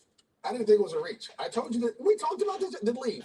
Leave if we didn't talk about Bro, this. I want to leave. Get up and leave Because you're talked about this lying to the yesterday. people, MJD. No, it's not a reach. Again, we talked about it. There's multiple scenarios like this that happened. Kansas City Chiefs did it with Patrick Mahomes. They jumped up from 20 to 10 to draft Patrick Mahomes after they went to the playoffs multiple times with Alex Smith. We saw the Green Bay Packers do it with Aaron Rodgers after he won the MVP and we're in the NFC Championship game. Very similar to this. But your love was there. But yeah, I get what you're saying. So to me, this was about Alex Smith, Hall of Fame quarterback. No, but they were. The Chiefs were looking moving. to They were make getting better. better. Yeah. But this is the thing. The Rams you have to protect your organization. The Green Bay Packers. The reason I want to talk about the Green Bay Packers is they've had consistent quarterback play for 30 years. 30 years. Brett Favre, Aaron Rodgers, Jordan Love. They didn't worry about everybody else's opinion. They went out and got their guys, and when their guy was ready to play, guess what? They played. Jordan Love, how much money is he making right now? A lot. Exactly. So, to me, in this situation, you're saying, look, we have to look for what's best for the organization. We're going to get a guy for the future. We understand Matthew Stafford is still the guy, and Sean said that. For however long he wants to be the guy. But we have to be prepared for any other situation. I'm sorry I have to wrap, but I can talk for it. I can talk for hours. No, you good because a team you didn't bring up was the Pittsburgh Steelers, and I think this pick is the fact that Pittsburgh and when they had folks. they were never going to be in a position. I'll be right back. At the top of the draft to draft one of the top quarterbacks. Okay. And so when you come across a guy that you think is your guy, NFL Network's better. No, man. I won't rap because Sean McVay didn't win the Super Bowl until he got a guy that had traits. And he still has that Matthew guy. Stafford has real traits, bruh. He still has that guy. Matthew Stafford's not leaving. We're acting as if Matthew Stafford's gone. He's still here forever long. He wants to play. Right. This is just for when he decides to say, you know what? I'm gonna go and be with my family and do what I gotta do. Ty Simpson said, "Let's make history." Man, you know what Sean McVay said? Yeah, in 5 years. Yeah, no. In 3 years. Yes, but there's one way to look at this if you're a Rams fan. There's another way to look at it. They also got Trent McDuffie in the first round by trading a first round. I'm done. I want to. That wasn't the point you was trying to I'm make. trying to go, man. We're here for right now. First round pick ain't doing nothing right Much now. more as the fifth. Help y'all right now. You got King and Sadiq on the board. We did. The 2026 NFL schedule is about to drop. Let's go, baby. Get ready for what's coming your way. Debuts, revenge games, and defending champs ready to roll it back. packed in must-see showdowns, and the young stars ready for prime time. From week 1 down under to the biggest international slate ever. Every game revealed. The 2026 NFL schedule release on NFL Network and ESPN2. Can I get a Bud Light? Sorry, the bar's not open yet. Oh, it's not for me. It's for the bride. She said, can I get the clean, crisp taste of Bud Light? Her words, not mine. She wants 3. She wants more of those deviled eggs, too. Anything for the clean, crisp taste, the Bud Light. What's up at DQ? Your choice of 2 sauced and tossed chicken strip baskets. It's a full-on flavor adventure with honey barbecue or creamy parm garlic. Hurry in for the sauced and tossed options from DQ. DQ, happy tastes good. The future of home shopping is here, and it's only on Homes.com. Introducing Homes AI. Welcome back. How can I help? Homes, please show me 4-bedroom homes in San Diego. Compare the first 2 homes for me. Why is the first home more expensive than the second? Let's compare these 2 listings. The Sorello home offers more square footage and high-end finishes like marble countertops and a Viking-equipped chef's kitchen. The Altessa home is more affordable, but features less square footage and a smaller lot. What public high school are these homes zoned for? The first home is zoned for La Jolla, which has a 19-to-1 student-teacher ratio, an A+ rating from Niche, and a 10 out of 10 from Great Schools, along with higher average SAT scores and stronger AP offerings. Homes, please open the first listing.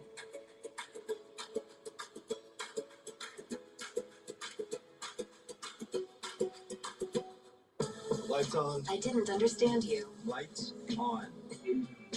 Morning. Hello.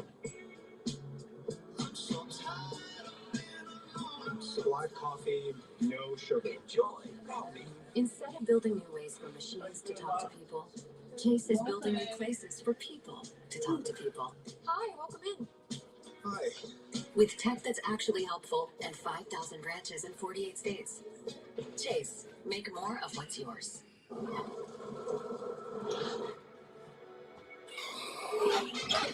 Okay. You're a visionary. You know when amazing happens, you see it first. You inspire us to chase a higher standard. Because a car that doesn't make you feel something is a car that stops short of amazing.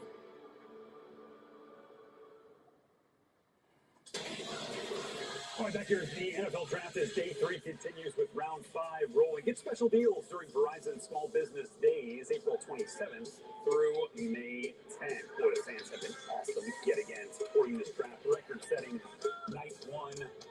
The Verizon Small Business Days are coming April 27th through May 10th. Okay. There's been a little bit of rain, but it has still been a beautiful Day 3 of the draft. Get a look at the last 10 picks. Yes, You know, sir. one time me and Mike Rob went to Pittsburgh, it was negative 23. I've heard this story before. It was actually surprising for 2 days. But I have heard. reply. If you're building a company, Back here with you guys. We are confident working like our way that through the 5th because round, it is 4th round. This is contagious. complete The here. reason We'll why get the I 6th think a and lot of 7th going successful here people are shortly. successful is because Favorite they are very D3 confident that picks they're so going to far, win. Mike The people in this photo have Easy founded for me, companies that collectively do the billions first of dollars round a year in pick, revenue. Caden And that's Reeves, awesome. That's me. We meet once a month in real life with these 8 entrepreneurs, and it's changed my life because the confidence that Austin has and the other people in the group is worn off on me, and it's changed my life. So if you want to be in rooms where entrepreneurs talk like this, just They click the figured link out in ways the to bio. just get this dude the This is ball. my friend Austin. He was everything. Like, just let him go. His fearlessness, when you watch his returns, his ability to just run through arm tackles and completely change the field position of the offense has been dealing with is everything. I mean, he averaged almost 28 return yards every time the ball was kicked to him. So, yeah, that was my favorite. Yeah, for me, my guy just went. Emmett Johnson, man, listen, people, you know, we've talked a ton about this. I do running back rankings every year coming out. He was my second ranked guy, but to get a text from Eric Bieniemy for the Kansas City Chiefs saying, "Hey, Brett, we got your guy," right? Like, to me, it means a lot because, again, when you scout these guys, and this kid here did an awesome job at Nebraska. He didn't have a ton of production as he didn't start a lot, but when he got his opportunity, he made plays. a dual threat guy can catch the ball out the backfield, run inside, outside, pass protection, all you want. But to know that, you talk to other scouts and coaches, and they're like, yeah, we got your dude. Like, that makes me feel good. Yeah. That's my dude, man. I see an EB. There you go. Yeah. Another running back in the room. Running backs matter. For Patrick Mahomes and the Kansas City Chiefs. This is my friend Austin. He sold his company for over $1 million. Ron McCoy. Excited. Ron McCoy. Black man ready to get to work. We'll get punch it out. Thank you all for being here. I'm here to address the The 2026 NFL Draft is presented by Verizon. Get special deals during Verizon. Hey, so Mike Vrabel has been. reviewing all of the facts. Wow. We have Hold on a decided second, folks. You don't know promote this. Coach Vrabel to team president. Mike Vrabel's team president. We recognize his commitment to the Patriot way, and my only regret is that I didn't get to Rossini first. As for Diana, there's always a place for you with the Patriots if you need a new job. Take care, everyone. I'm off to the massage parlor. Go Oh, Patriots. this is fake. Oh, God, it got me. Oh, it got me. That was fake. Okay. All right. Now I've heard everything. Oh, man. Golly, Patriots.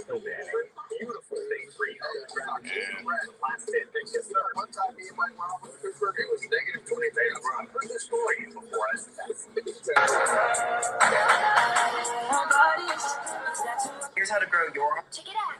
I tried this with this place. I do it on the. I gotta say, Pittsburgh, you've absolutely kicked ass at this whole NFL draft thing. I've got good news. Yeah, Pittsburgh did kick that, didn't it?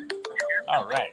So let's see where we're at with other news. So now you know what we think. Why I think a lot of successful people are successful is because they are very confident that they're doing. I've got good news. The people in this photo have founded companies that collectively do billions of dollars a year in revenue, and that's awesome. That's me. That's me. One choice, I don't care. one moment, one step at a time. How you feel All right. is how you play. So It starts with what are we doing here? Invisalign. Tonight, in your spacious La Quinta suite, your eyes Community can break latest home. after a long day of seeing Home. Live. Good. Okay. Now, where are we? waffles always make you forget. Tonight, We are round 4. Yep.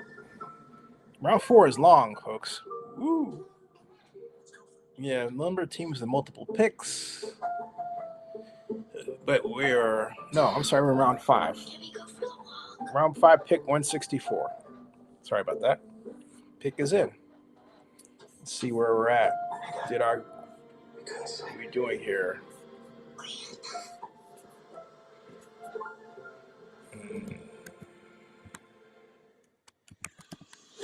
I mean, this has basically been our last 30 minutes, right? Since we've been off. I mean, we didn't have any commands. Yeah, I do not want that. Yucky. Last 10 picks, no quarterback. We're looking for Taylor Green to be called. He's the next quarterback available. Jr. out of Florida. He began his career as a wide receiver tight end in Northern Illinois. Numbers aren't huge, but I think his development is out there.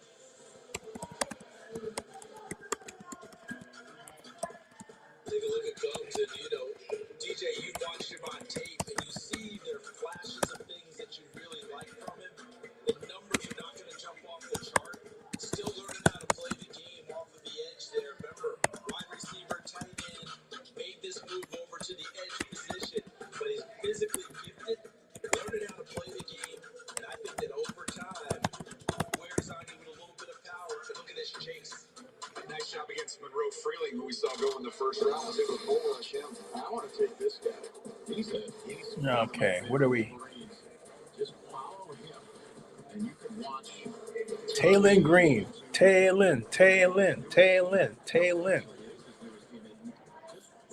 Max Bredesen, and you will score touchdowns. And then he can work his way out of the backfield. One of the best H-backs and fullbacks, 2-time captain of the Michigan Wolverines, just like his brother. all-time captains in the history of the program.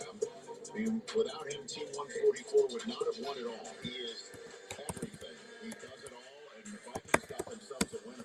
Yeah, he's the definition of a blue-collar, nasty player. You look at Keith Abney now. He's got a unique background and profile. Here he is, undersized corner, but he plays on the outside. You see his ability to elevate and go up and get the football. Another example of him working down the field, poking the ball away. Really, really good instincts. Again, he's just under 5'10". He's 187 pounds, but from an athletic background, we're watching all the football highlights. This is not the fun stuff. You got to go back to this is the good stuff. He is a national champion multiple times over. Four-time national rollerblade champion as a kid and set some records as a 13-year-old. See, I don't know how you look at this exercise right here, but those corners would not be safe with me attempting this. Yeah, let's just say I'm better at height when we do this. But you're exactly right. Whatever that sponsor board was, I'm wiping it out. We've had all these different sports. You know, we've had swimmers. We've talked about guys who didn't work in the rodeo and all that. I don't know that I've ever had a rollerblade champion in my scouting. We even had hay throwers. Yeah. Yep. Hay bale guys. You know, seen that. Remember, who was the one who massaged the leather? Oh, that was the tight end. Stover? Stover. King Stover. Yeah. And you remember what he called it? No. Kneading the leather. K-N-E-A-D-I-N-G. Very good. Ian Rappaport, what do you have for us? Rich, we have a trade, as Mike Garofalo and I told you just minutes ago. Tyree Wilson, former first rounder, the Las Vegas Raiders, was traded to the New Orleans Saints. They now get a high ceiling edge rusher, see if he can really hit his stride. This is an interesting one, though, because remember, the Giants took Arbel Reese early in the week, and a lot of people thought, okay, that means they're going to trade Kayvon Thibodeau, who the Saints have wanted for the last several weeks and several months. I said the Giants said, you know what, we're going to keep Thibodeau, we're going to start Reese off the ball, and at that point, the New Orleans Saints said, you know what, we will move on to Tyree Wilson. This trade coming together earlier today as the Raiders move on and the Saints acquire Wilson. Yeah, former top 10. Yeah, I mean, he never really worked out. No, it didn't really pop there. Remember, there was a legitimate debate about him and Will Anderson. Major debate. I mean, there were teams that had him over Will Anderson. So, look, yes, the Texans made the right call there, and hopefully a change of scenery will get him going. Many people saw Will Anderson's more workmanlike, saw Tyree Wilson's more of a flash guy with the traits. Will Anderson turned out to be the right pick, and I think that in this one, the Raiders made a nice pick, a nice move, getting that fifth and getting Donald Johnson. Last night, when D'Angelo Pons was drafted by the Jets out of Indiana, you lit up like the proverbial Christmas tree, sir, because your comp for him was Aaron Glenn, and to see him drafted by Aaron Glenn, you know, you're very excited about it. And you know who was also excited about watching you being excited about it? Aaron Glenn. The New York Jets select D'Angelo Pons. He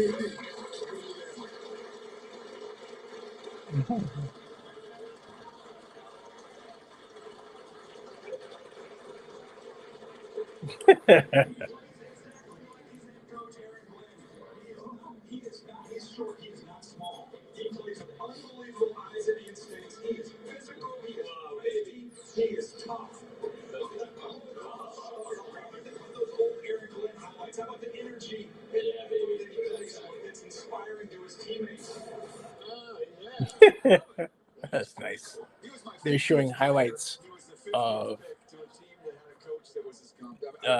D'Angelo Pounds, and they showed Aaron Glenn's grin.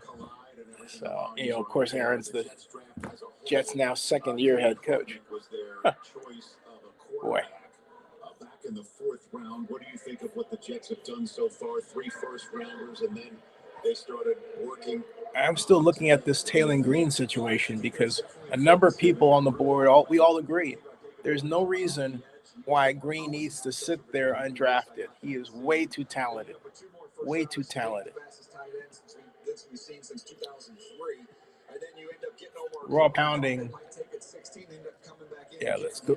We're all pounding the board for him. Both those guys excellent with the ball in their hands. We just saw Pons, and then you look at the big guy in Jackson, the DT out of Florida State, got some upside there, and then they decided to pull the quarterback there with the 110th pick in Cade Cutlick. I just had a debate with someone recently about the Jets, and they were talking about how bad things were and the drafting and this and that. I totally disagree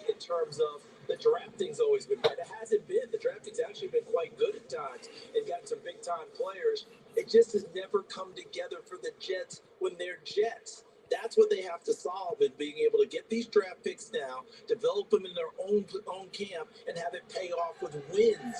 Previously, we had really good players come in. They've either been injured or the team hasn't been good. They end up going somewhere else or just fine.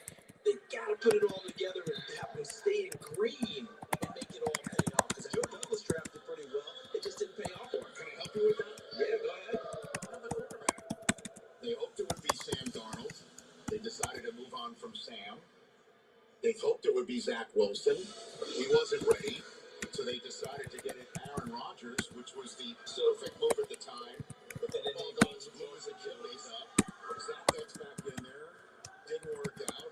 Rodgers comes back. He wasn't, fully healthy, and the rest of the team around him wasn't ready at that point in time. And yada, yada, yada, here we are right now. I think we're in the same place, Rich, though. I mean, you're Hasta lasagna, don't get any on ya. Come on, let's hurry up. Where's the development of all this as well? If you get to develop Sam Darnold, but Minnesota and Seattle done pretty darn well with it.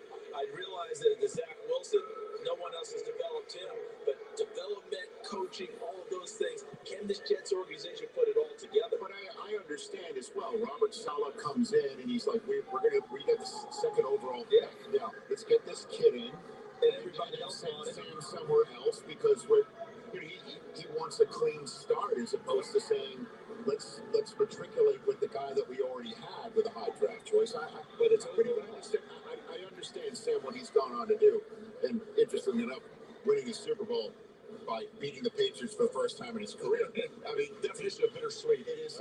I understand why things have happened and how it's happened. It just they haven't had the quarterback. They haven't found one, and I guess next year is when they look at. Can I give you some encouragement? Because I know when I get to time, it turns the Jets. A lot of times it turns negative. You take out all these quarterbacks that didn't work out, and for all these various reasons. One thing is they didn't have all those other pieces in place. They built up one of the best young offensive lines. They've got 2 tackles. The reason why they've got some of these guys highly rated at other positions because everybody else is chasing offensive linemen. Hey, John Gruden said it. Arkansas, he says, John Gruden says, if you want to see what all the hype is about with respect to Taylor and Green, just turn on the Mississippi State film. He says it'll blow your freaking mind. I'm looking at it now. The first round selections that they have this year and next year, there's a lot of hope being put into them. And the fan base has been asked once again to believe in a new general manager with a new rebuild. And the rebuild is born out of the last terrific players that they had that everybody thought they'd build around. And that was the previous rebuild. So Darren Mucci, what he was able to do with that second overall pick, getting somebody who leads the league, leads at FBS in sacks, graduates Stanford in 3 years, face of a franchise type guy, highest drafted defender in the history of the Jets, followed up with a physical combine freak and a terrific tight end in Sadiq, and then go back in and get Omar Cooper, and then Pons as well with 3 other first-round picks in next year's quarterback-heavy draft. This is the next ask of a rebuild and trying to turn those picks into people that you need the quarterback to be at the centerpiece. And this is how they did it, though, Charles, real quick. I know where you guys are dancing, but this is the thing. They took the 2 stud defensive players in Quentin Williams and Sauce Gardner, and they reallocated those resources to the offense. So they took their own pick, they took Bailey, but then the next 2 picks that they got from those trades, they go out and get offensive pieces. So they're just trying to set it up where, hey, the defense, we might have to wait a little bit for that to get exactly where we want it to be, but we're going to set this thing up. We've got to get the quarterback right. We've got to give ourselves the best chance to do that. So build up the roster. We've got those 3 picks next year. That's when the quarterback's going to arrive, and I think you'll have a better chance because of the way they're situated right now. They rearranged the chairs a little bit. Everything you guys have said, I totally get it, and I'm going along with it. That's fine. All I'm saying is they've been here before multiple times. Which regime is going to get it to where it gets over the top? And each time you say quarterback, I say cool.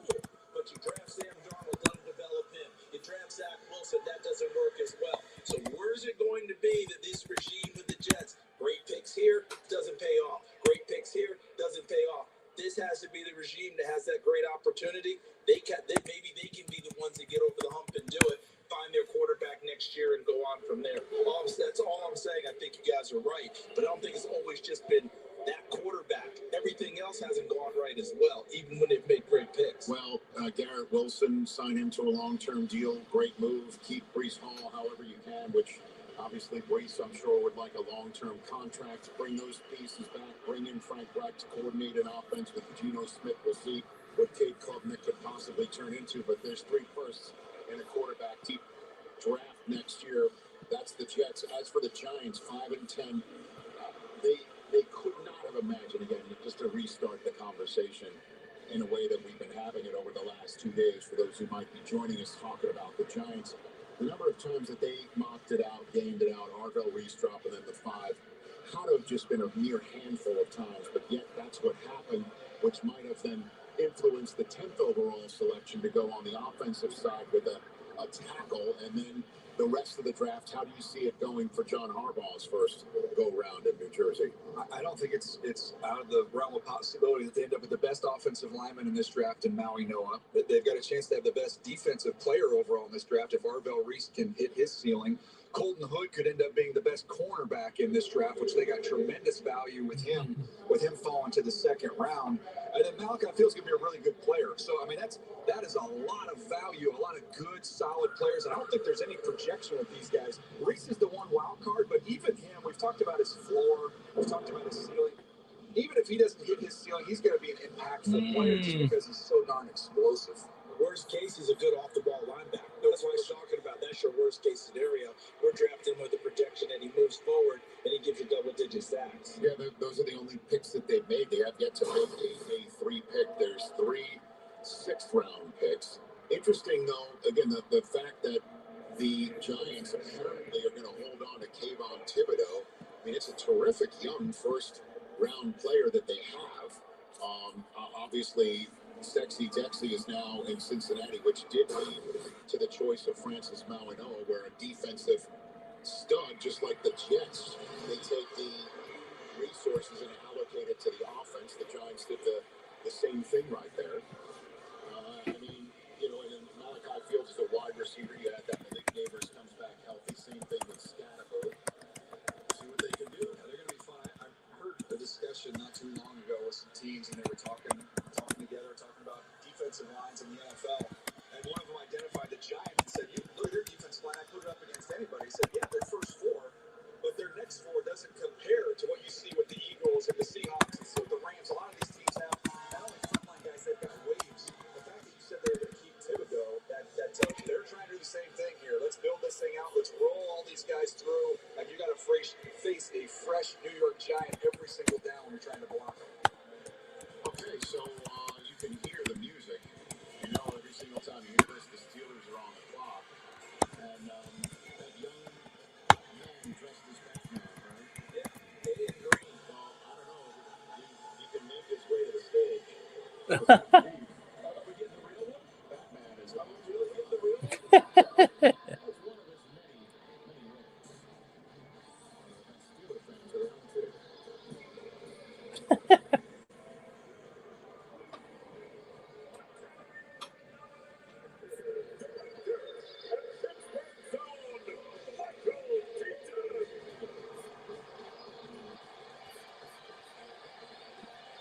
Steelers selection. Talon.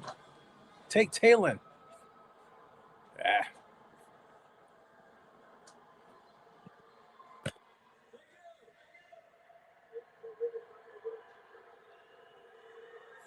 With the 169th pick in the 2026 NFL Draft, I hope it's me. I hope it's me.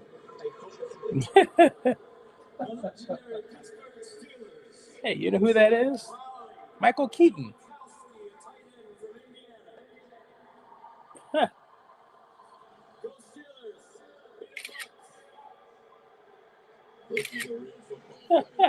That was Batman. That was Batman who did that. Michael Keaton. Hey.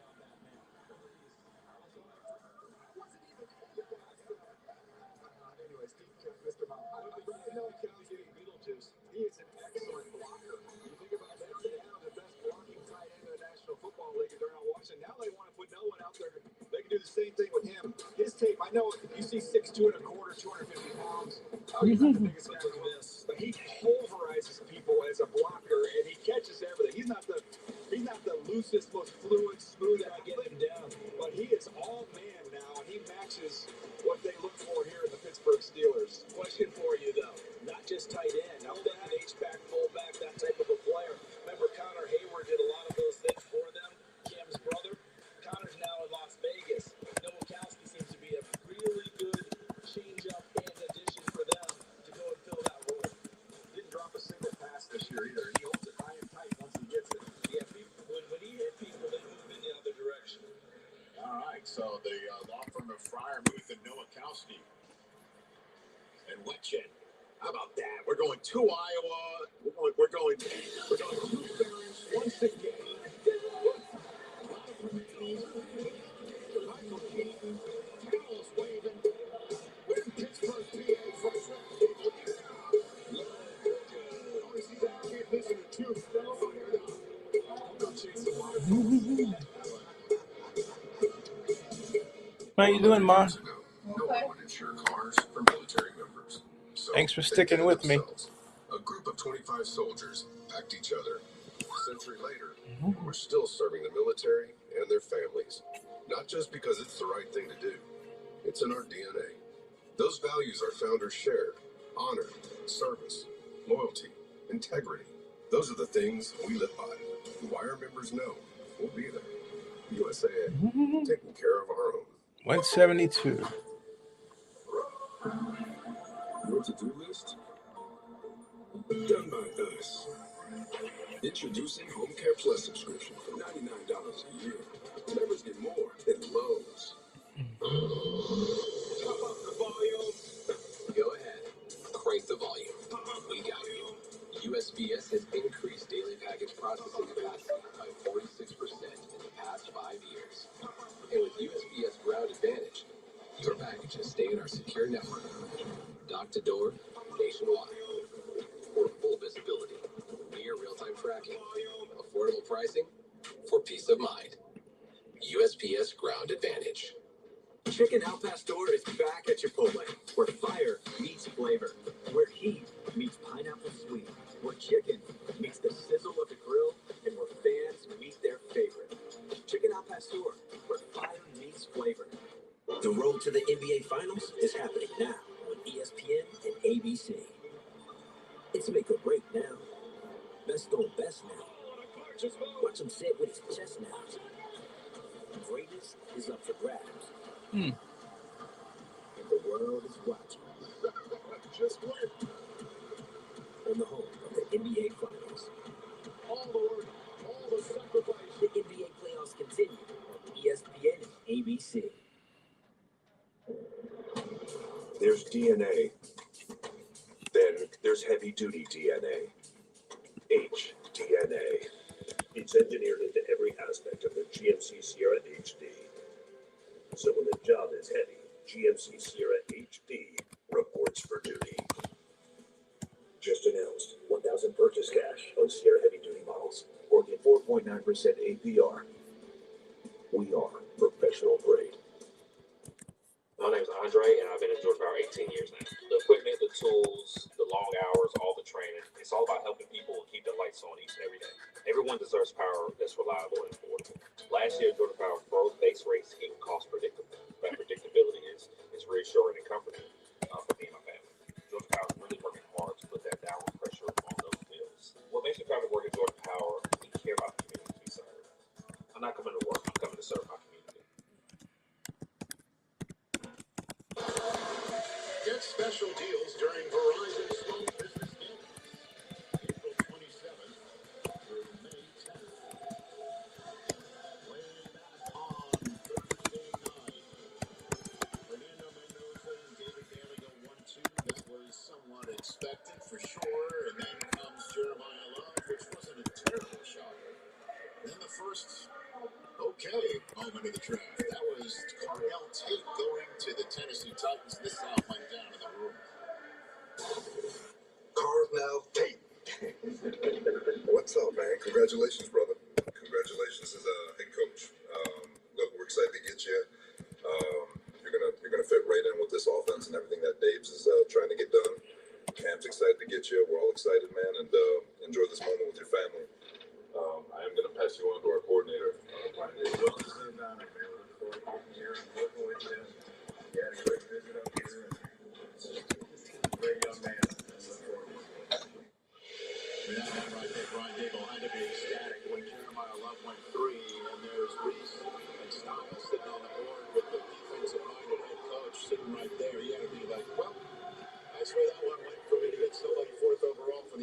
and then it's Carnell Tate.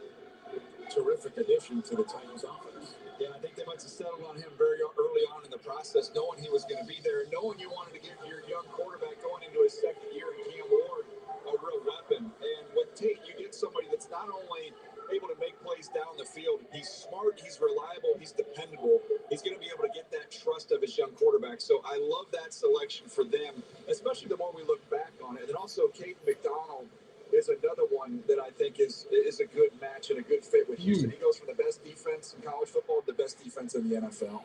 And then obviously Arvell Reese went, and then Sonny Styles went, and then Caleb Downs went. And that was 4 guys who went out of the Ohio State. And now here's the Saints' latest pick. With the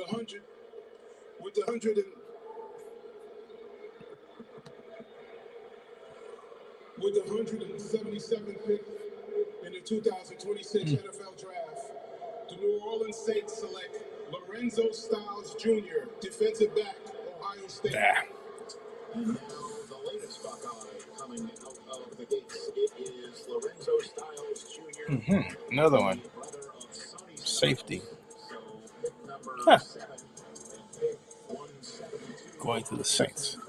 This is like straight out of Hollywood. Wow. You have a brother going to join a brother with a dad who was so successful in the NFL.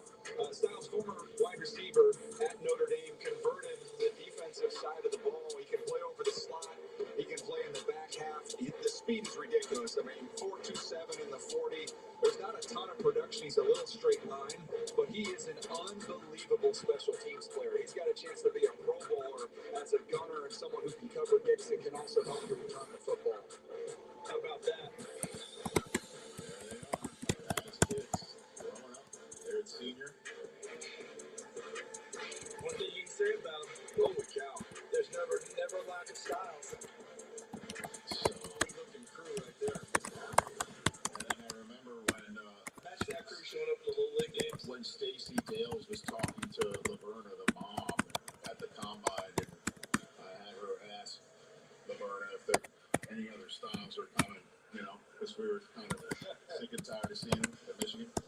She said not yet, but it is at least another year that Laverna and Lorenzo Sr. they don't have to get that same half commander jersey just yet because they don't play each other unless it's the playoffs, which for them I hope is the case. But Sonny is the real deal, and obviously Dan Quinn knows exactly what to do with a defensive gem like him. Yeah, I mean, that's what you're going to work on all the time in terms of DQ, imparting that knowledge. Remember how he took over the defense twice in the last 2 years before he hires a new defense coordinator. And what he wants to impart on Sonny Styles is getting him in the middle, getting the green dot on it, and taking over that ball club. Continuing to develop him as a linebacker, but utilizing those smarts as the rally guy in the middle, because Bobby Wagner provided that for them in such a huge way. Everyone knew exactly what was going on, held to a high standard of making sure they're ready to go, DJ. And Sonny Styles can do all of that and in a much younger package. And they've got as exciting a young quarterback as there is in the NFL, and Jay Daniels is out there healthy. Now they've got an exciting young quarterback of that defense. You mentioned the green dot. They say Ohio State, that won't be a problem for him. He can handle that. He can process that information. He's a great communicator. He's a great leader. He's a guy you want in the middle of that field. I've always felt like the leadership, the closer you get to the middle, is more important. You can live without that a little bit on the outside, those positions. When you get in the middle of the field, you want that, and he's got it. So the baseball analogy does hold, right? Spine Strong right down the middle. How'd I do that segment? You did fantastic. No gagging, no reflex. Nice. No, I'm a professional. It's sort of break, so I can say We'll be here for you in the break. no recording during the commercial break, all right? Is this a pierogi race? Is that what we got? They're racing pierogies. That's what the break looked like. And all the pierogies actually sort of the same. The real ones, not the running ones. I hope they're not going to be running later. All right, let's take a break. We're back from Pittsburgh in a moment. Can I get a Bud Light? Sorry, the bar's not open yet. Oh, it's not for me. It's for the bride. She said, can I get the clean, crisp taste of Bud Light? Her words, not mine. She wants 3. She wants more of those deviled eggs, too. Anything for the clean, crisp taste, the Bud Light. You know what's odd? If something's free, people just can't resist it. Doesn't matter what it is. That was Peyton Manning. I figured out that was Peyton Manning saying that. What really baffles me is that people She wants some of those. She is he. He wants deviled eggs. customers can save $900. Are you okay? Free picture? Yeah, it's not quiet, one. Excuse me, sorry. Do you have this in extra small? Nah. Oversized is in. Totally. It feels good to find the right fit. It feels good to Geico. Lights on. I didn't understand you. Lights on. Morning. Hello. Supply coffee, no sugar. Enjoy coffee. Instead of building new ways for machines to talk to people, Chase is building new places for people to talk to people. Hi, welcome in. Hi. With tech that's actually helpful and 5,000 branches in 48 states. Chase, make more of what's yours. Word on the street side, make it look easy. Flatter, cool, make too easy. Word on the street I make it look easy. Actually smooth, it's far too easy. Word on the street I make it look easy. Too easy. Endless Shrimp is back because you've been asking a lot, and we made it happen. Pick 3 to start, then mix it up endlessly. But hurry, Endless can't last forever. Only for a limited time, only at Red Lobster. With Spring Black Friday savings at the Home Depot, we have all your appliance answers. I want appliances that fit my space and my schedule. Samsung has features that will work for both. We have the perfect fit for your kitchen and all-in-one laundry that saves you space and time. Find your appliance answers now at the Home Depot. There's flying, and then there's getting more out of travel with Platinum. Get to the airport and make yourself comfortable with fresh sushi in Tokyo, a delicious cocktail in Atlanta, or even a soothing cup of tea in London. Enjoy thoughtfully curated dining with exceptional service to match worldwide. With access to the largest global airport lounge network, there's nothing like Platinum, official payments partner of the NFL. Turn the off-season on again with the NFL app. Your home for all things NFL. It is time for football. Get the news, the highlights, and deeper access with a subscription to NFL Plus. For the picks, the moves, the plays. All in one place. Wow! Are you kidding me? All year long. Welcome home. Scan now and score 40% off NFL Plus. In the home of the Steelers, the Baltimore Ravens, their AFC North just made the latest pick. It is the 15th tight end off the board. Rats keep missing that. Alabama is. I just want that shot too. And now and score 40% off NFL Plus. There it In is. the home of the Steelers, the Baltimore Ravens, their AFC North just made the latest pick. It is the 15th tight end off the board. Jeez. Come on.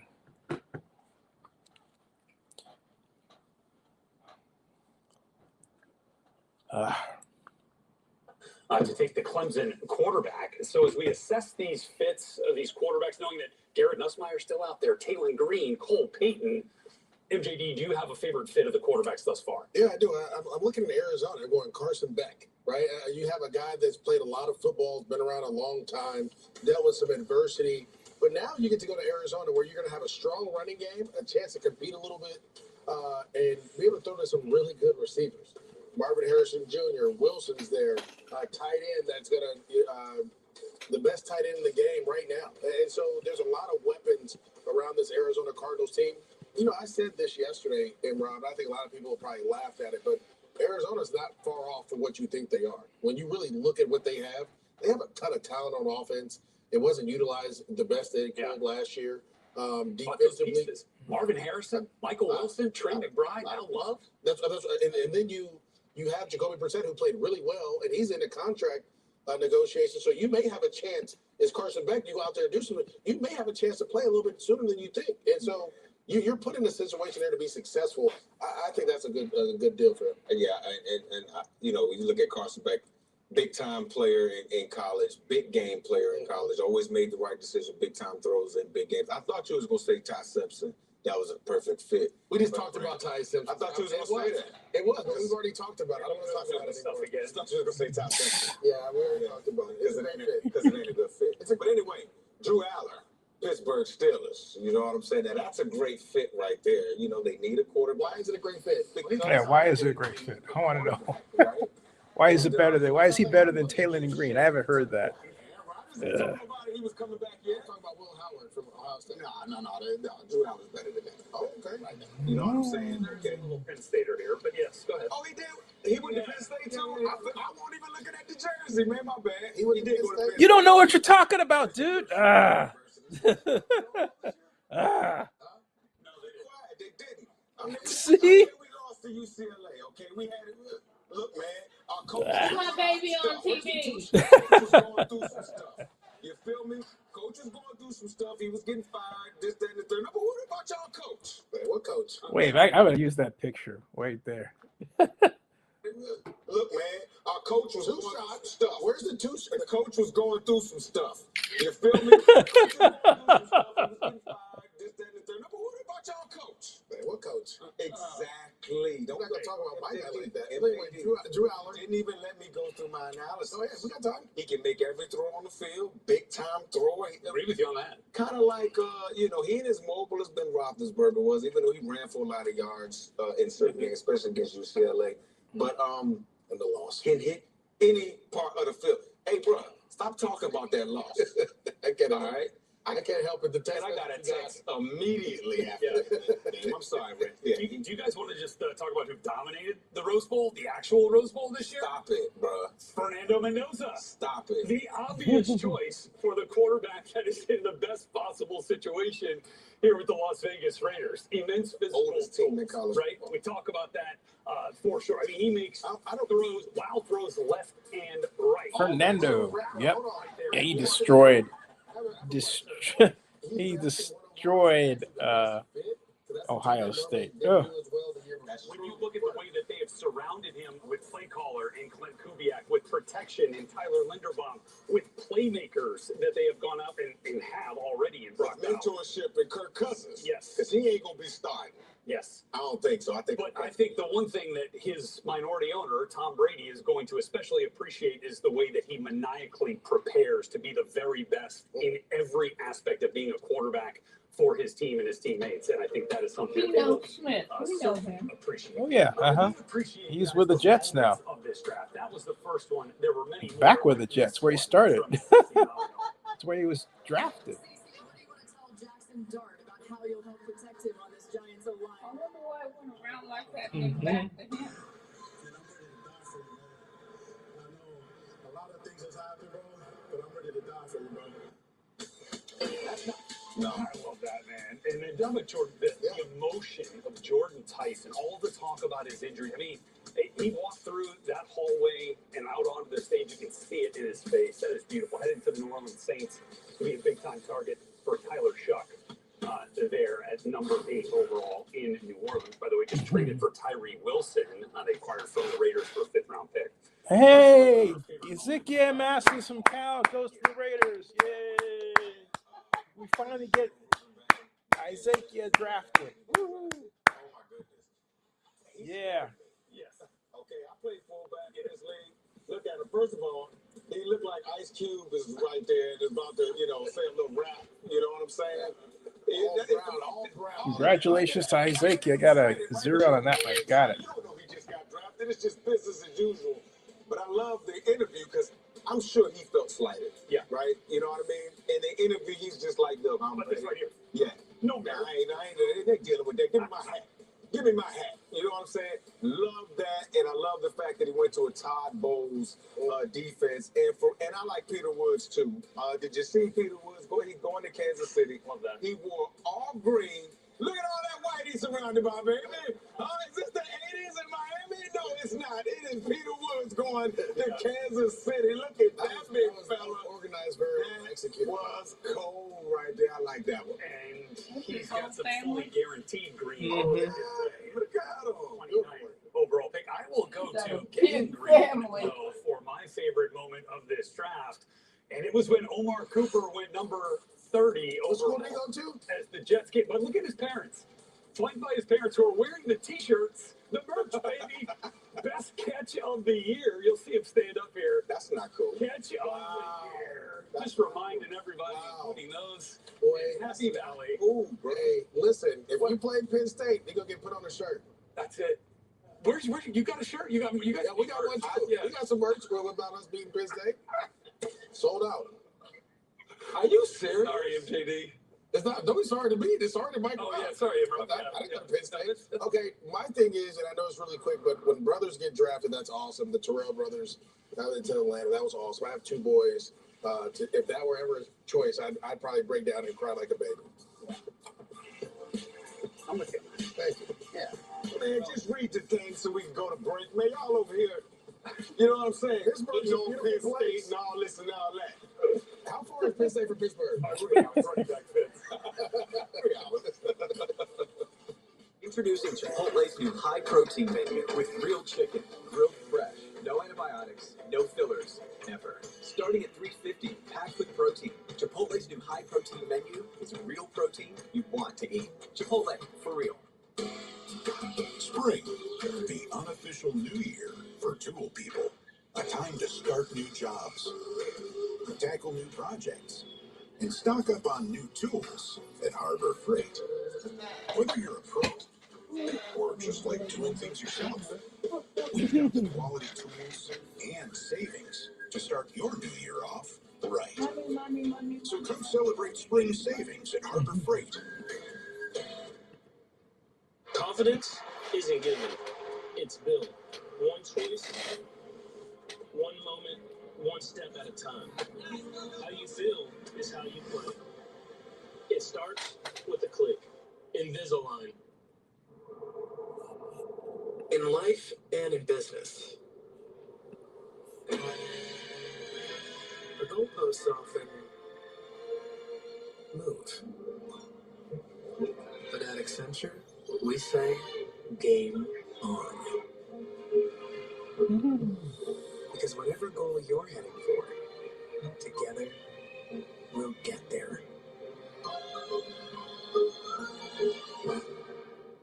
All right, guys, live on ESPN at 5. This is it. The NBA playoffs. Almost to the mountaintop. Biggest series of the year. We put in the work. We're ready. If you stack 2 lasagnas, does that make it 1?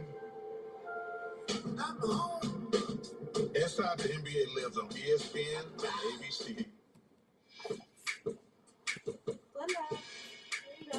Hey, Glenda, I need you. I've got a question. Come check this out. Glenda, we got to settle in. Glenda Mitchell offer. We come to you. Here's to 30 grams of protein in all of its favorite flavors. Premier Protein. Shake, twist, crack. Go get them. Get payroll that works as hard as you do. 100% accurate tax calculations guaranteed with tax penalty protection up to $25,000. Efficient payroll accurately handles all aspects of pay calculation, taxes, and more with 24/7 live support when you need it. Glenda. Hey, Glenda. Hey, Glenda, I need you. I've got a question. Come check this out. Glenda, we got to settle in. Glenda Mitchell offer. We come to you.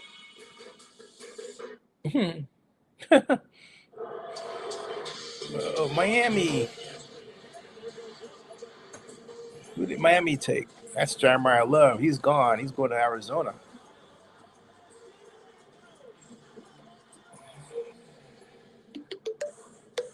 9 running backs have been selected so far in this 2026 NFL draft, but RB1 unequivocally Jeremiah Love, who went number 3 to the Arizona Cardinals. And here now the moment he found out from Cardinals GM Monty Ossenfort. Hey buddy, how you doing tonight? This is Monty from the Cardinals. It's great to hear from you, dude. It's great to hear from you. How's things going for you? It's about to get to be a lot better of a night for you here in a couple minutes. All right, man. We're super excited. You You're everything we want in a Cardinal, man. Just the way you approach it, you're explosive. You're going to come in here and just make us better as a team, make us better in offense, okay? We're all excited to add you.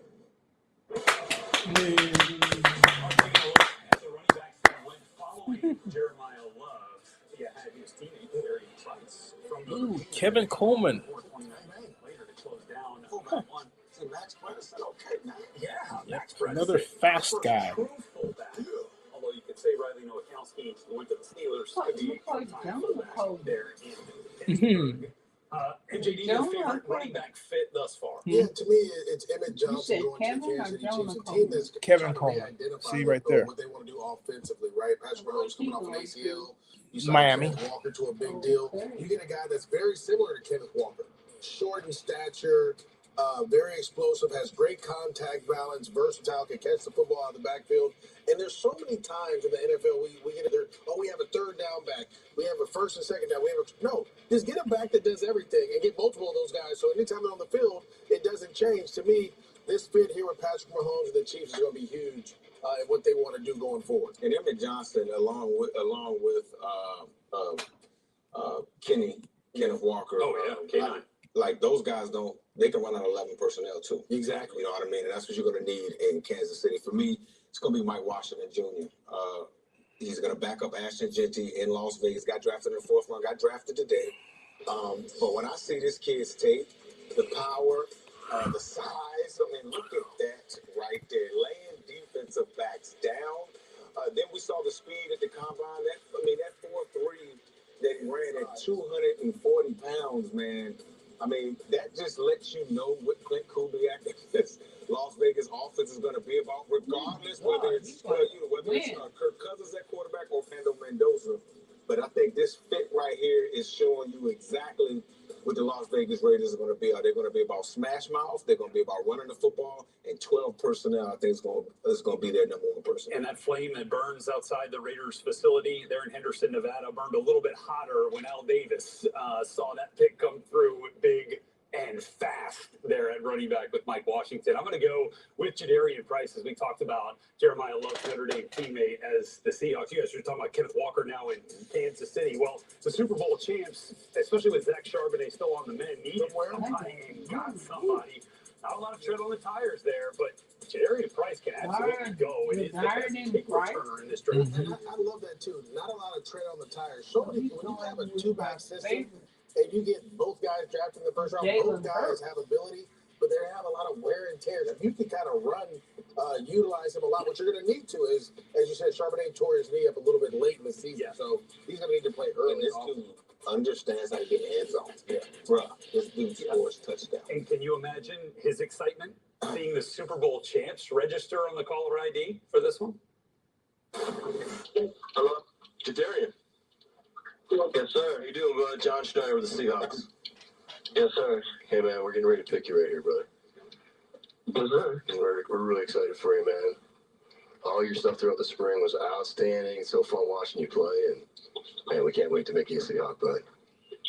Yes, sir. I appreciate you. Hey, all right. Hey, here's our head coach. Congratulations, brother.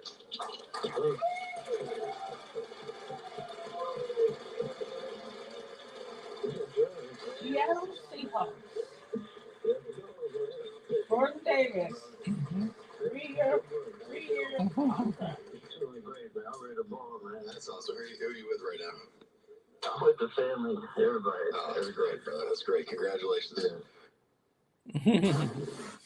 All right, so Jadarian Price is the second running back off the board to the Super Bowl champs. And man, and I don't know if that was a surprise, but they were certainly fielding calls to get out of that pick. I'm sure Imran there, but stuck and picked a good player. There were some big-time surprises in this draft, especially in the first round. And as we assess, kind of which ones registered for us, Imran, do you have one that you like a surprise? Mine wasn't in the first round. Though. The fact that, and I'm so glad that show just went like this. Yeah. We're just going off talking about perfect fits for running backs. Yeah. Yet, in the second round, not one damn running back gets picked. Oh, NFL, what is going on with you, man? What are you saying about the value of these backs coming into the National Football League when, if you look at the playoff contenders last year, I mean, just look at the Seattle Seahawks who won the Super Bowl. Could they run the football, MJD? Absolutely. Could Chicago run the football? Philadelphia run the football? All of these guys could run the football. The Denver Broncos, New England Patriots, Jacksonville Jaguars. All of these guys run the football, and they have 0 running backs. Going the second round, I think, is blasphemy. I think it's some disrespect. Put some respect on our name at the running back. Yeah, I mean, we are getting paid a lot of money. They were Jeremiah Love, so I appreciate 50+ guaranteed. I'll take that over in the second round. I'm not gonna lie.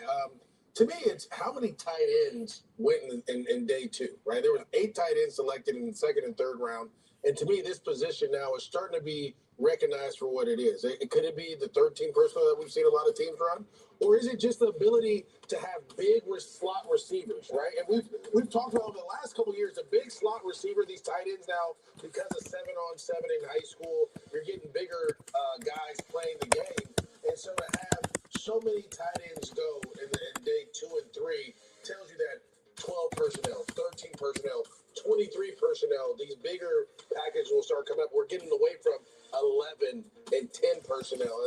11 personnel, 3 wide receivers, 1 tight end. 10 is 4 wide receivers, no tight ends. Obviously, 12 is 2 tight ends and 13 is ways that create leverage, MJD. He create leverage by running faster than somebody, a bit bigger than somebody. Tight ends are that position where you run, you block, and you catch. And a lot of times their their tight end coaches become coordinators. And opposing defenses are now trying to figure out how to cover these guys. Yes. And I'm telling you, one of those players could be from this draft, Kyle Lewis, a linebacker / safety out of Pitt. He was on Bucky Brooks' top safety list. He was at the Senior Bowl as one of the top linebackers in the country and was one of the best players overall in Mobile. It was so much fun to watch. GPS to the football. He can cover.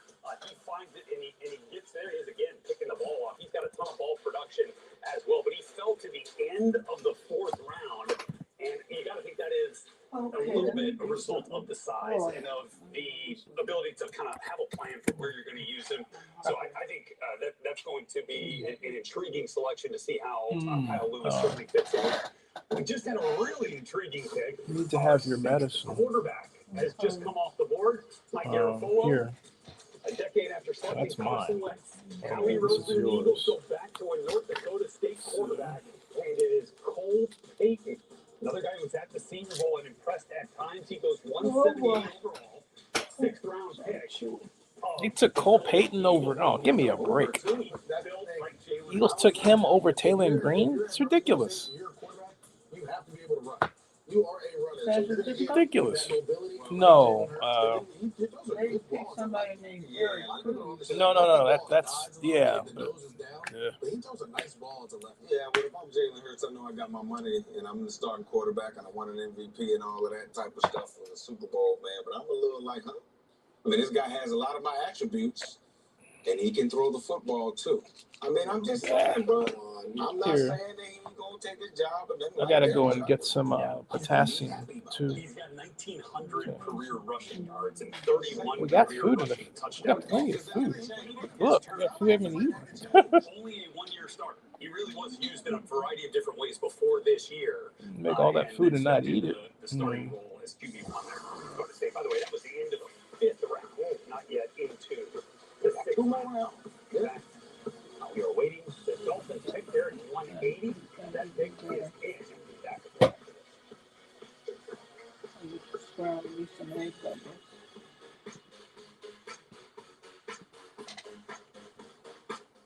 Each year, Rich Eisen runs the 40 to benefit St. Jude Children's Research Hospital. Visit stjude.org/runrichrun to donate. Then tune into the 2026 NFL Draft on NFL Network to see Rich run. What is everyone so fired up? It's a Stanley Cup playoffs. Every shift matters, every series to stick it. Everything is their shot to come. Why is everyone so fired up? It's the Stanley Cup playoffs. Every shift matters. Your to-do list? Done by us. Introducing Home Care Plus subscription for $99 a year. Members get more at Lowe's. Endless Shrimp is back because you've been asking a lot, and we made it happen. Pick 3 to start, then mix it up endlessly. But hurry, Endless can't last forever. Only for a limited time. Only at Red Lobster. Word on the streets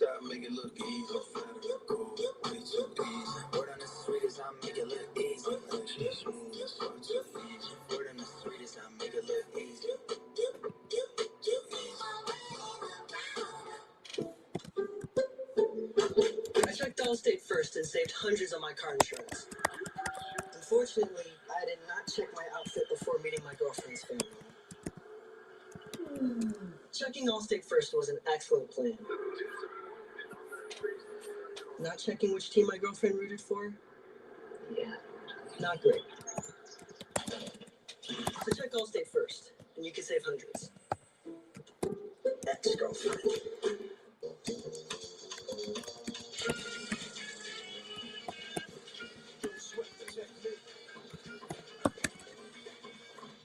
How much for what?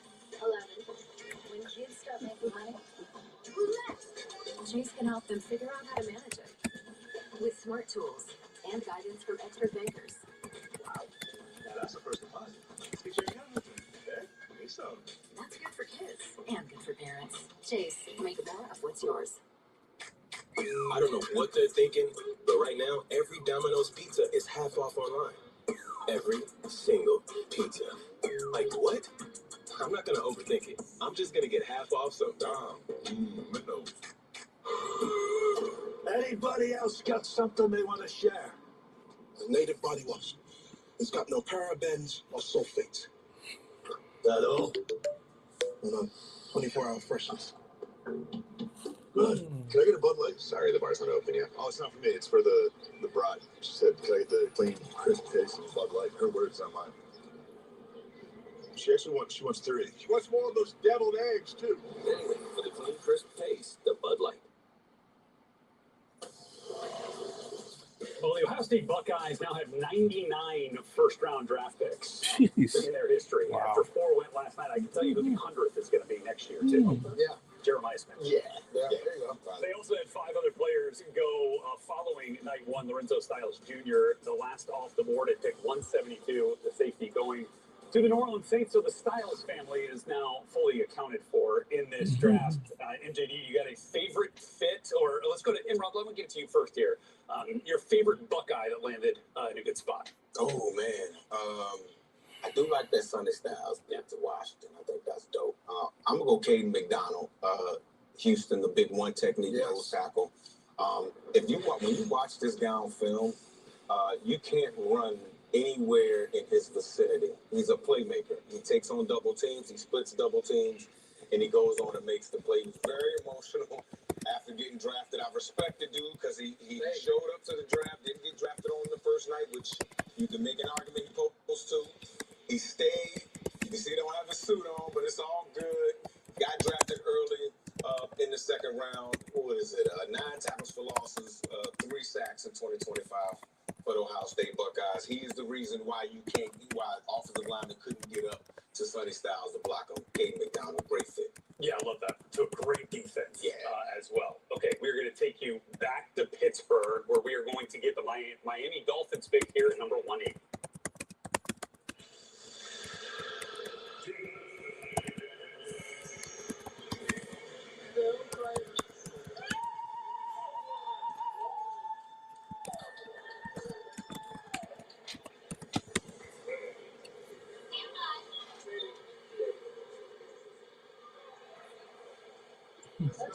Dolphins pick is in. Listen, this isn't just another name on the card. This is living proof that the dream is possible. And with that, with the 180th pick in the 2026 NFL Draft, the Miami Dolphins select Seydou Traore, tight end, Mississippi State, IPP. Let's go.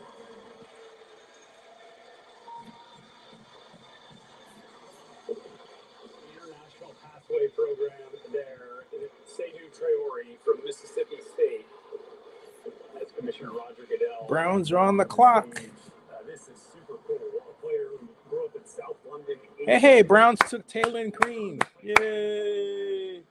Woohoo.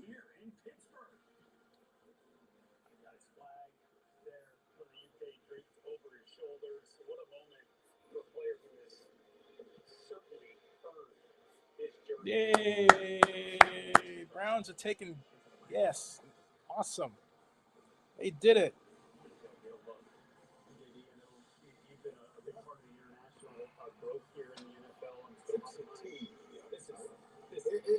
you know, the NFL's done an awesome job of really allocating a ton of resources overseas with players that have athletic gifts. And if it's Africa, if it's England, if it's the Polynesian Islands, if it's Asia, they've really lifted up and looked under every rock, You hear every that? corner you can think of, and they've done a great job.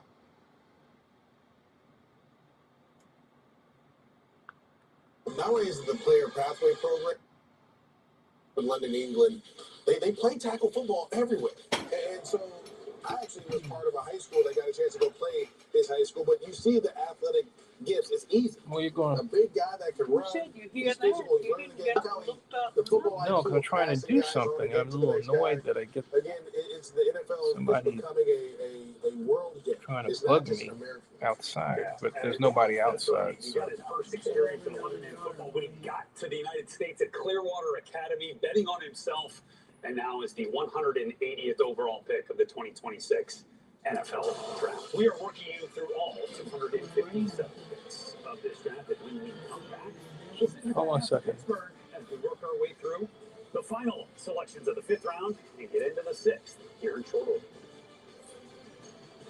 The 2026 NFL Draft is brought to you by Lexus. Experience amazing at your Lexus Hold on, dealer. I gotta make this. This is wait. Ugh. I'm trying to concentrate on this.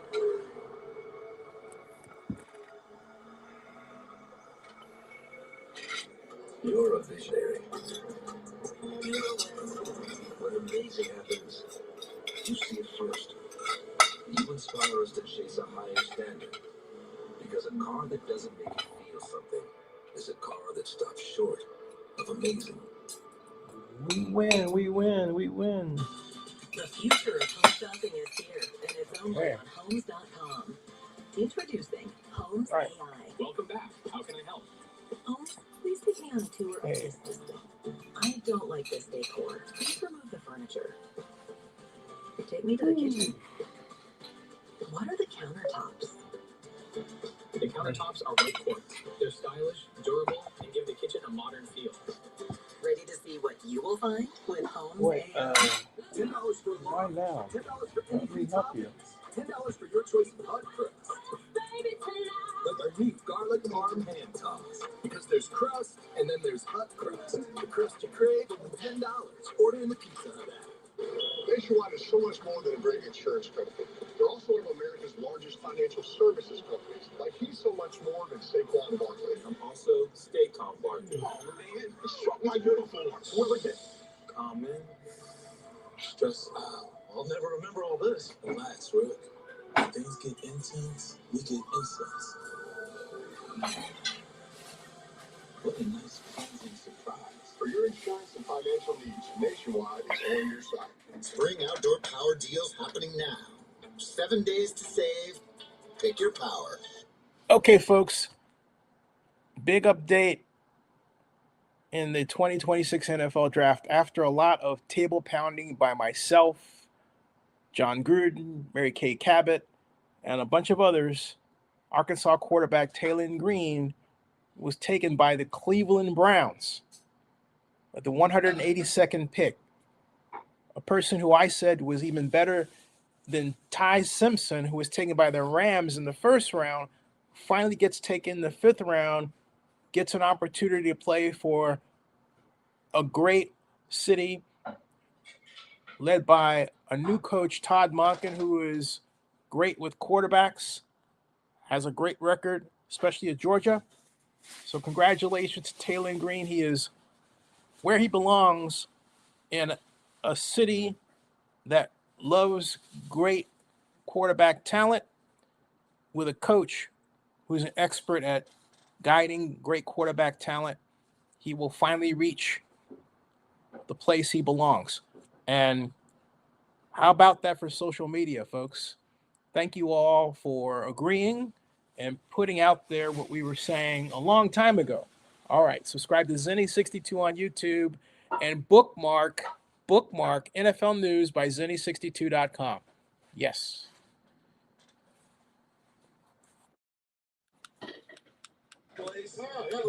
Ooh, we have a visitor here. We have a visitor. We have a visitor. Hey, hey, look who's here. Now, should I wear this hat, or maybe I Michael should wear? Dotterer. Should I wear Woohoo! this hat? I'm gonna wear this hat for How you doing, Zennie. buddy? How you doing, Zennie? Yeah, great to see you, my man. Hey, great to see you. This is what is this? Your 25th year doing the draft? Yeah, and it's also my first year not credentialed, even though I still have No, experience. you don't need to be credentialed. Look what you got. You don't. You can see more here than you can there, or being on site. Oh, I love being there. I love the draft I either know way I you do do. it. I I love the know fact you that you're do. here. Because you remember my first draft, uh, and you and I did that great walk. That was it. Was that your first draft? That wasn't that was my first doing it with a YouTube channel. That was Oh, 2006. I'd done it the year before, and then you and I met at the Tribeca Film Festival, and we took that famous walk to 21. Remember that? right. And you talked to me and my viewers, of which there are 62 right now, about being the roommate for Lyle Alzado. Remember? Right. Yeah, Yep. I remember that. that was something else, man. Hey, can you recount? First of all, it's great to see you, my man. Folks, you're looking at one of only 25 two-sport athletes in Stanford history, right? Yeah, something like that. 20, 25 to football and baseball. I think football and baseball. John Pay, by the way, John Pay did something I don't think any Stanford player's done. John Pay was basketball and football. Ah. Now your guy, who's the great Cal tight end that did basketball and football? He's in the Hall of Fame. Oh my goodness. He's in the Hall of Fame. He's in the Hall of Fame, and this should roll off my Zennie, tongue. you should know that. So bad. I should know And that. he's So on. bad. He's on. I think he's on Amazon. And I want to go to the internet and look, and I You can't. need to look. I don't caught wanna you. look. I caught you, Zennie. You caught me, Michael. You're the man. But I'm No. gonna look it up right now. Tell us. You know better than me. I don't mind. No. Well, I'll give you a hint. He's on Amazon. When Amazon has a football game, he sits. He sits on the far left, and on the far right is Richard Sherman, who went to Stanford. Oh, Cal. So you got a Cal guy. You got a Cal guy, tight end, great tight end for the Kansas City Chiefs. Yeah.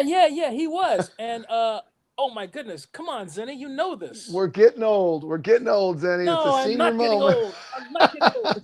I'm not getting old. It's just that not Andy. It was Joe, not Joe. Dog on it. And it's gonna hit me. And it's gonna hit me, and I'm gonna be like, wow. Well, here I can. Wait. You know what's great? Here, we're gonna get him. I'm gonna get him because he was. All I have to type in is Cal Tony tight end. Gonzalez. That's it. What an idiot I am. No, dude, you don't know how ridiculous this is? Okay, first of all right. This is how ridiculous this is that my brain didn't sink in. When I was writing for the Montclarian as a columnist, I covered Cal basketball.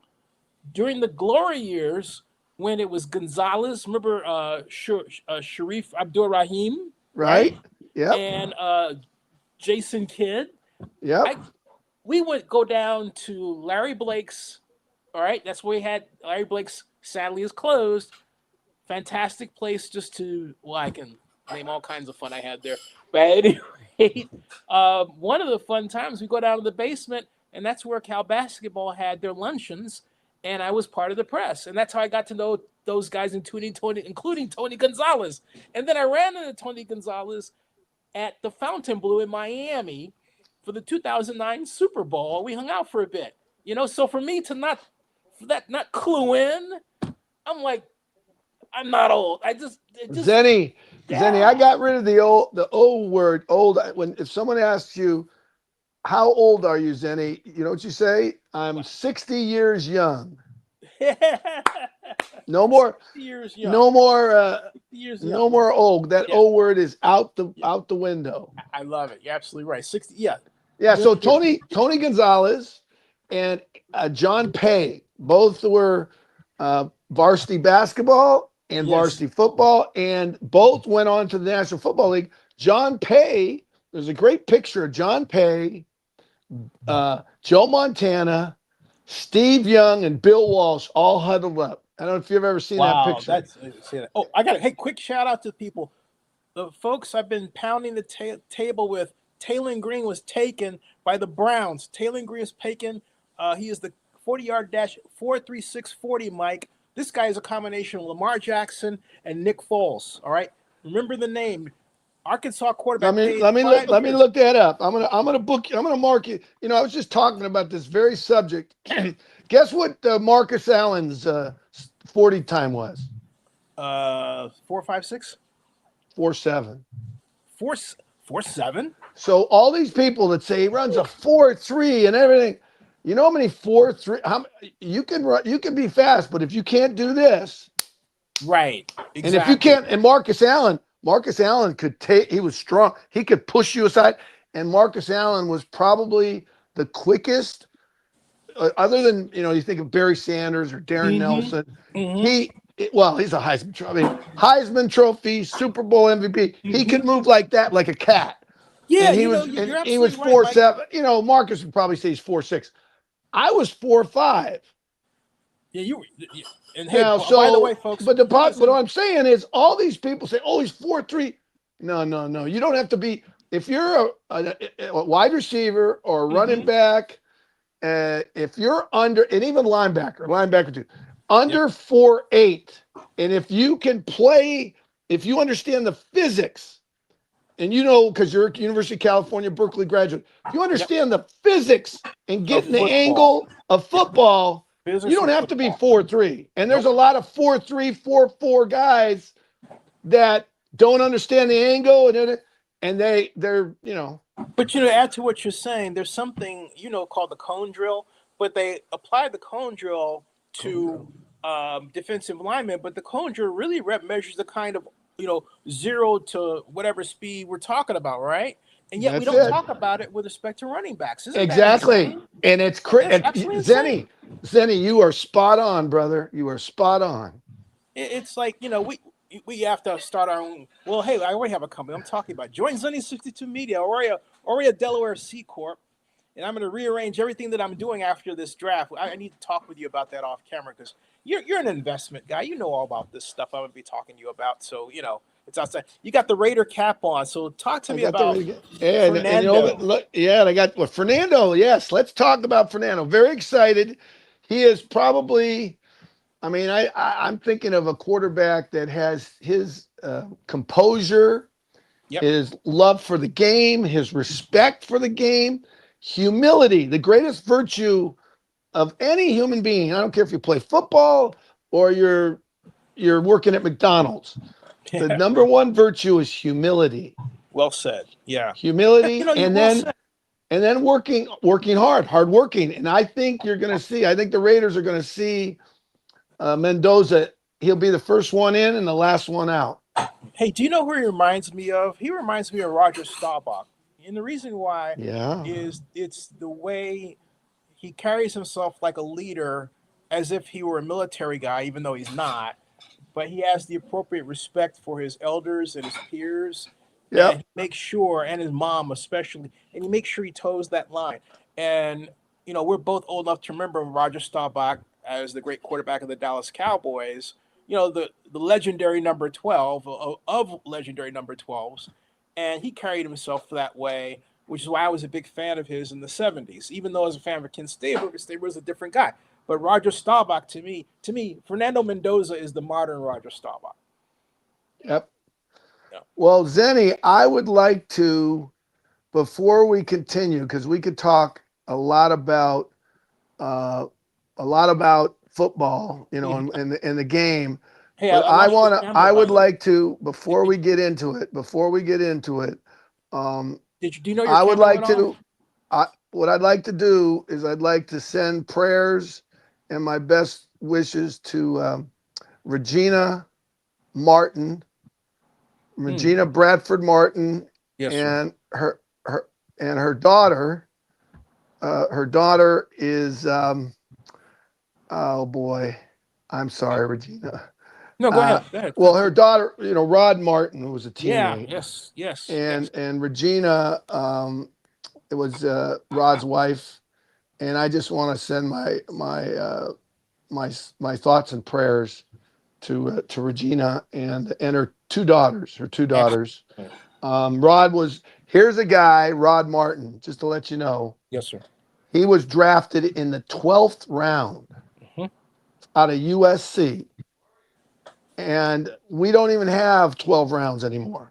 So he was drafted in the 12th round, and he was a two-time Super Bowl champion, a Super Bowl MVP. He intercepted 3 passes in the Super Bowl when they played the Eagles in 1980. Was that the year? I think the first Raiders Super Bowl Yeah. win, or Yeah. second Raider, Second. That was Super second Bowl Raider. 15. Yep. Yes, at Super Bowl 11. That was Super Bowl 15. Yep. Yep. And Rod intercepted 3 balls, Super Bowl MVP. And even better than that, he was a great person. He had humility. He would always be, I'm sure you got this talk with Rod. He would always be smiling. He was always up. You never saw him dejected. He was always smiling, greeting people. He would sign autographs anytime. He would never, because there are great players that don't sign autographs. And Yes. we don't need to talk about that, but no, Hollywood Henderson, he was like that. Yeah, I know. He told me. Well, I do know what the reason. Well, I can give. If people don't, a lot of the agents and the people that work for the, the companies that manage signings, they tell the player don't sign because the more you sign, the value of your signature goes down. Is that what it is? I think it has to do with economics. I remember when I met Gail Sayers, and he was one of my heroes, and kids came up to him and said, "Hey, Gail, can I?" And he said, "No, I'm not signing." And I was dumbfounded. And so I remember asking Ted Hendricks. I said, "What is that?" I mean, and he said, "Well, there's little kids that come up. It's not for them. They're gathering the signatures to go back and give it to the brokers so that they can sell the signature." So, hey, Mike, do you know your camera went off? Oh, it did. Okay. Yeah. I don't know what happened there, but let me go. Let me see if it comes back on. Yeah, now you're back. Yeah, cool. Yeah. Oh, okay. I was just I audio. You were hiding. I thought you were hiding somebody. Like, what's her name? Just kidding. No. But again, getting back to Rod Martin and his wife Regina and his 2 daughters, my heart goes out to them. He just passed away. I guess it was early last week. Last Monday. And I'm going to do a post today because Rod was drafted in the 12th round, and I was drafted in the 8th round, and so many guys who same draft. No, Rod's older than me, but there's so many guys that were drafted back in the day that we wouldn't even be drafted. We'd have to sign free agent contracts. And Rod Martin, 2-time Super Bowl champion, MVP Super Bowl, and today he wouldn't be drafted. And there's some players right now, because I think they're in the 6th round and 7th round. There's going to be some great players that are going to be picked in the 6th and 7th round. And speaking of great players, I think the Raiders might have a great defensive back that they just selected. Oh, are you kidding? Oh, and the reason I say that, Zennie, the reason I say that is I watched his tape, and you can look on your computer, look at the Raiders picks if you get a chance. Do you know who? Can you name the Raider picks right now? Not all of them, but I know. I mean, not all. Of them. Here, I'll do it right now. But anyway, I'm going to look up this fellas. I was watching his tape, and he plays defensive back. He plays the kind of like Ronnie Lott. He's not big like Ronnie, but he plays like a center field. You can tell his eyes are on the quarterback, and a lot of defensive backs don't do that anymore. They don't look at the quarterback. His guy, he's got peripheral vision. He looks at the quarterback, but he also has the whoever the intended receiver is, and he had some picks, interceptions. I said, I haven't seen that since Lester Hayes and Mike Haynes. Right. Oh, by the way, you're asking me about Raider picks. There's one I'm extremely excited about, other than Fernando Mendoza, and that's the great Golden Bear, Hezekiah Massis, who tell us. I know you've probably already talked, but educate me on Hezekiah. Oh yeah, Hezekiah comes from a tradition of great Cal cornerbacks, and he was our star this year, and he transferred to Cal and really had a dominant season last year for us, including, I believe, if I'm not mistaken, 3 interceptions, perhaps 4. I don't want to take anything away from him, but Hezekiah, I thought would actually go higher, but he had 74 total tackles, 4 interceptions, and he 4 interceptions, and he had 12 at Florida International before he came to us. He was first team ACC Associated Press, second team All American last season. So again, a line of, and you have to really credit Justin Wilcox for. I mean, Hey, all the things he didn't do, he did I without have doing to great I things. have to interrupt Zennie. Yes, sir. Why did you let Mendoza go? You mean Mendoza go in terms of mentioning him, or Just a second, Zennie. Mendoza was a quarterback at the University of California, Berkeley. right. No, okay, great question. No, And it's a you great question. It's a great question. You don't want to know why? We didn't let him go, and I'm glad you brought that up, Mike, because Fernando Mendoza is the focus of a split among Cal alums. Why? Because a number of us, including myself and Mike Silver, were under the impression, I think Mike knows better than I do, were under the impression that he was simply going to go, somewhere in Miami to be closer to his mom because his mom was sick. All right. And, how can you disagree with that? But then he turned around, went to Indiana, and it was kind of like, what? Right. And prior to all of that, there was talk of Cal promoting Fernando Mendoza as a Heisman Trophy candidate. All right. In the same year, he wound up winning it. Okay. So my point is that maybe, you can make a case that if he had stayed at Cal, we would have won 2 more games. And hey, we already went to a bowl game as it was, right? We went to the Hawaii Bowl. We didn't win it. We should have. Okay. We would have won it if he were on our team. And I believe we would have been in the college football playoff, or at least within smelling distance, rather than it being a dream. All right. But he left us. Now, did it work out well for him? Yes, it did. Obviously, it did extremely well. But I assert that he would have been a first round pick anyway, even if he had stayed at Cal. Well, I am just going to say what happens, unfortunately, if you had known that he would have a senior year like he had at Indiana, I guarantee you Cal would have never let him go. No, but see, here's the thing, Michael. There were a number of us who believed it was the talk was just wait till next year. Oh, no question, Zennie. You saw that. I understand. Yeah. You saw the talent, but there's enough people that said, well, if he wants to go, let him go. Pay for him. Okay. Hey, Zennie, All right. Let's talk about that right now, because your alma mater is I'm going to say it's the greatest public school in the country. In the world. More Nobel laureates. What is it? More Nobel laureates are at the University of California, Berkeley than. We have 32 top programs in the world. We have what was the first American home of theoretical physics ever, going back to 1932. All right. Right. We laid the groundwork for the H bomb and the A bomb, like it or not. That's our legacy. Okay. Right. Cal is so much in the heart of the development of American industrial society. There is even a particle called Berkeleum. All right. Wow. So I'm very proud of my association as a 7-year member of the Cal Alumni Association board, as you know, with Cal. You're on the board? I didn't know that. I was on the board from 1998 to 2003. Yeah. I was on the Cal Alumni board and the awards committee. They still should have you on. There's probably no one at the University of California that has as much knowledge of history as you do of your alma mater. Oh, thanks. In all honesty, I have to say a lot of people who really know a lot more than me, and I like Bob Haas. Like Bob Haas, for example. Okay, well. Okay. Yeah. Well, Zennie, I don't know Bob Haas. I know you.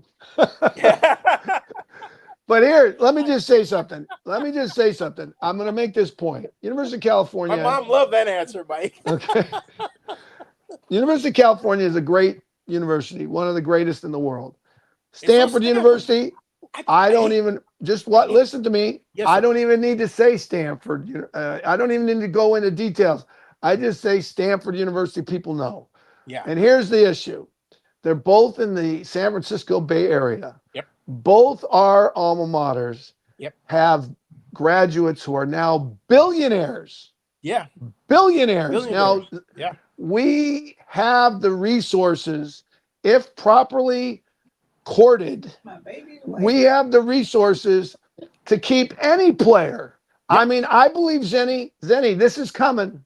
I believe you're going to see some players, whether at Ohio State, Michigan, Alabama, Georgia, Oklahoma, who are going to be making millions of dollars. And people are going to say, oh, you know what? You want to play on Sundays, the NFL? And they're going to say, you know what? I really don't. I want to play on Saturdays, stay right here in Ann Arbor and make millions. Yep. That's going to happen. That's And happening already. Oh, it's happening. And the Supreme Court, hey, it's a free market. Everyone knows professional. And I'm just going to say this to President Trump. President Trump, stay out of college sports. You don't know what you're talking about. Thank you. Yep. You do not know what you're talking about. You never played college athletics, and keep your nose out of college sports. Yep. Because it's free market, and I'm part of the College Football Players Association. Stay out of it, brother. Oh, hey, by the way, let me ask you, where is the path in developing union representation for college athletes now? Where is representation? Right, in terms of union representation. representation. The College Football Players Association is forming a union, and I'm going to predict in the next 36 months you will see collective bargaining. Wow, 30. That's not long off. Well, look how fast it's changed. Look how fast things are changing, Zennie. It's pretty amazing. And you know what? Yep. I'm starting to realize how powerful artificial intelligence is. And Mr. Trump, President Trump, ask artificial intelligence if you are qualified to talk about college athletics. Get on there and say, am I qualified, or should I get my nose in the College Football Players Association and start telling college athletes what they're worth? No, stay out of it. Though? You're right about the power of AI, because I had a code problem with one of my sites. I'm not going to say which one, but I was trying different code combinations to straighten out this problem. And finally, I thought, you know what? Let me turn to Google Gemini, and I asked Google Gemini to basically, I didn't ask it for a suggestion. I said, make the code. It made the code, and it worked like a charm. First test out, problem solved. Yep. How about that, right? But because it's a repository of what we know, and there's somebody in the world that's actually put the right answer there, and the computer took this code, put it together with that code, and said, try this. And I did, and it worked. Zennie, Google Gemini, that's AI. Zennie, when I first joined ChatGPT about 2 or 3 years ago, guess what the first question I asked ChatGPT? Who's Mike Daughter? No, I'm kidding. But you know what? ChatGPT knows more about Mike Daughter than Wikipedia. Yeah. Wikipedia, but Wikipedia is the Encyclopedia Britannica. Bye-bye, Wikipedia. You're going to see that happen where people are not going to Wikipedia. Wikipedia better start joining our AI, because they've got people that aren't on Wikipedia that should be on Wikipedia, and they're not. But in any event, getting back to this point about artificial intelligence, the first question I asked ChatGPT was the question that if we don't ask this question, we may not be playing American football. I'm pointing over there. We may not be able to play American football. And the question was how to prevent war. And Zennie, it came back, as you probably know, I studied political science at Stanford. Yes. Economics at Stanford. Then I went on and got my master's degree from the School of International Public Affairs at Columbia. And I again studied political science, economics, international affairs. And then I spent a year at the London School of Economics and studied economic history. I worked at the United Nations. Now, does that mean that I know everything? No, I don't know everything. But I'm telling you right now, ChatGPT knows more than any professor I've ever met on this planet. Wow. Collectively, you can't. and that's what the students are going to start to find out. That's why Peter Thiel said that college is a big ripoff. College is going to have to change their economic model. But in any event, He's right though. I got the answers from how to prevent war, and there were like 8 points. And I encourage everyone, because we're living in a time right now that's similar, Zenny. In 1962, there was the Cuban Missile Crisis. The year I was born. Right. The Cuban Missile. I was 2. You were born. And we're living in a time right now where people are talking about dropping nuclear bombs. Isn't that scary?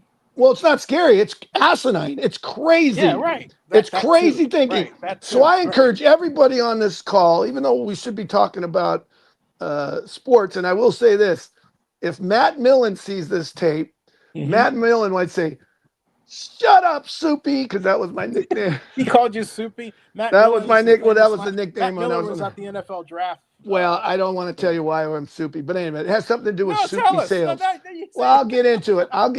if you. But here's the thing: we are in so many conflicts around the world, and we need to have peace, because if we don't have peace, you might be paying $10 a gallon by the end of this year, and people are going to get upset.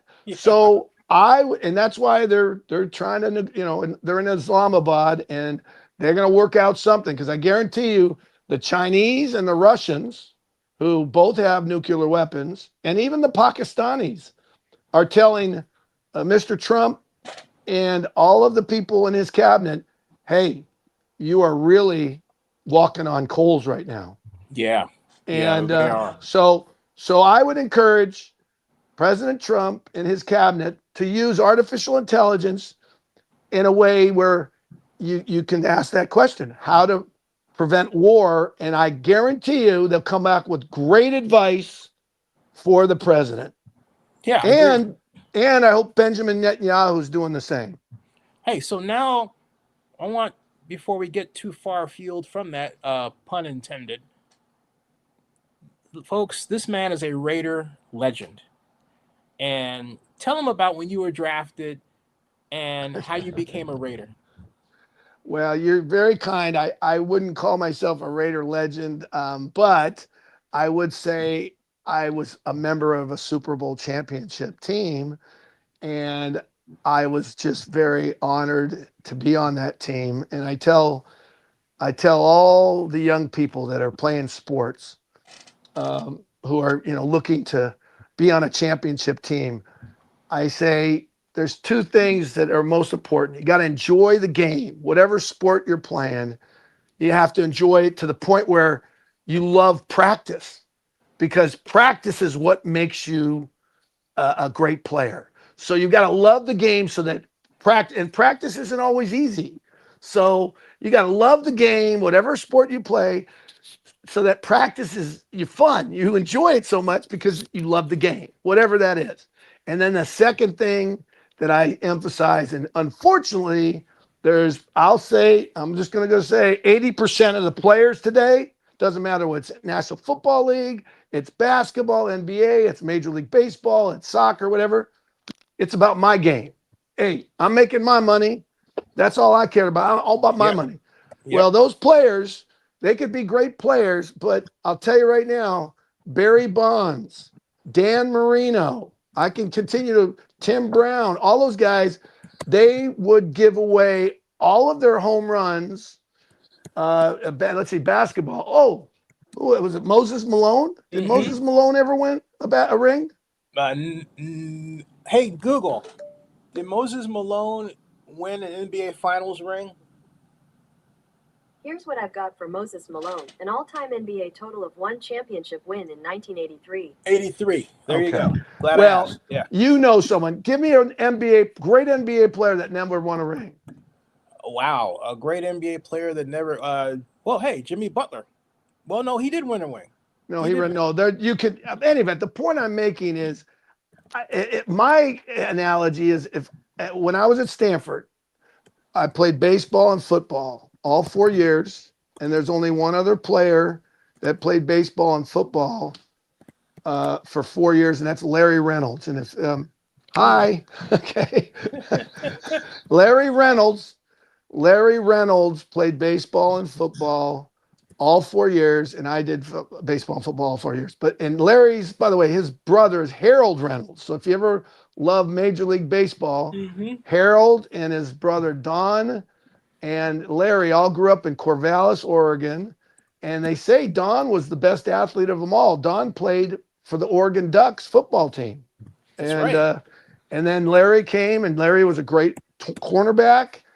And then he was a great baseball player. But I think he got hurt just like I did. He hurt his knee, maybe playing football, and his baseball career was cut short. And then Harold's famous because he had a long major league career, and he's a great guy. Someone told me that Harold Reynolds, if he ran for the mayor of Seattle, he was so popular in Seattle, Harold Reynolds, and you'll Yeah, see him on Major League I Baseball. met Harold Reynolds at, remember the restaurant 24 at what we used to call Oracle. We still call it Oracle Park. We used to call it Pac Bell Park where the Giants played. I met Harold Right. Reynolds there, stand-up guy. Really Yeah, enjoyed talking to him. great guy, and a great player, and and the Reynolds family. They, as I said, they grew up in Corvallis, Oregon, and their parents. That's the one thing. I had a chance to teach the last couple of years. I was teaching in upstate New York, and what I learned is the first teachers. It's critical are the parents. Oh And yeah. if it's not the parent, it's the aunt or the uncle or the guardian or the grandparents or someone like Mike Tyson, for example. He didn't get along with his parents, but it was who was the guy that was so instrumental? It was like his guardian, Mike Tyson's Mike. guardian. You know, Yeah, you you're just talking about he passed away, and and famous and Mike, that was his mentor. Because so you have to have some. It doesn't have to be your mom or dad. Sometimes that's a tragic story, but you have to have someone that's helping you, guide you, because those are but the first teachers. before he gets away from me, you were asking me about Mendoza with respect to Cal. But let me throw a statistic at you. A fun fact. Fun fact that both Stanford and Cal had the two top players in the draft, Mendoza and Dave Bailey, who was played for Stanford before he transferred to Texas Tech and became the Jets pick. How about that? Right? Yeah. And so Well, basically, it's a chance yeah, that Dave Bailey sacked Mendoza when Mendoza was at Cal playing Stanford in the big game, right? We got yeah. the, Well, that, now we Zennie, got. How about yeah, that? yeah. Well, Zennie, today with the transfer portal, I mean, I think actually as a high school student, I played for 4 different high school football teams. Wow. I played in Sacramento for Rio Americano High School. I played in Reno at Reno High School. Then I spent my junior year playing football at Mater Dei High School, which has produced Legendary. Mater Yeah. Dei's produced Legendary. 3 Heisman Trophy winners. Mater Dei, Yep. 3. Yep. And then my senior year, I played at Edison. Now, I would ask you, Zennie, do you know anybody that played for 4 different high school football teams? No, I don't. You're the first. And the thing is, the reason I bring that up is today there are probably some college players that are on their 4th team. That's true. But hey, let me So, ask you though, what do you think about the money that's coming to high school players? High school, I mean, not just men either, women too. Women are oh yeah, cleaning up, like Livy Dunn, headed off yeah. to college Well, and she's a millionaire and she's now at UCLA and she's raking in the yeah. dough. It's like wow, as a gymnast. Zennie, Zennie, we have a model for that. They just need to go to Hollywood Which and say see model?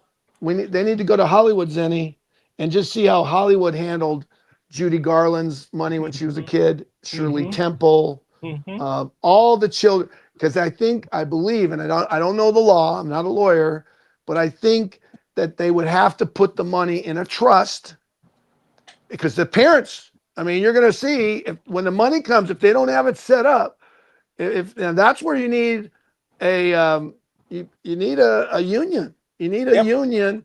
A college football players union needs to set up a system for the high school kids to Mm-hmm. protect the high school student athletes from, and I'm just going to say, their parents poaching, because that happened in Hollywood, Zenny, and they came up with laws. I don't know the history, but I think if you were a child actor, that money had to go into a trust. Parents couldn't touch it. Wow, you're absolutely right now. Yeah. Even though parents did touch it. I mean, there were parents that did, I'm sure, a lot of under the table stuff.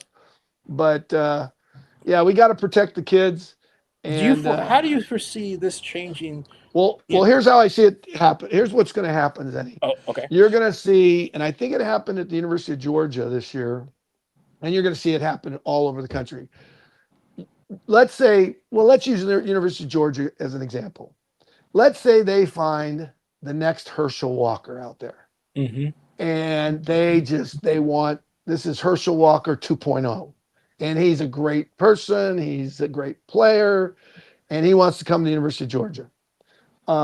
University of Georgia, in my opinion, should say, hey, Herschel 2.0, we want to sign you to a contract. We're going to give you a $10 million bonus, and we're going to pay you starting your freshman year, because you'll play, because you're Herschel Walker 2.0. We're going to pay you $1 million your first year, and then we're going to incentivize you so that you can make, actually, I'd like to say you can make as much money as a running back in the National Football League.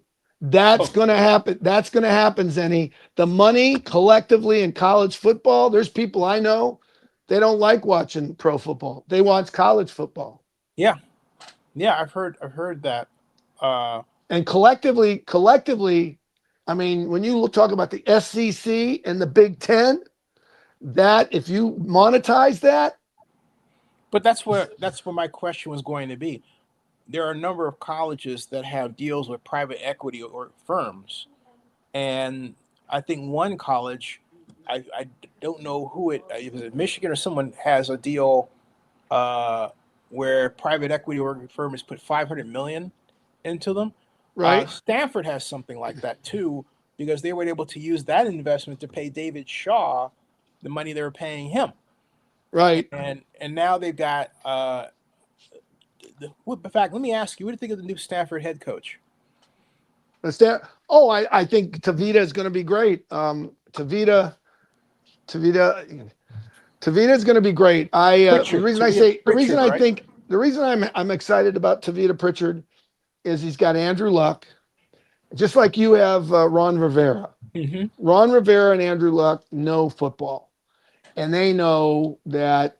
I mean, I know Andrew Luck knows that you're only as good as your assistant coaches. Mm-hmm. So Tavita is going to surround himself with hopefully great assistant coaches. And I don't know all the assistant coaches that he has, but I look at their bios and they seem to be, many of them, outstanding. And as we know, great players don't always make great coaches. And I could give you some examples of that. I mean, there's some great players and then they go into coaching and it's a whole different ball game. So, and that goes for not just football, but basketball and baseball as well. So, any event, I think Andrew Luck and Ron Rivera, they both know what it takes. You got to have a great coach, and that coach doesn't necessarily need to be a great teacher, but he needs to be a great organizer and communicator. And that's what Jimmy Johnson did at the NFL level. Well, he did it at Miami, and he did it. I first met Jimmy Johnson at Oklahoma State, and he knew how to motivate. He wasn't an X and O guy, but he knew how to motivate his team to get up for the game, because football is an emotional sport, and it's a physical sport. It's the most physical sport, other than rugby, which is very physical. Those two sports, rugby and American football, are the most physical sports, and you have to get up for the game. You have to have the mental approach. That's why you can have great athletes, and when you get to that level, everybody can play. The differentiator is the coaches. And can the head coach get the players to focus? And it gets back to team.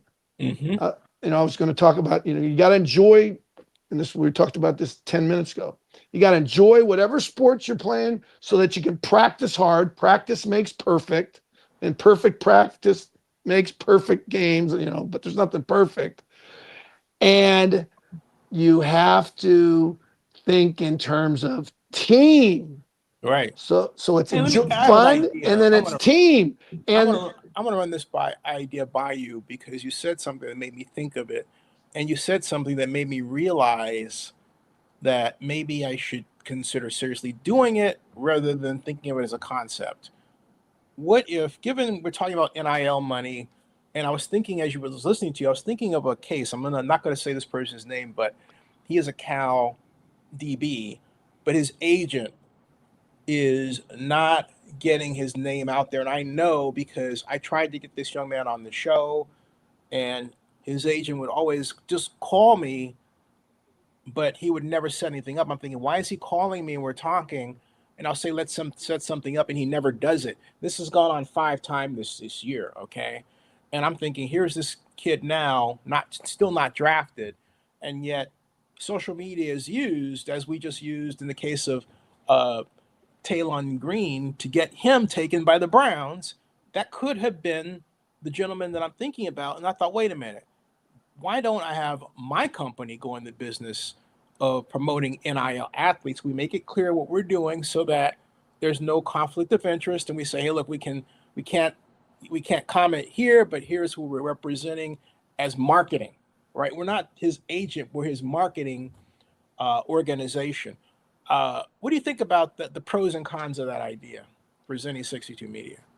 well, I think Zenny, what I would like to collaborate with you is I'm starting an organization called Center Field Academy, and it's not just baseball, but it's American football, Mm-hmm. it's softball, ice hockey. Doesn't matter what any sport that and actually it can be golf. That's the one thing Tiger Woods that I learned from Tiger Woods. He said, "Hey, people think golf's an individual sport." He said, "No, I've got my caddy, I've got my nutritionist, I've got my a person that gets me stronger, I got my parents." And Tiger took the concept for me. It's that every time any athlete needs to think in terms of team, Mm-hmm. and that begins at a young level. I'll say from the age of 7 to 12. So what you're talking about, and what I'm working on and doing right now is connecting with parents or aunts or uncles or grandparents or guardians of young kids between the ages of 7, 12, and I say 7 to 12. It could be a little older, it could be a little younger, but that is the age where the kids are most impressionable. And if you can get, here an example. Here's a tennis example. Bjorn Borg, when he was a young kid, probably 8 years old, Bjorn Borg would throw his racket. He'd pout. He'd cry. So his parents just took the racket away. His dad said, "Okay, you're not gonna play." And he loved playing tennis, but he said, "If you're going to behave that way, you're not playing." And so after probably a couple weeks or maybe a month, I don't know how long, but he said, "Okay, Dad, I won't throw my racket anymore." And he never did. And I loved watching Bjorn Borg. He comported himself. Yeah. He was a little bit different than John McEnroe. But that's an example. And again, tennis is a team sport because it's you have a nutritionist, you have your strength coach, you have in tennis, you look at the box and you've got the coaches, two coaches. The tennis players look up at the box and trying to get hand signals. Yeah, my mom and I watch the tennis channel. We see that all the time, right, Mom? Exactly. I mean, look at Serena Coach in the and box, tennis. Yeah. look at the Williams sisters. I mean, their father did a great job teaching them. So getting back to what you're talking about, I believe, and that's why Zenny, you and I can collaborate on this. Yeah. We have relationships with people, and we want to Mhm. get to people who have children. And I say children because that's when they're most impressionable. Unfortunately, when they get into high school, it's tough, and that's Mm. why. And if a kid really wants to be part of and he really wants to improve the game and wants to listen, then maybe. But a lot of times their character and their mindset is already formed by the time they get to high school. Mm-hmm. So, and we talked about this earlier, the idea of team. I would give away every touchdown I scored at Stanford, sit on the bench, never play it down for a Rose Bowl victory ring, Rose Yeah. Bowl championship. Yeah. Ring. And I would give up every base hit I hit. I would give up I'd be sitting in the bench, never play for a national championship baseball ring. Wow. Because you know why? This is why. And I'll put the ring on Mm-hmm. because look what I got, Zenny, and you know this. And this is thanks to Marcus Allen, who ran a 4.740. Marcus, if you're there, but this thanks to Marcus Allen. Yeah. I have this. Let me put that in solo layout so everybody can get a shot of that. Hold on a second. So this is what it's about. It's about, are you on a Super Bowl team? Are you on a World Series team? Are you on a Little League World Series team? Are you on a high school championship team? Are you on a high school basketball national championship team? Whatever. Are you on a college? Did you win the national championship in college basketball or whatever? Are you on the gymnastics team? Stanford Gymnastics just, I believe, won their 5th consecutive national championship. Hold that up. Hold the ring up, please. Yeah, there you go. Did you know that, Zenny? Stanford Gymnastics won the men's. Yeah, their I did. 5th, Yeah. Mm-hmm. 5 consecutive national championships. That's unheard of. That's like UCLA basketball. How would you have liked to, Zenny, if you and I played basketball, to be on a team when John Wooden coached? 11. Hey, Mike, do me a favor. Hold the ring up again. Tell them about where the ring is from. This is Michael Daughter. Go. Okay, the ring is fun. In 1983, they had the NFL draft. Mm-hmm. And the first pick in that draft, like Mendoza, was my teammate, John Elway. And John, I was very honored to play with John. He was one of the two athletes, the two greatest athletes that I ever played with were John Elway and Marcus Allen. Right. And Jim Plunkett was a great athlete too, but Jim was not John Elway. John Elway was a running back in Pop Warner. John Elway, I encourage everybody, if you can, watch the documentary on Netflix called Elway. Have you seen that? Yeah, I've got that. I haven't seen it. I'll watch it. Oh, Zenny, you got to see it. Because Zenny, they got a little segment of that where the band comes on the field. So you'll like that. Have to watch that for for posterity. Yeah. But in any event, so I was drafted. Hey, keep holding that ring up as you talk, by the way. There you go. Thank you. Well, my arm, I don't have the same strength. But in any event, here, I'll do this. You know what? We'll do this. I'll just do the camera. Let's see if I can do this. See if I can hook the camera down here. That's a good idea. Okay, we'll just do this here. Is this the camera? Oh, well. Zenny. Yes, sir. Any event, let me just give you this. So John was the first pick in the draft. Mm-hmm. The first pick, just like Mendoza today, and then we had Chris Dressel was drafted high. We had Chris Rose, one of our offensive linemen, was drafted. Chris Rose, yeah.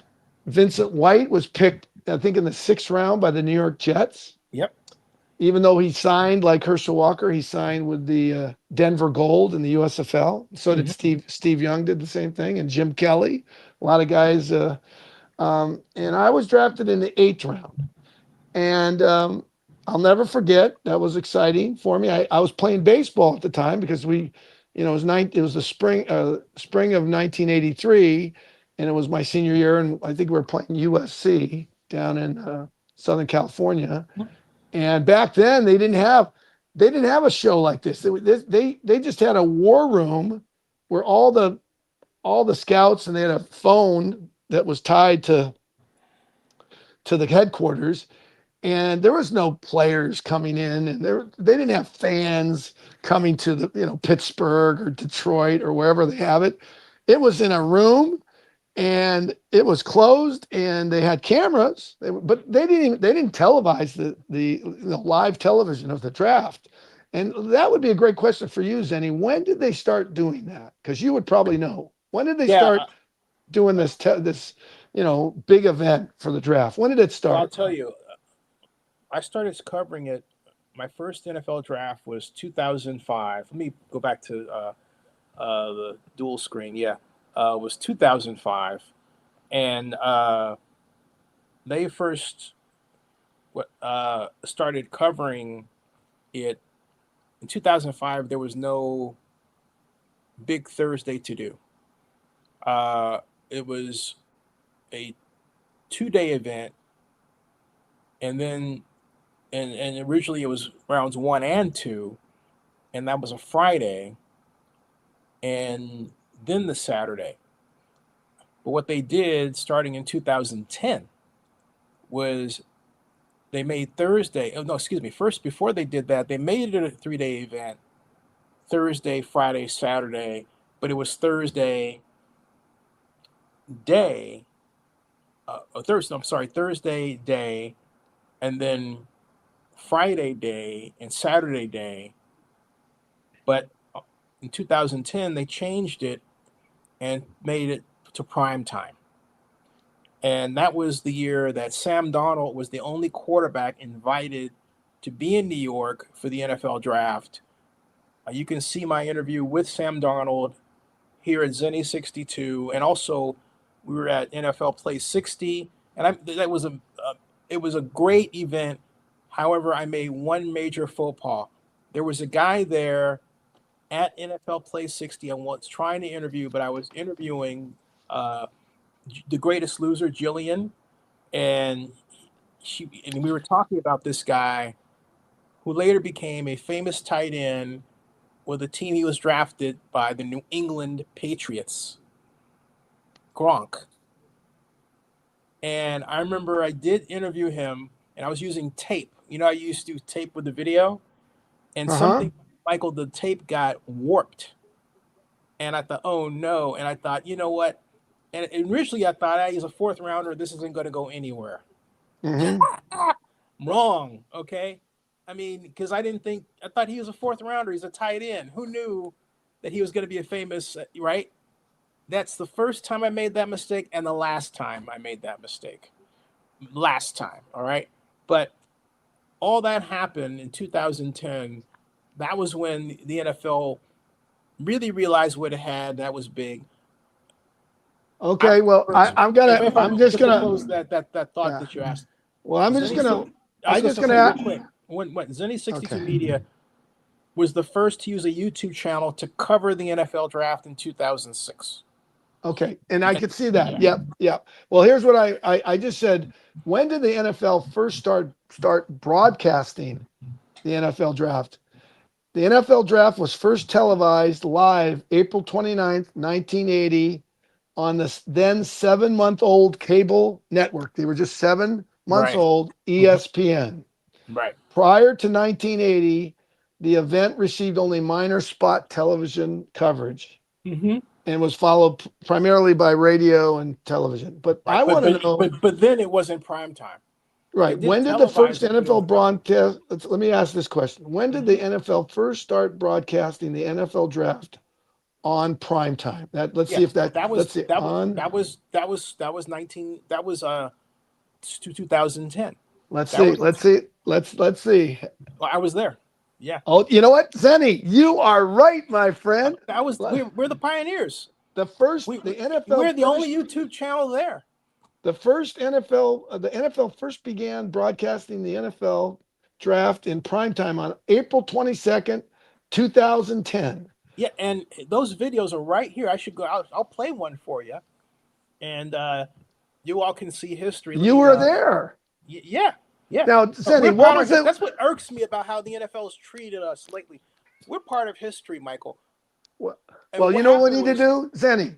You want me to call Troy Vincent? I'll call Troy Vincent. Yeah. I'll call Troy because I got his number, and I got to call him anyway because you know where the Super Bowl is going to be this coming year?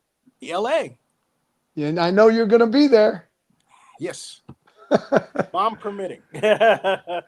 Right. But anyway, Zenny, you're absolutely. When did we film video that thousands That of was people have seen it. that was Where 2000. I'm gonna go and I'm gonna show you that. That was 2006. So first I'll get so the that was video. before they started broadcasting Right, prime time. prime time. Oh yeah. That was Oh yeah. wow. Uh-huh. Well, Zenny, you might have helped bring prime time to the NFL draft with what you were doing. Well, they had. I remember ESPN got mad. I was on the main floor um, for the draft, and I don't know if you remember Bert Sugar, the famous boxing journalist. Yep, I remember him. I interviewed him, and Okay. right there on the floor, he was talking to me about Klitschko and how Klitschko punched and everything, and that was 2006, and then 2007 I was there again. 2008. And they pushed me to the Grand Lounge. I was really upset. And I realized after 30 seconds of being really upset, hey, wait a minute. The Grand Lounge is where the press conference is, so all the players come to me. So guess who got all the players on YouTube first? Me. And that went on for several years, Michael. And it was, Wow. and yeah, it wasn't until I would say 2015 that the NFL realized that YouTube was this big thing that should be paying attention to, and so they had Brian McCarthy shadowing me. Actually, started shadowing me in 2014. He was then and still is now the NFL spokesperson, right? Yep. Uh, and so, uh, but in 2006, here is where you and I, will grab it. So stop screen there, and then I'll share screen, folks. Here is the legendary Raider legend Michael Dodderer in New York City with yours truly on the way to 21. Remember that, Michael? I'm gonna have to change the Yeah, I think I started my new hairstyle that weekend. so that you can hear this. And here is the legendary Michael Dodderer right here, folks.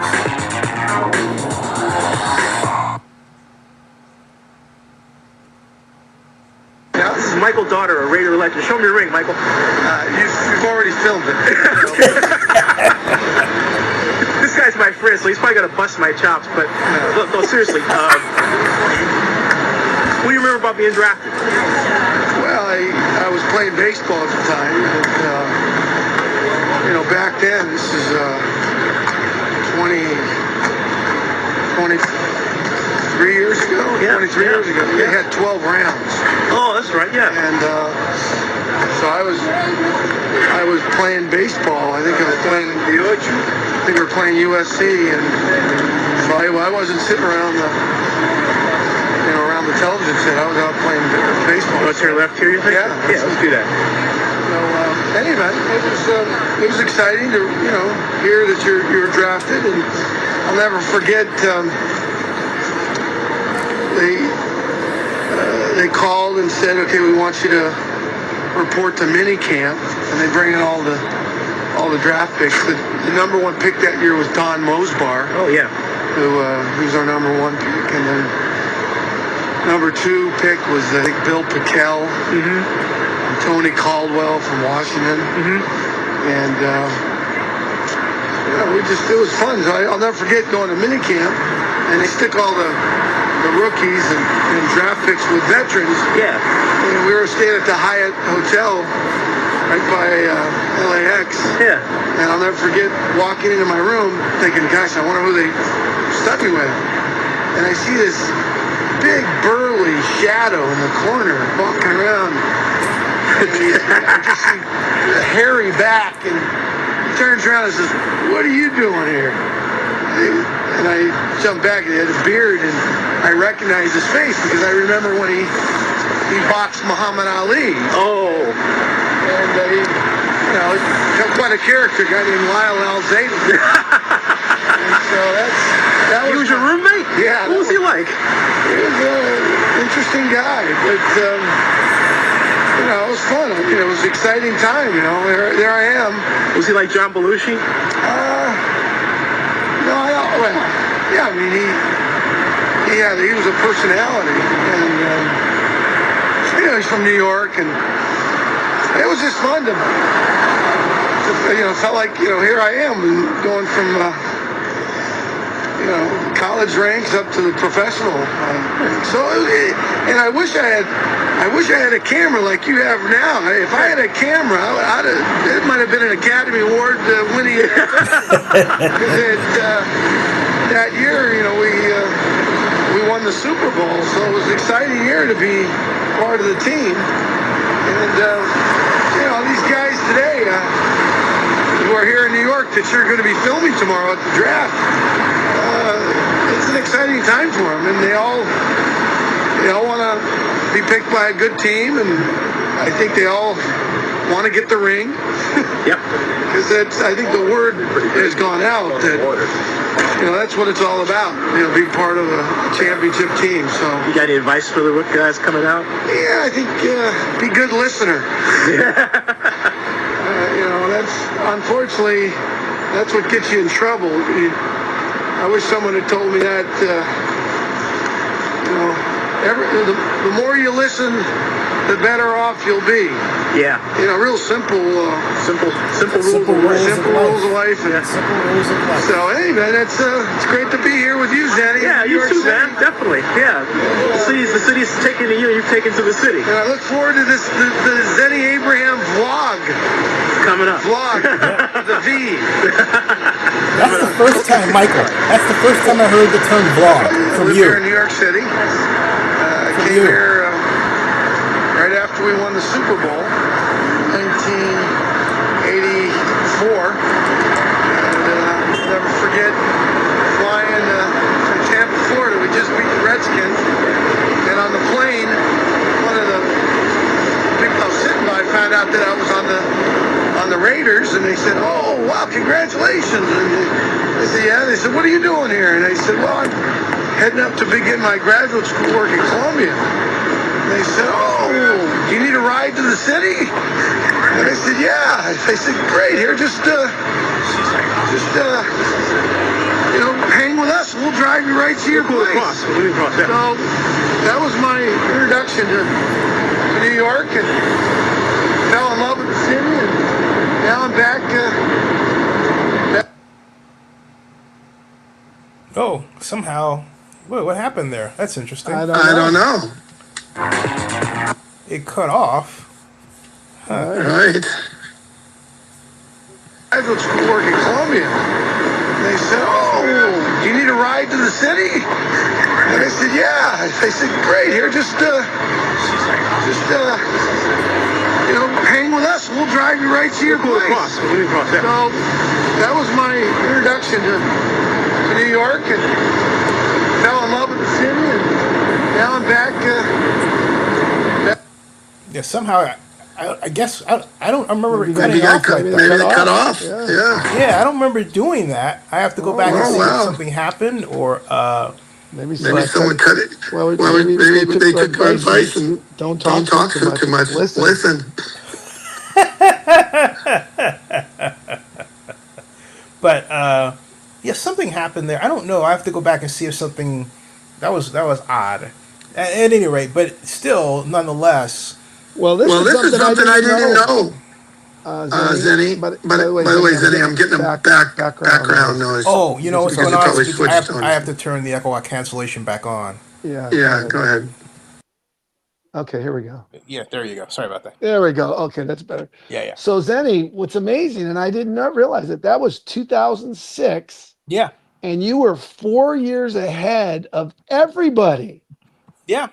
And that's why I got to call Troy Vincent. I got to tell Troy, we've got one of the first journalists to promote, and for whatever reason, he's a vlogger, the first vlogger. I know. Yeah, first. Michael, hear me.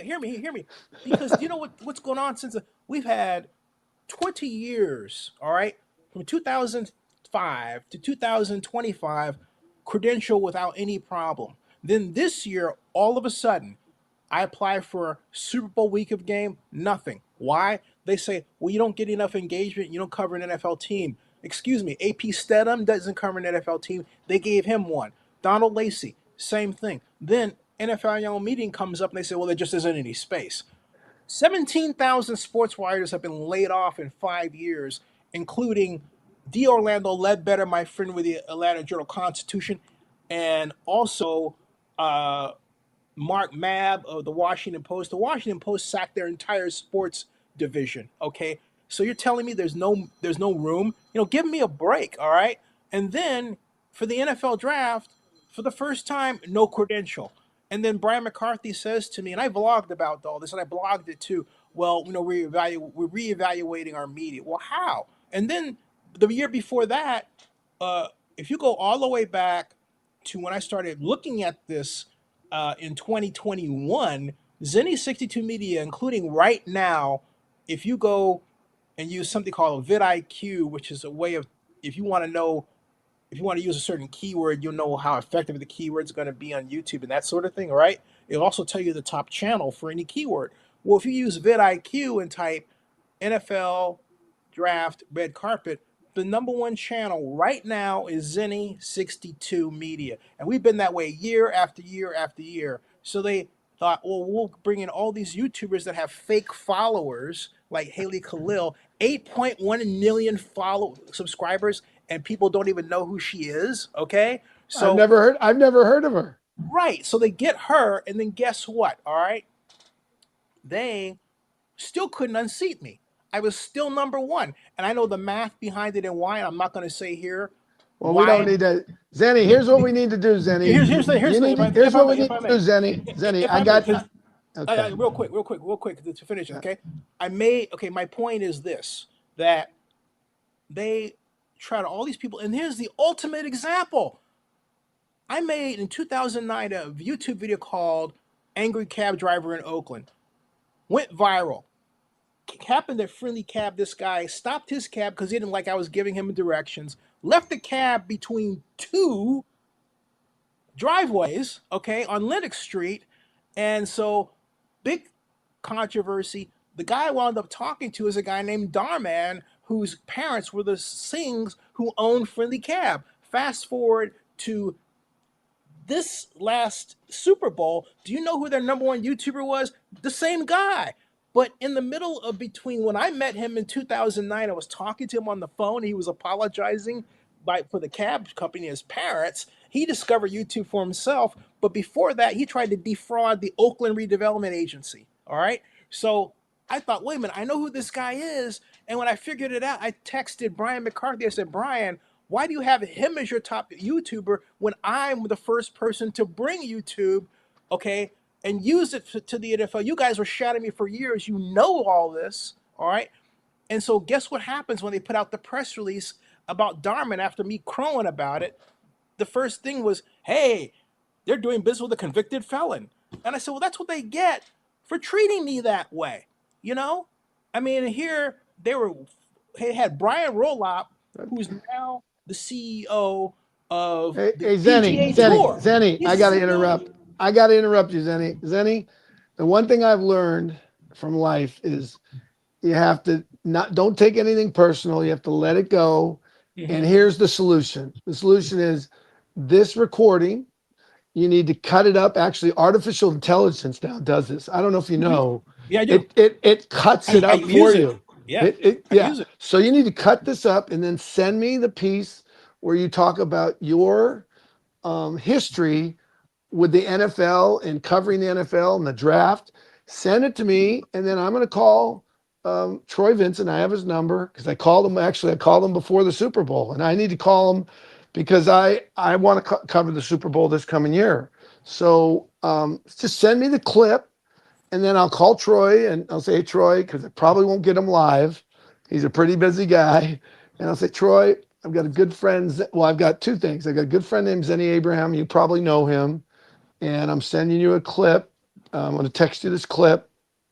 So keep it short because you can't text large files. The best clip out of this, I mean, or whatever I can forward, or if you could compress it. And then I'm just going to say, Troy, what you know this because Troy, you're a marketing guy because he's a marketing. He knows how to market.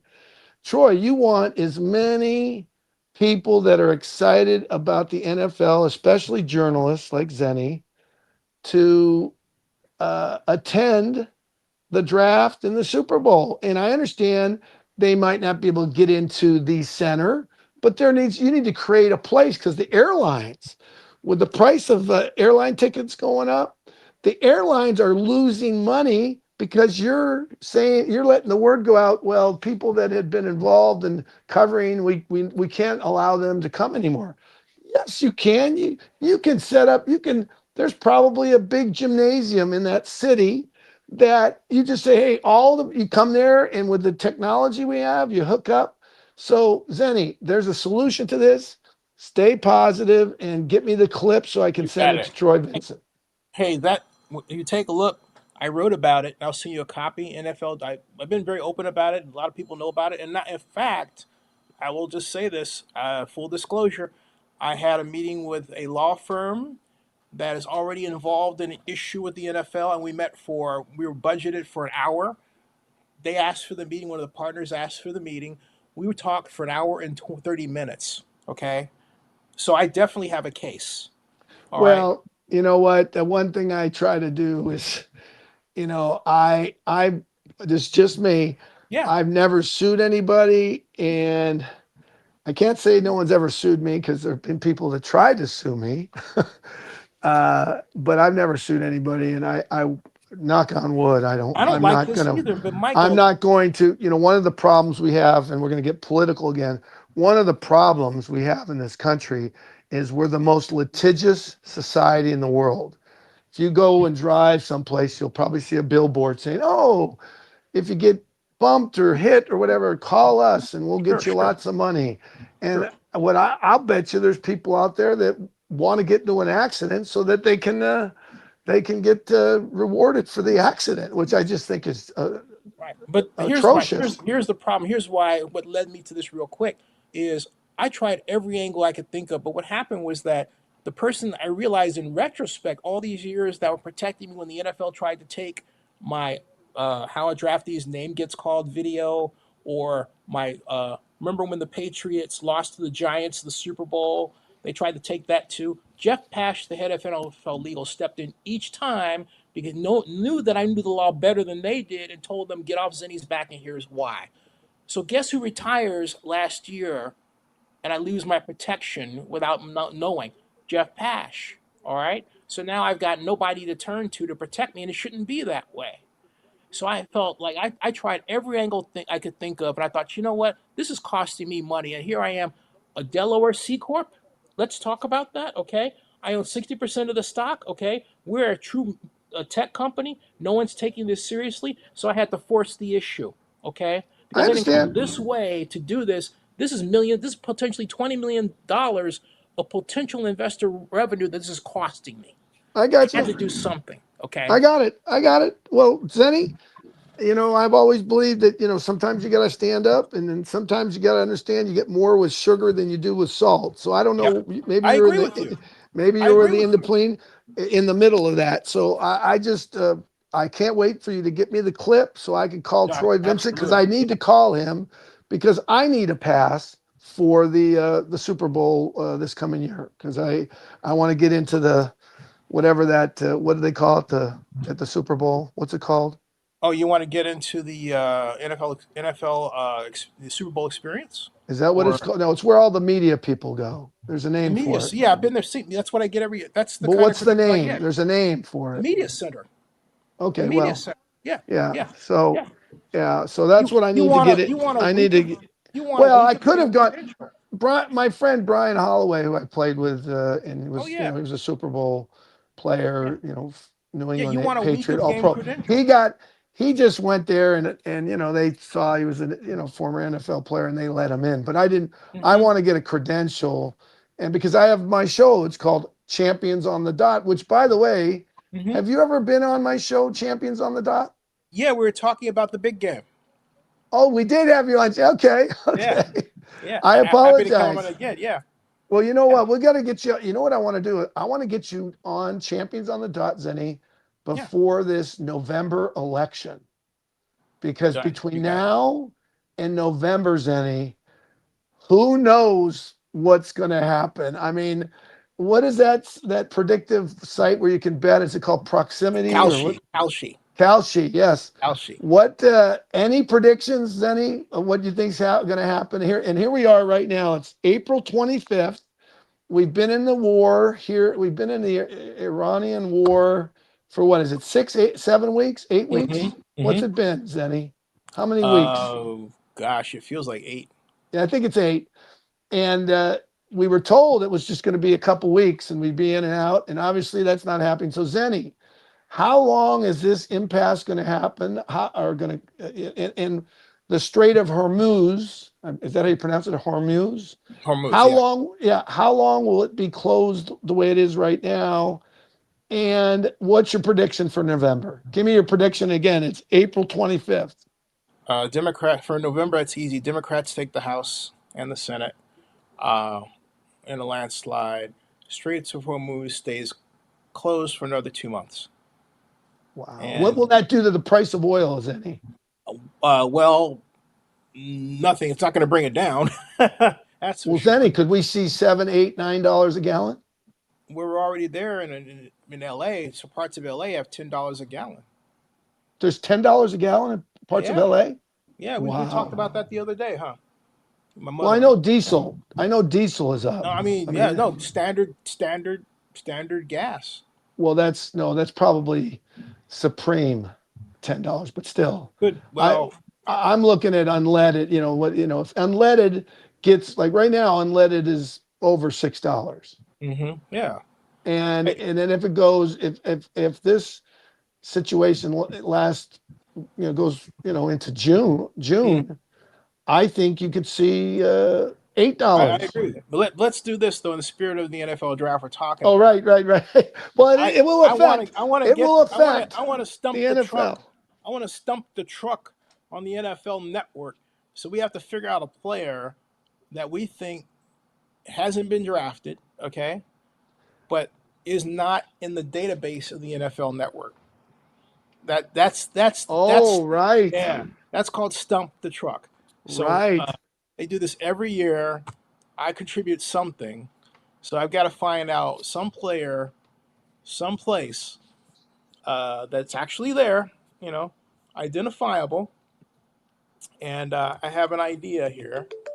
I'm going to check out my San Jose or Laney College, maybe. Yeah, Laney College. Laney College players NFL eligible.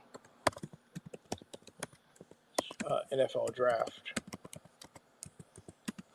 eligible. Okay, Laney College NFL draft eligibility. Didn't come up there. Try it again. College NFL draft 2026. Prospects. Don't know that we have any.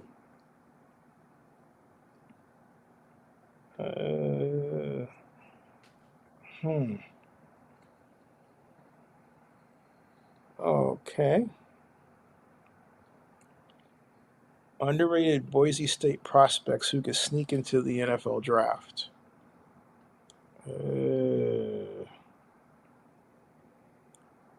They're definitely going to have them. Boise State, forget that. Oh, how about... you still there? I'm here. San Jose State NFL draft. Let's see here.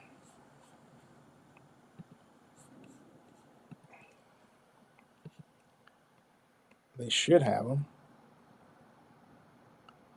Okay, here we go, Zenny. I just asked the question: what player has not been drafted yet in the NFL draft from a small Division III school? Okay. So let's see what comes up here. Tell me, and I'll tell. Here we go. There are no widely confirmed Division III players drafted yet, but here are some notable ones. Monty Quinn, running back from Curry College. Monty Quinn. Monty Quinn, Quinn, Quinn. from Curry College. Spell Curry. Curry. Curry College.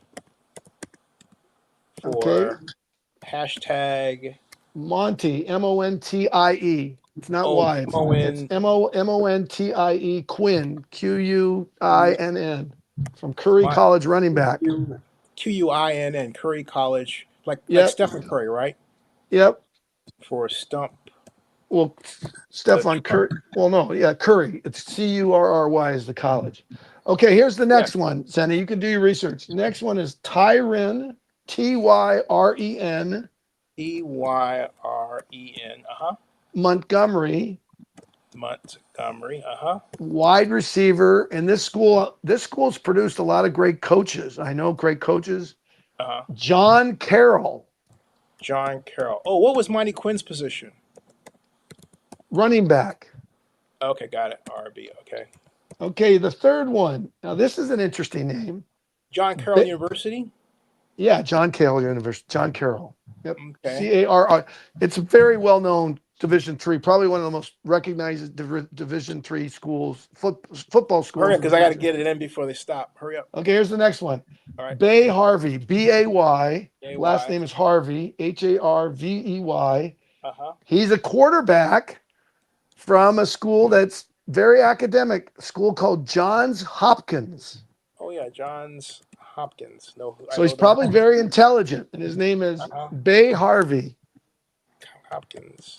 And the final one they give is Giovanni Kennedy. And spell Giovanni. Giovanni, Giovanni, with two N's. Kennedy, just like John F. Kennedy. And he's an offensive lineman from another school that I recognize, Mount Union College. Mount Union, M-O-A, Mount Union, 2 words. Yep. Wait, hold on a second. Okay, let me get this. And the guy they say. Wait, because I got to make this. I got to get this in. Mount Union College. Mount Union, 2 words. M-O-U-N-T. Union. No college. Oh, no college. Well, if I look up Mount Union, Zennie, all you have to do is look up Mount Union. Here we go. We'll go to Mount Union. Right, but I'm trying to type this so I can get it under. I got it. Mount Union. Broadcast going, so that's what I'm saying.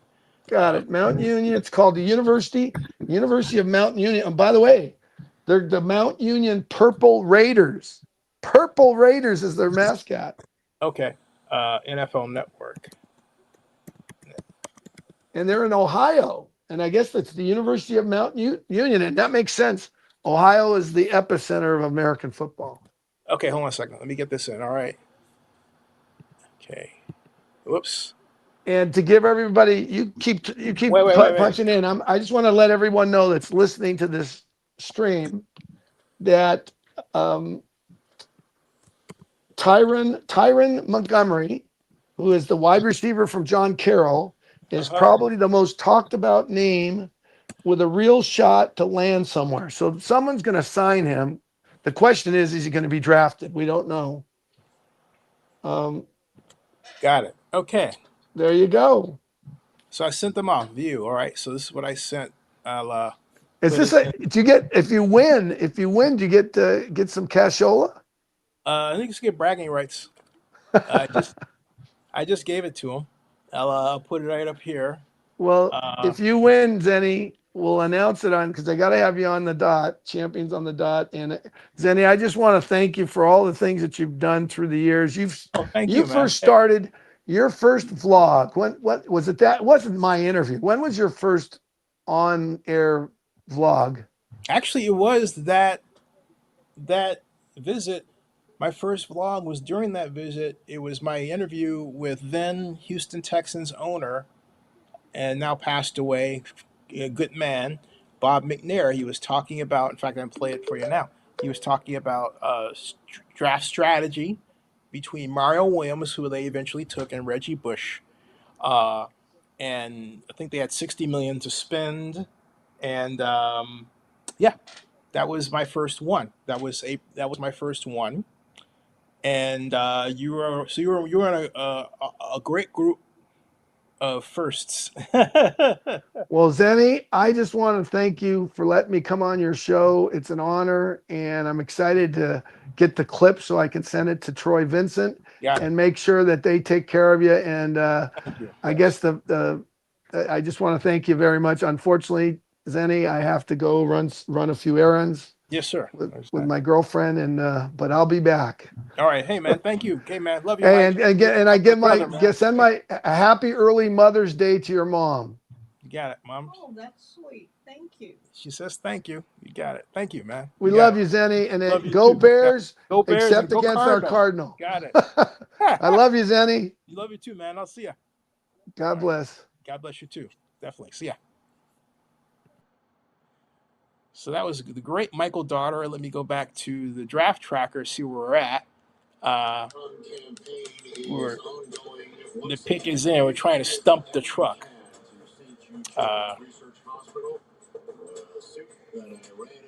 Let's see here.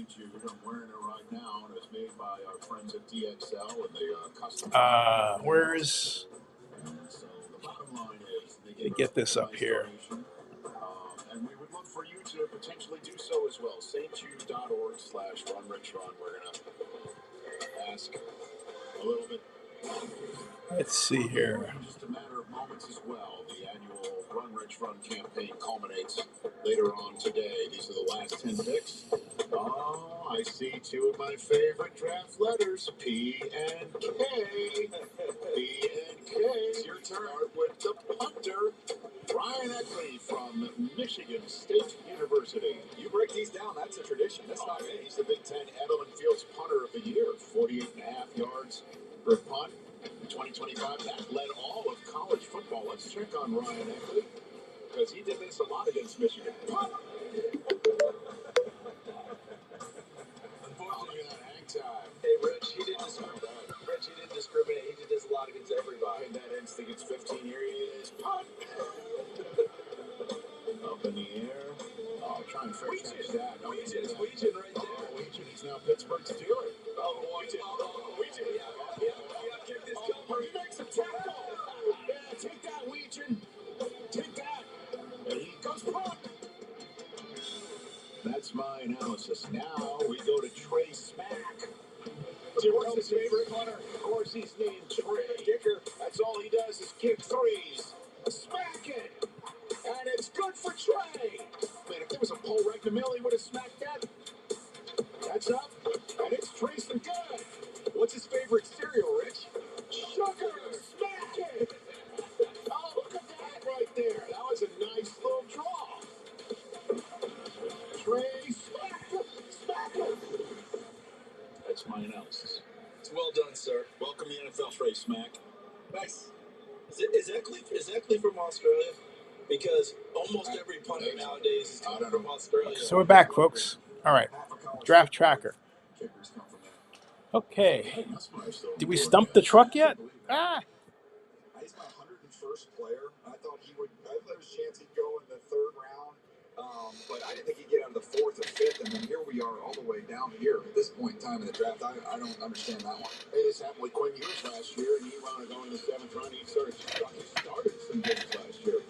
Out of necessity. Absolute necessity. Ooh, okay. I'll be right back, folks. I've got to use I'll be right back. Okay. And he had Purdy sitting there for all that time. But when did he tell us they did? They worked it all the way through. Sometimes these guys are wanting these quarterbacks to keep going and try to get them later and later. He talked about trying to get Purdy in free agency and then drafted him in the 7th round. So maybe there's some of that going on with Garrett Nussmeier right now. Which I have a gentleman who told me this is the most volatile quarterback prospect. In other words, boomer bust, but certainly you would think that by the 7th round, Garrett Nussmeier would go. He's still has a little bit of a medical issue, a second surgery, first surgery to correct it is possible. It is a cyst on his spine. Essentially, this was the thing that was kind of mysterious for most of the season, causing him some pain, causing him weakness in what they thought was his oblique. And if you watch a 2025 tape, I know you guys have scoured it, looked like a different player than when he seemed like a top prospect in 2024. Those are among the things teams are really trying to sort out. But you're right. I mean, this certainly you would have thought he'd be off the board by now. I was keeping an eye even on New Orleans, where his dad's the offensive coordinator, but you look at what they've already done. Bring over Zach Wilson. They've still got Spencer Rattler there to go along with Tyler Shuck. So now they've got a pick coming up here, but that was I perked up a little bit of saying maybe at some point in time New Orleans just like, we'll take him. And some people they know him better than anybody, obviously. And some people still shy away from the dad dynamic. Yeah. You know, some people are just like, that's not good for us, so maybe that's probably play too for Nussmeier. So we're making our way towards pick 257, which is the end of the National Football League draft. Hey, listen, Mike, you and I, we see the same, right? Breaking down kickers and punters. And there's nothing, I agree with you. I love doing it every draft. Nothing like punt and smack. What more do you need?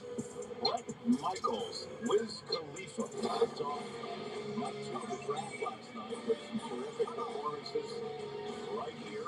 Both gave users nothing but a good time, and the black and yellow faithful were even treated to a special combo performance of Sweet Home Pennsylvania.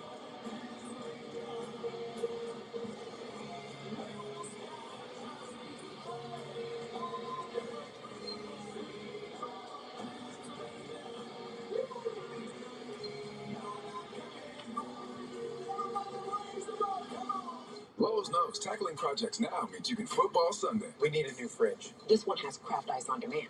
More ice than me? 4 kinds of ice, actually. Gonna need a bigger bucket. Like this one? Do you always have 2 bucket chains? I do. Turn up your summer with Twisted Tea Hard Iced Tea. Twisted Tea fans love the smooth, refreshing taste of Twisted Tea Hard Iced Tea. Made with real brewed tea and a 5% kick of alcohol. Twisted Tea Hard Iced Tea. Keep it twisted. Lights on. I didn't understand you. Lights on. Morning. Hello. Black coffee, no sugar. Enjoy coffee. Instead of building new ways for machines to talk to people, Chase is building new places for people to talk to people. Hi, welcome in. Hi. With tech that's actually helpful and 5,000 branches in 48 states. Chase, make more of what's yours.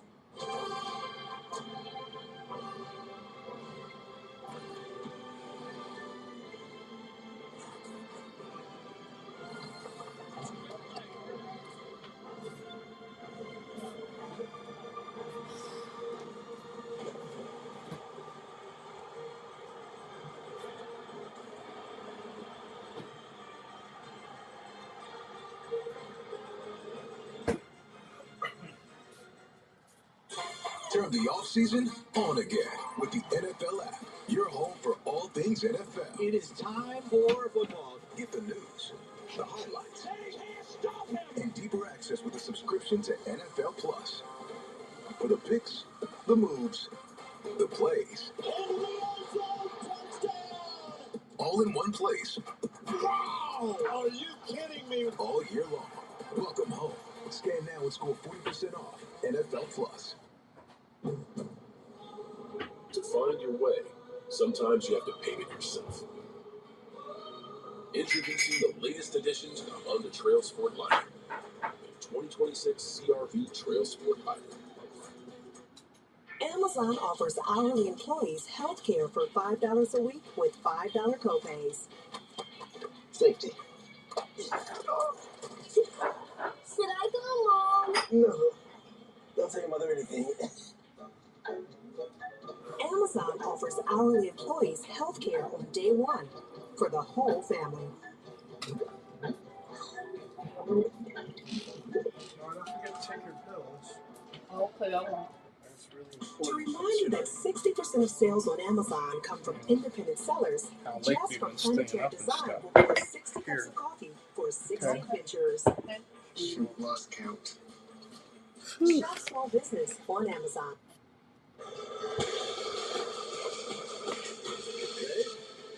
The last 10 picks.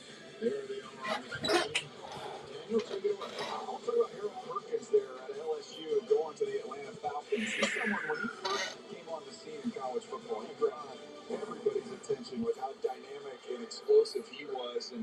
was an undersized edge rusher, and then they decided to move him off the ball, and there was injuries, rolled up with that. And so it was just kind of an uneven career. But when you watched him this last year, you still saw how athletic and explosive he is. They blitzed him from off, and he was able to be very productive in doing so. 4 sacks and 3 interceptions, so it shows you the well-rounded nature of his game. And I just get him being like a nickel backer or a sub rusher, a versatile chess piece. You think about that Atlanta Falcons defense. Last year, Jalen Walker, who they took in the first round, is like a supersized version of this player, but someone who's going to fit in a very fast group they have there. Remember Perkins, they started the year trying to make him kind of like a Sam type of a guy and a nickel player. But Caden Curry, I really love him. Great descriptor from Ben Fennell. Sawed off, tough kid, beats up tight ends, the whole deal. And if you remember the Big Ten title game, that first play of the game, he's the one who smacked Fernando Mendoza and put him out of the game for 1 play. Because Mendoza's like that. Has a kid who bounces back quick. Curry also had double-digit sacks this year.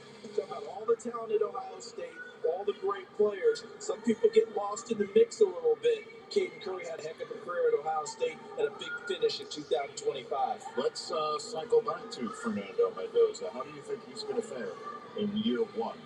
I think he's going to fare just fine in year 1 because he of what's doesn't play? No, he's playing. Okay, he's the number 1 pick in the draft. We've gone through this dance so many times. Let's before. dance it because Everyone says the same thing. I got a quarterback behind him. I've got a veteran, and we're going to play the veteran, and then we're going to get the rookie when he's ready, and we're going to take our time on the whole thing. And by week 3, the rookie's in the lineup and playing. I've danced this dance so many times before. You can name all the other guys you want. You can give me the Mahomes set. You can give me the Carson Palmer set. You can do it all you want. The odds are overwhelming in favor of Fernando Mendoza playing sooner rather than later. But I think he'll be successful because I think John Spytek has done a fantastic job. Off-season draft, putting together a new squad, Clint Kubiak coaching, bringing him along. He is going to play. It's going to be earlier than what people are projecting. And I think he's going to fare just fine because I love the makeup of the kid. I'm going to disagree with you on this. I think he's going to disagree all you want. Take your money. Yeah, I will disagree with you. But Charles Davis late in the draft is my favorite draft. Last I checked, Tom Brady hasn't been in this role for any other team, and Tom Brady's been on national airways forever talking about how this league fails quarterbacks and how they don't do it properly. And he went through this himself. And let's wait and see what Tom does. He went through this himself. He's got his guy in place with Kirk Cousins. Bledsoe was sitting there. I know, and Kirk Cousins is an accomplished player in this league. Pick. He's an accomplished player in this league. A 6th-round Cousins is not some. He's not a first-round pick. He's not going to rush him on the field. I'm just telling you. He's not going to do it. He will tell us that now. They're not in any hurry. They just hired the head coach. He just got there. There's no rush. They're in no hurry. He's not going to start right away. Yeah, he is. Okay, let me ask you. I can't wait to see this. Maybe Yeah. start right away. But let me ask you this. I'm going to give you on Friday on my show, the Rich Eisen Show, 12 to 3 Eastern. We have a segment called What's More Likely. Okay, my guy Chris Brockman asks me all sorts of questions and puts me in positions. I'll put you in the position he put me in the other day. What's more likely? What's more likely to be higher? Number of Fernando Mendoza starts this year? Raiders draft position in next year's NFL draft. What number is higher? Ooh, Mendoza starts. He's going to start 7 games. Okay. And so Kirk Cousins will get him past the halfway mark. Okay. So 7 games. Start 7 games, and I'm going to say that the Raiders are picking 9 next year. Okay. What about you? Oh, draft position. But you think that he's going to be? I'm sorry. Starts. So starts. The number of starts for him. Starts. What's it? So he said 7 starts. How many starts do you think he gets? 12 minimum.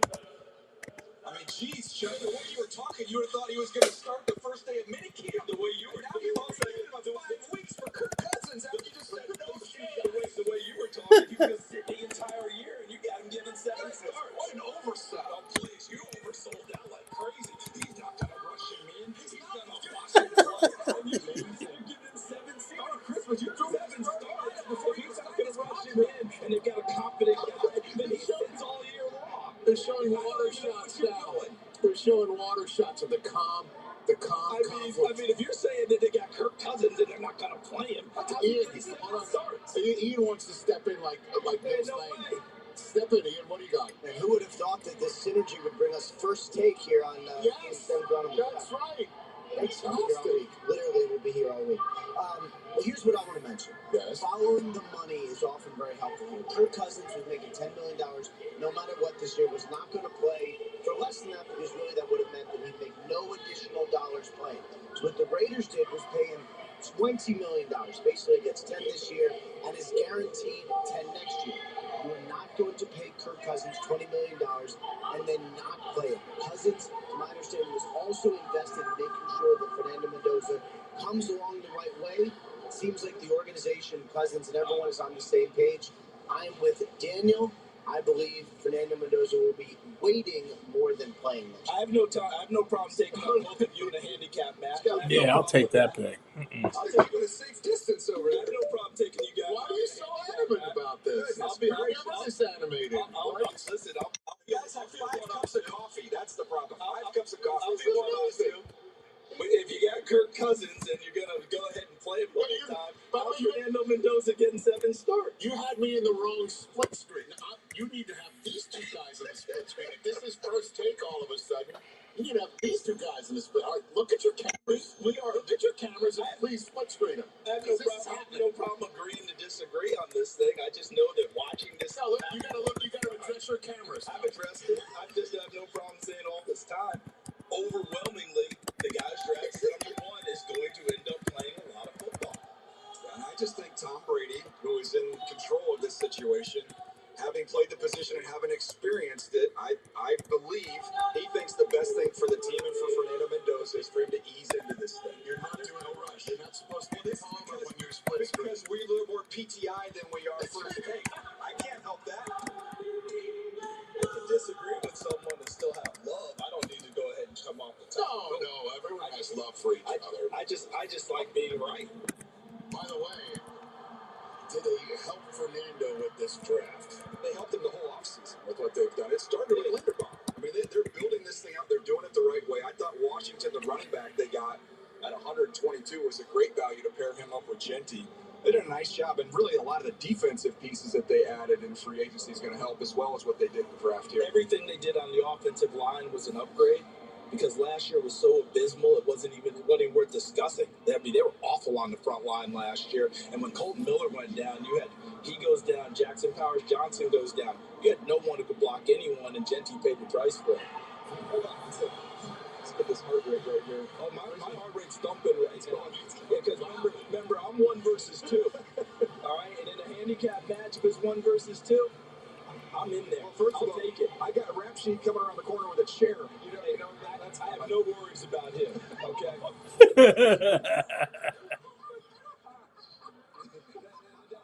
That's not a concern. Saturday Night Raw.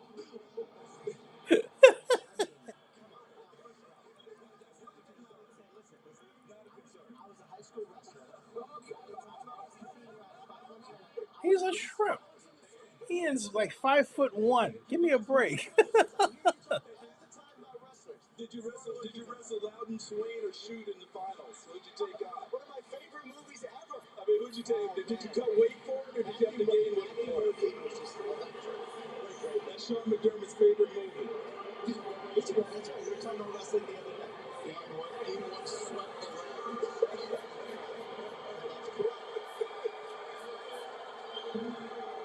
Nice moment on the stage here. Hello, this is my friend Ryan, and he has a special message for everyone here.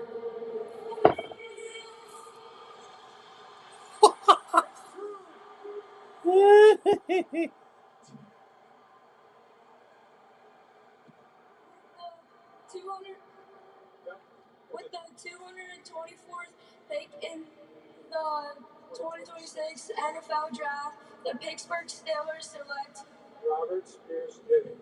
Robert Spears Jennings. Defensive back, Oklahoma.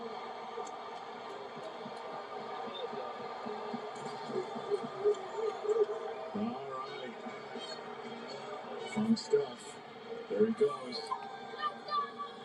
That's like a rock concert type roar inside this hospital, huh? Yeah, you got somebody with some big time speed. Spears Jennings, he ran 4.32. He plays in the deep half. As a safety, he'll also drop down. He's real aggressive when he fills against the run. See it right here. Takes good angles. The issue with him is just some of those 50-50 balls down the field. He lost a few of those, but he's got size and length that he can really, really run, Charles. And special teams is going to be his calling card immediately. And they want to see if they can, get him consistent on the back end of the defense. Because when he ran that 4.32, Danny, I think it set people back in saying, can I play him back there? Because before that, I think they saw him almost strictly as a special team. I just checked on social media, and we got a message that says, this is what happens when there's no puppies. We need puppies. What happened to the puppies? That's what happened. I'm afraid to ask you one more time. Spears Jennings is going to start. One more time. What did Coach Parcells teach us? If they're going to bite, they'll bite his puppies. It's another guy just said all his money's on Charles Davis. Sorry, move the sticks and rap sheet. It's a handicap match. You two guys go at it like that. We've done the draft for a decade and a half. Well, I don't know what happened. Earlier today, the Pittsburgh Steelers hosted their NFL Flag Regional Tournament with each winning team advancing to the NFL Flag Championships, presented by Toyota. Watch the action this summer on ESPN, ABC, more Disney networks, and NFL Plus.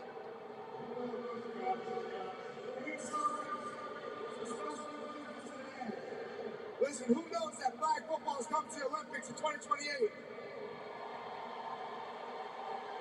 I got a good feeling that USA is going to take home that gold medal. What do you think? Not only are we going to win this Olympics, we're going to win all the ones in the future as well, because flag football is one of the fastest growing sports in the world. And behind me, I have some championship winning teams from today. These two teams played the 2026 NFL Flag Steelers Super Regional Tournament this morning. It all went down. Winners from each division earned a full bid to the 2026 NFL Flag Championship presented by Toyota to represent your Pittsburgh Steelers. 12 states represented in 11 divisions from boys and girls. To my left, we got our 14U co-ed champions from Massachusetts, the Leo Minster Blue Devils. Make some noise.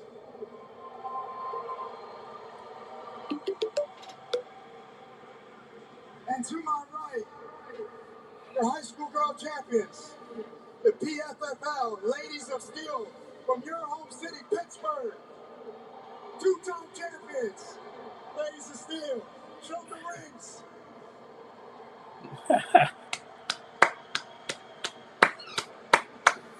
Let's have one more round of applause for all these student athletes competing in football, representing our great country, and most importantly, winning championships here in Pittsburgh. Let's make some noise.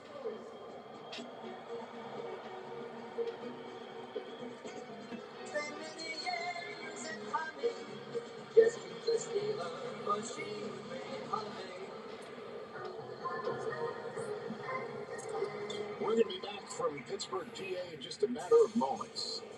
You are watching NFL Network's live coverage of the 2026 draft in Pittsburgh. Final picks. Why is everyone so fired up? It's a Stanley Cup playoffs. Most exciting playoffs out there. A two-month roller coaster filled with sudden deaths, lady luck, good old-fashioned chaos, and full cast of living legends. There's action on the ice and in the studio. Every series is a statement. And everything is their shot at the cup. Why is everyone so fired up? It's the Stanley Cup playoffs. The most exciting playoffs out there. A two-month roller coaster with sudden deaths. Verizon Small Business Days are coming, and we're here at Patty's Diner. Ever since Patty's Mango Cheesecake went viral, business has been booming. Patty looks to find her rhythm as the plates keep moving, and the orders are not slowing down. Here comes the Verizon Business Expert. She's bringing support, special offers, and everything this business needs. Nice assist. Now I feel like someone who woke up too early. Verizon Small Business Days are Oh, coming. man. Show a meeting with an expert today.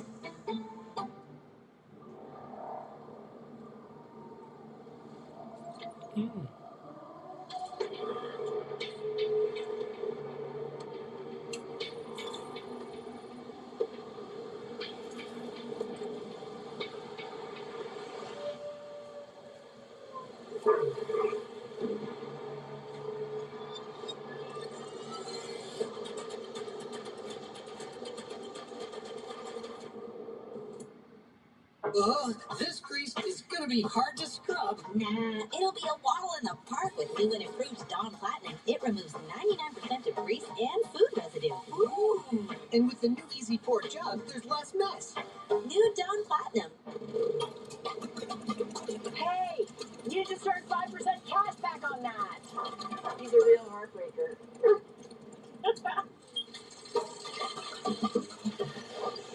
You just earned 5% cash back on that. And this is from the woman over there. You just earned 5% cash back on that. Also, Long day. Sorry. Earn 5% cash back at different Long categories day. each quarter and up to $1,500 in purchases when you activate. Long day. Spring outdoor power deals happening now. 7 days to save. Pick your power. Pick your brand to refresh your yard this spring. Save during outdoor power deals now through April 29th at the Home Depot. For a life like no other, you need a card like no other.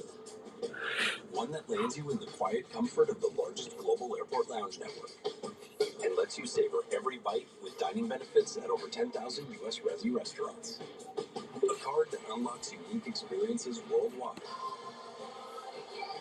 You okay? Mom. Oh.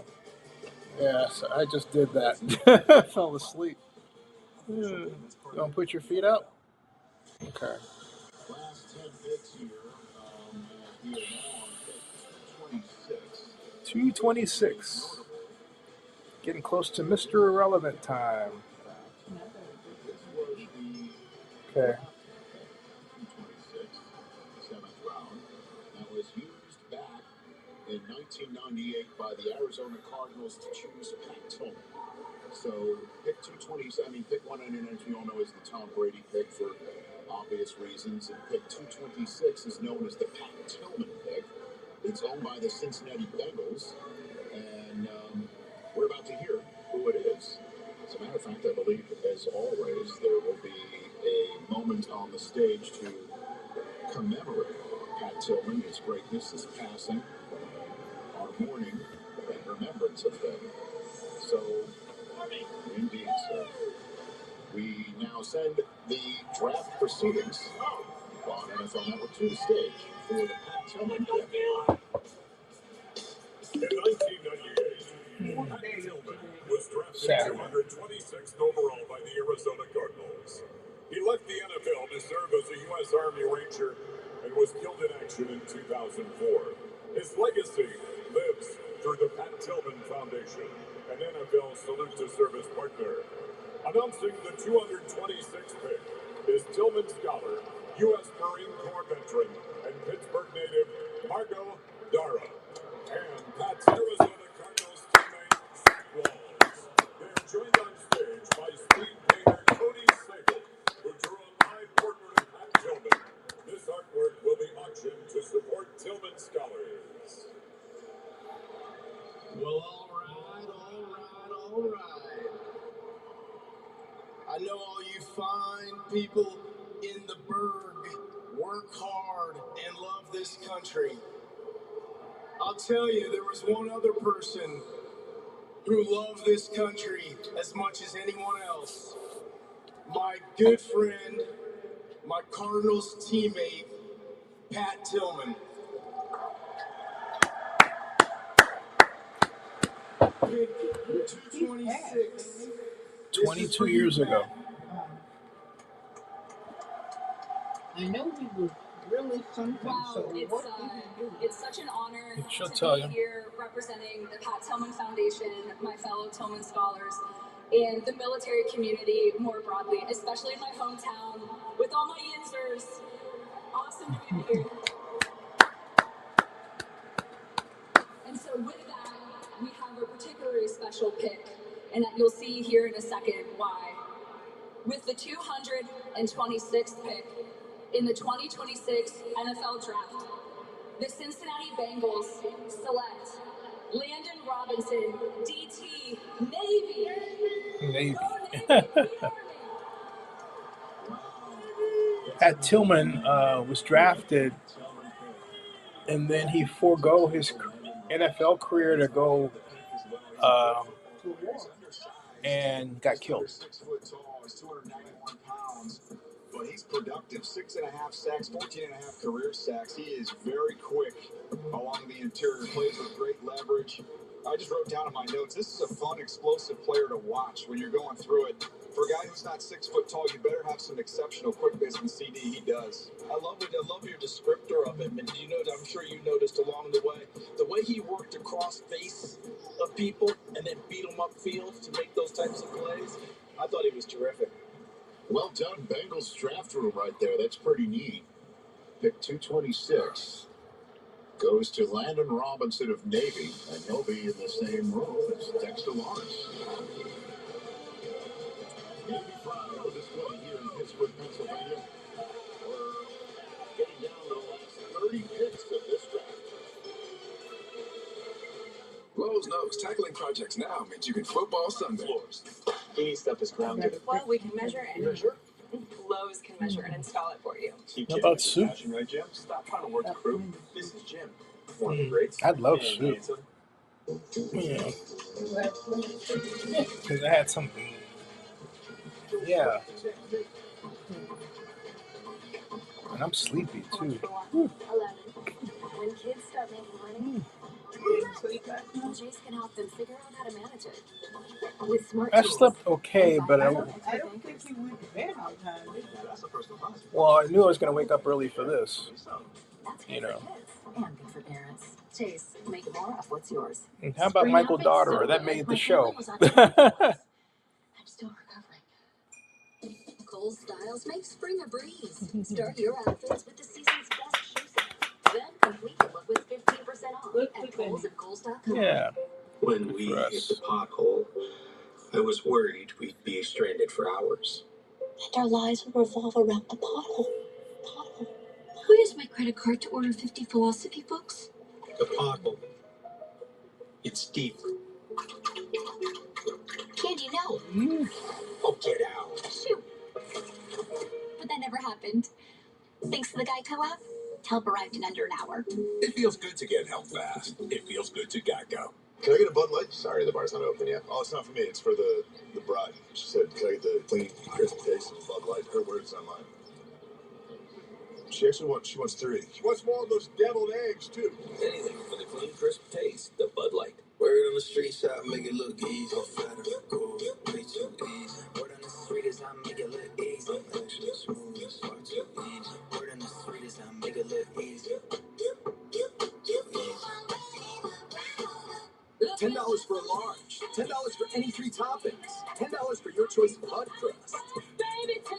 Like our new garlic parm hand toss. Because there's crust, and then there's hot crust. The crust you crave, only $10. Order in the Pizza Hut app. Monday on The Insiders, we've got all the news around the NFL. Plus, live team reports and expert analysis you won't find anywhere else. Catch it all Monday, 7 Eastern on The Insiders.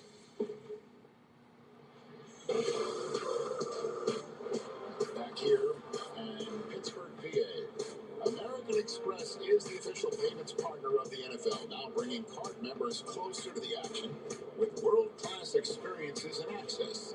It's membership at its best. Okay, it is 6 bells here in Pittsburgh, Pennsylvania, 6 Eastern, 3 Pacific, back in our Los Angeles studios. NFL Network, our makeshift studios here, the confluence of the Allegheny, the Monongahela. Such a great word. The Monongahela. And they form the Ohio. And that's the confluence, the 3 rivers. And in 15 minutes' time, that's when we're going to ask you to open up your hearts and your wallets for St. Jude Children's Research Hospital, the annual Run Rich Run segment, where there's a feature piece of me running the 40-yard dash. We did it in Memphis, Tennessee at St. Jude Children's Research Hospital this year. That's in 15 minutes. Please stick around wherever you are, and obviously stick around with us for the rest of our draft. The Patriots are on the clock right now. The Steelers' latest pick is in. The last 2 picks of the draft owned by the Denver Broncos, so they will pick the final 2 picks. 14 teams are Sorry, now folks. Just still complete. Everything has been announced on that front. picking up the I still pieces got here Deion from. Burks as a player. I rarely have a player in my top 70 that's still hanging. And Nussmeier, too, at 101. 70 and 101. And we had a quarterback go in the last 10. Yeah. The young man from Rutgers. How do you pronounce his last name again? I've got it. Hold on. I feel bad. I wish. Don't worry about it. We'll take this next pick and get it done. Marcus? Yeah. I'm going to screw that one up. I don't have the pronunciation in front of me. Yeah. Minnesota Brothers. Quick feet.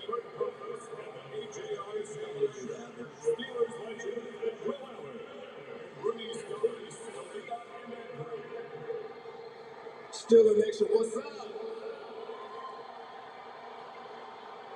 I got somebody up here. It's my beautiful daughter, and she wants to say something to everybody. With the 230th pick in the 2026 NFL Draft, the Pittsburgh Steelers select Eli Heidenreich, running back, Navy! Back-to-back picks. Pretty much. That is awesome.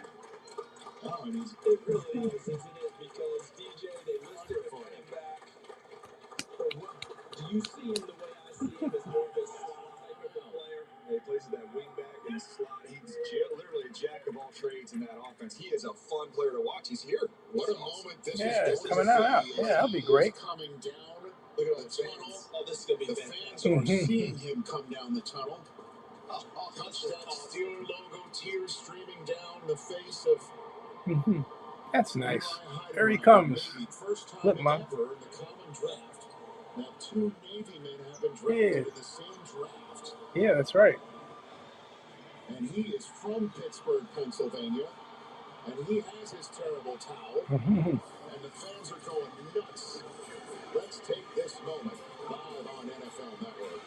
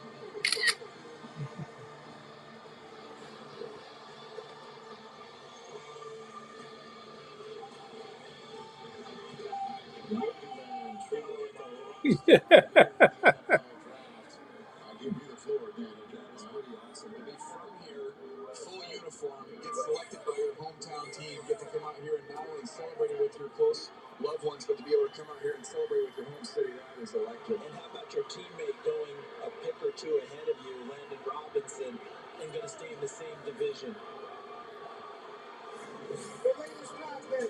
Well, here he is. We talked about how you utilize him as the jack of all trades and that wingback and that slot, and that unique Navy offense, Charles. And he does everything. He blocks, he catches, he runs. He can do it all. That old flex bone, right? And I love how you say jack of all trades. Usually the next expression is master of none. In this case, it's jack of all trades, master of all. This kid can do everything that you want. And him coming to Pittsburgh, this isn't just a ceremonial pick. He ran 4.44. Yes, he did. He's a legit item. So whether you want to hand it to him in the run game, throw it to him in the pass game, because I think he's much more of a flex guy, a slot guy. But however you want to utilize him, Jalen Warren is here in Pittsburgh. Kenneth Gainwell's no longer here. This kid can own third down, and he plays with the same toughness Jalen Warren plays with. This is a dynamite pick for Pittsburgh as far as I'm concerned. And I'm just going to say it. This is one of the coolest moments for me, having sat here for so many years watching people get picked. This is one of the coolest moments I've ever experienced. I believe in this kid as a player, not just in the story. He's leaving the stage right now. That was moments ago, him saluting the mirror when he put his Steeler hat on, and there is the Steeler draft room watching it all go down. Give yourselves a round of applause as well. A hometown kid in his dress uniform coming out here in front of his fellow neighbors in Western PA. Awesome. If he'd been in the dress whites, he would have gone and picked up his girlfriend and carried her out. An officer and a draft pick. Yes, sir. Right there. He gets a lot of hugs.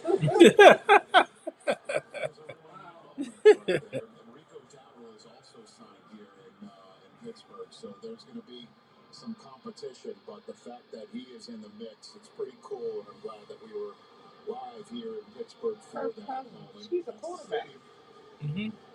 Been an awesome week here, you know, in the city all on display with the Clementi Bridge right next to PNC Park, and you know, and the Penguins are in the playoffs. I know that there's a lot of nerves and jangling on that front here, but it's been a pretty neat week here in Pittsburgh, Pennsylvania. Why would they have to do I missed it. I'm sorry. That was cool. That was What so do you mean? cool. Go ahead, DJ. I'm sorry. No, it's been a great week here. What do you mean? know, that's the cool thing about this. When we take this show on the road every single year, and every city puts. Well, he'll be starting with Fernando Mendoza. Right. Although I think Fernando will be starting by week 3. So we'll see. In a great mood, smiling, high-fiving, celebrating with each other. It's been a fun time. Yeah, and the beauty of that is zero surprise. If you've ever spent any time coming to Pittsburgh and been around this city, Kirk Cousins right now is the starter. Mendoza is the backup. Yeah, no surprise at all. Yeah. People like that. In fact, I encountered a couple of Ravens fans outside on one of our breaks, and they're wearing their Ravens gear. And I said, "What's it like?" And they're like, "Everybody's cool. Everybody's been so nice. It's been wonderful because this is really a community event of the NFL, and everyone takes care of each other during that time." Selfie stick, the whole business.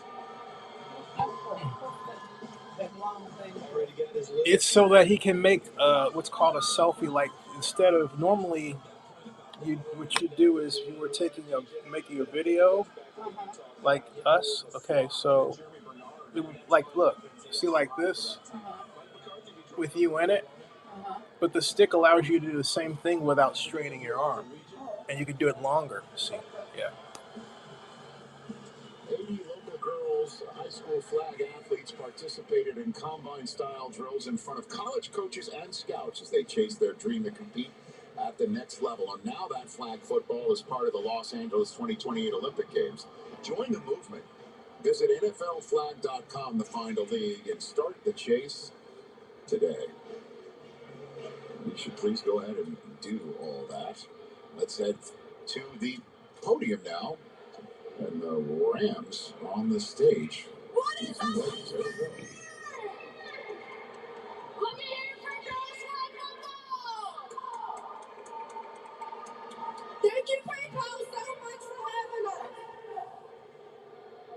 With the 232nd pick in the 2026 NFL Draft, the Los Angeles Rams select Stu Keenan, defensive tackle from Alabama.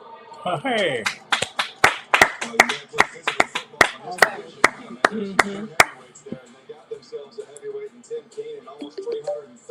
Another Lowe's tackle.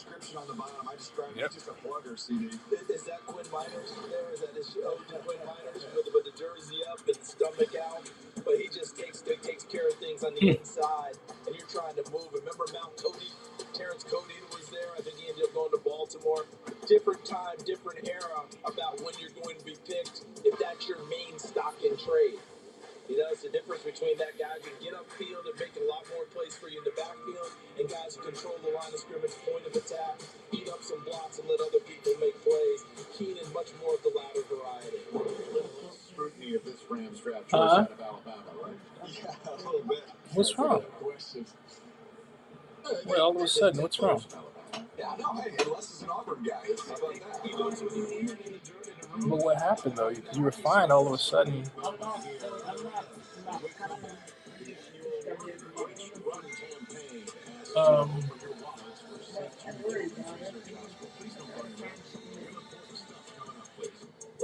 Here, wait a second. Hold on. The Hold on. unofficial new year for tool people. Time to start new jobs. I had vitamin D3. I think of it. I have aspirin. Hamburger. Hamburger's not a good thing to have. Well, it is, yeah. Or just like It doing is it here. yourself. We've got the quality tools This will help. savings to start your new year off right. So come celebrate spring savings at Harbor Freight. Yeah, but aspirin, if you're not feeling good, you can have an aspirin first. Mopping is hard work. You're setting it aside. Then I tried the Swiffer Power Mop. It has a patented solution that breaks down dirt on contact. Plus, with 360 different swivel head, things up along baseboards and even behind the toilet. Bye-bye, bucket. With the Swiffer Power Mop. Endless Shrimp is back because you've been asking a lot, and we made it happen. Pick 3 to start, then mix it up endlessly. But hurry, Endless can't last forever.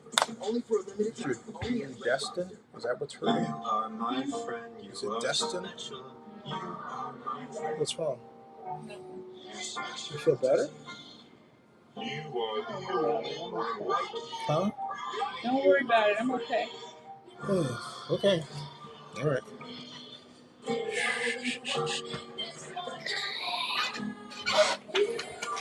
All right.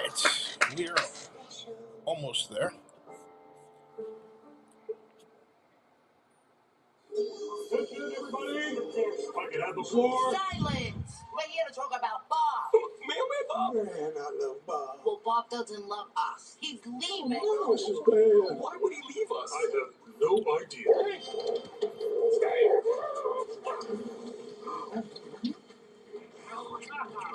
Mistakes were made. We gotta get him to stay. We need food. Human food. What do we do now? Anyone? We bake. Princess, flour. Nailed it.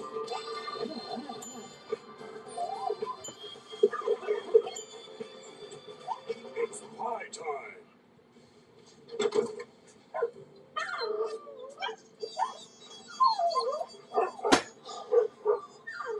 How could I leave you guys?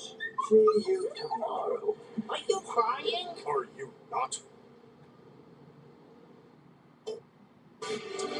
All these kids that are here, lifetime memories of watching the NFL draft. Just seeing the smiles on their faces. Having a good time with their families. Aw. Taking time out to be part of the collective. It's awesome. Happy and healthy kids. That's what we all want. That's what we all want for our kids. What happens, though,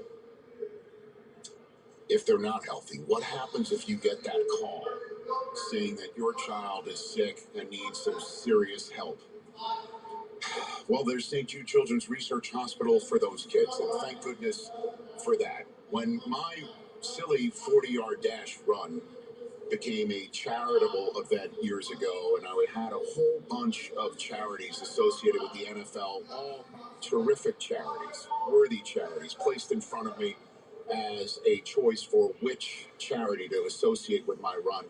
My 3 children, who are now 17, 15, and 12 at the time, were 5, 3, and 2 years old, babies.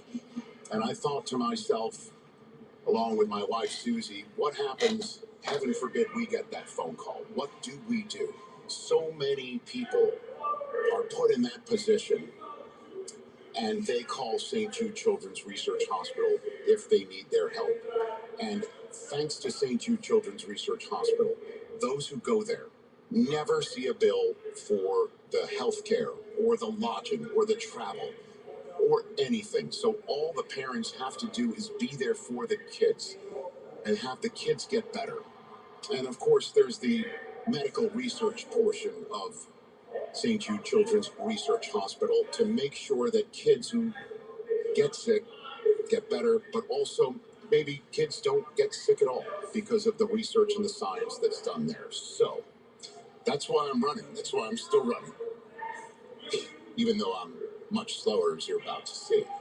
But what I'd love for you to see is this year's run through the lens of the kids and the parents at St. Jude Children's Research Hospital, because that's where the run took place this year in Memphis, Tennessee. It's time for the 2026 version of Run Rich Run. This time, for the first time, at St. Jude Children's Research Hospital itself, the campus in Memphis, Tennessee. It's been 12 years now that I've been running the 40-yard dash in my suit and tie to raise money for St. Jude along with all of you. It's the first year at the St. Jude campus, and I couldn't be more excited. Hey, Rich Eisen. Hey, Rich, Scott Mitchell. Nice to meet you. Nice to meet you. Appreciate you being here. Thank you for having me here. It's beautiful. Yes, sir. Well, welcome to St. Jude Children's Research Hospital. I thought we'd start your morning with a little tour. Let's do that. Let's do that. To date, we've raised more than $7 million. St. Jude is leading the way. The world understands, treats, and defeats childhood cancer and other life-threatening diseases. I love this line right here. Obviously, for today, whatever doesn't kill me better start running. That is a good line. Art outreach is really a big deal. And every year they'll rotate these out 3 or 4 times throughout the year. When I was a teenager, I was diagnosed with cancer here at St. Jude. I was 15 years old. I did a year of chemo here at St. Jude. Lost my left leg below the knee. So I get to work for the place that saved me. So I love what I do. And I get to work with amazing folks to help the next generation of kids coming through. This is Reed. How are you? What's going on, Reed? My name's Rich. Hey, nice to meet you. Tell me about the jersey. So are you from Tampa or what? No, Okay. I'm an OU fan. Okay. So Baker went to Tampa, so now I'm a Tampa fan because of him. Are you going to be out running today? He's going to get a shot. His surgery affected his left side a little bit, and so he's doing a lot of physical therapy and trying to get it back. His goal is to make it back for, he's a quarterback. He wants to make it back for flag football. So, well, that's awesome. So we'll see if he can get out and run a little bit. He's going to try. Well, here's the thing. Even if you walk it, you'll still be faster than me. This beautiful place and jewel in Memphis, Tennessee was founded by the legendary entertainer Danny Thomas. What are you supposed to do when you go up to... Rub his nose. You're supposed to rub his nose for what? Good luck. Yes. Let me walk me through this here. It's as simple as that. It's good luck. So, will you make me faster? Okay, make me faster, Danny. Of the many beautiful things about St. Jude Children's Research Hospital, no family ever sees a bill for lodging, for health care, period. Hey, everybody. Hi. What do you have? You have my very own cleats. Here we go. Oh, my gosh. Oh, my gosh. They say just call him Butter because he's on a roll. Which is a line that was said all the time by a dear friend of mine and a longtime TV partner of mine named Stuart Scott, who's no longer with us. The fact that he's going to be with me today is really getting me. But the fact that you guys are with me today, too, is awesome.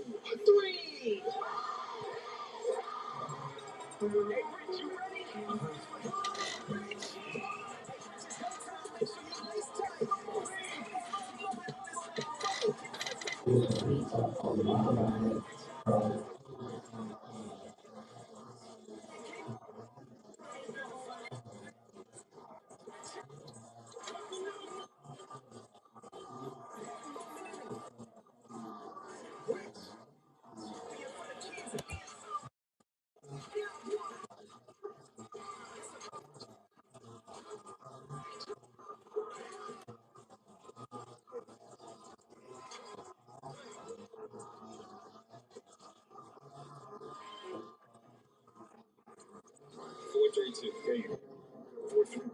Any tips? Powerful step.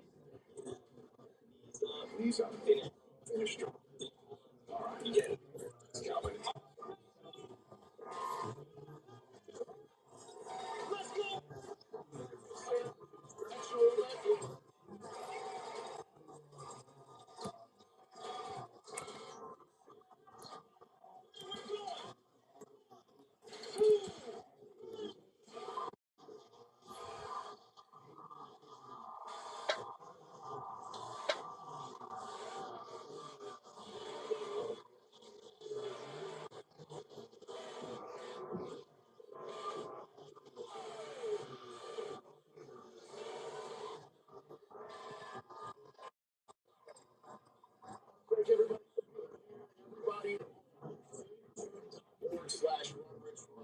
Whatever you can give, it goes right to this full facility. Tennessee. St. Jude was headquartered in Memphis. I didn't know St. Jude was headquartered in Memphis. It's a beautiful day there. Thank Kevin Jude run every single year. All sports, the 40-yard donation, the NFL community. My goodness gracious. Alex Hamilton, the Broncos, Joey Fly, now the Giants. The players and Marcus.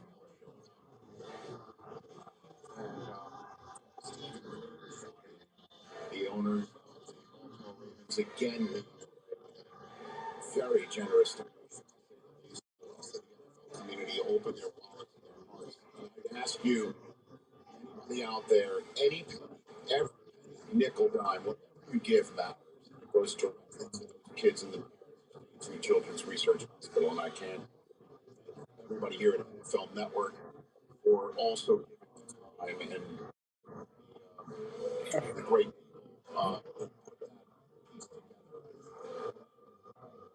and of course everybody to give the platform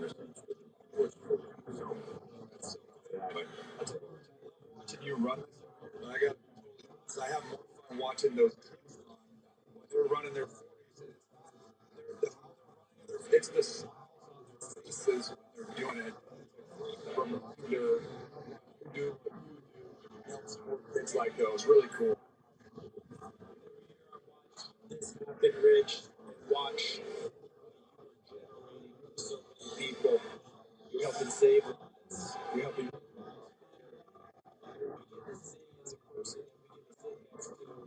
The purest hearts that I've encountered every year. So, I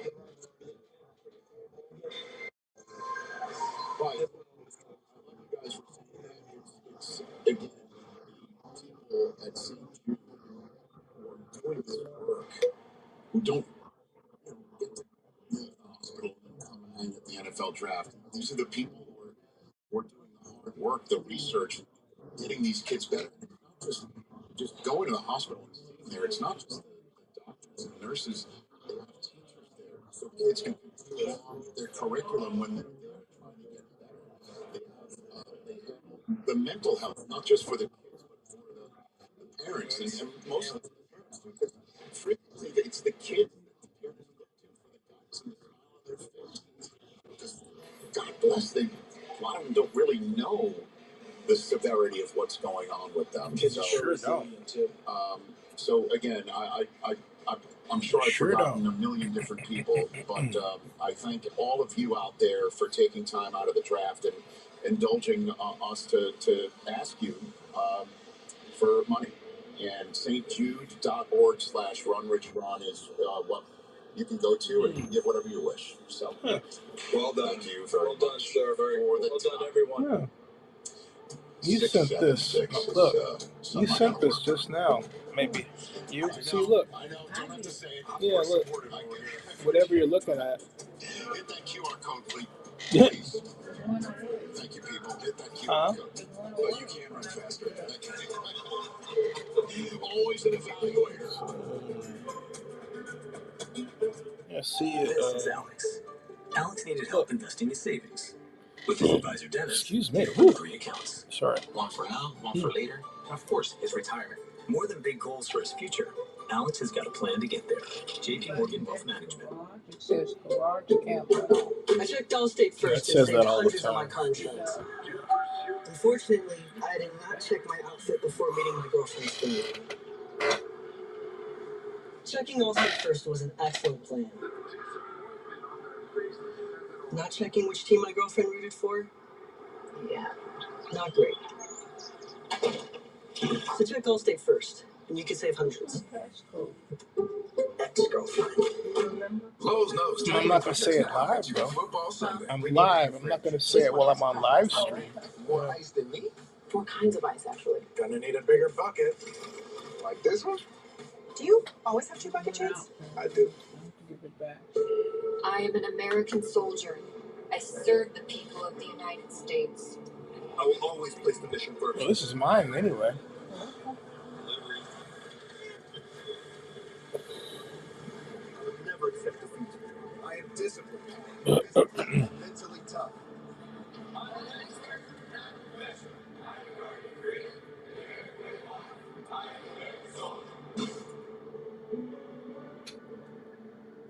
Come on, Red! Paul's mom. How do you keep your cool? 2 words, Carly. Tech gear. Everyone's wearing it. Also 2 words, red card. He talks a big game, yet misses so much of it. I heard that. Cole's mom 1, rep 0. Can I get a Bud Light? Sorry, Super, Barcelona. folks. Oh, it's not for me. It's for the. It's been a long bride. day. She said, Woo. clean, crisp taste and Bud Light. Oh, it's been a long day. Whew. She actually wants 3. She wants more of those deviled eggs, too. Anything for the clean, crisp taste, the Bud Light. It's a competitive team. It's our crew.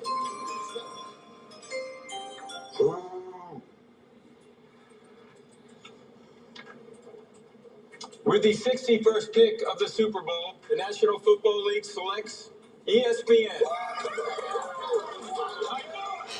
You're on the clock.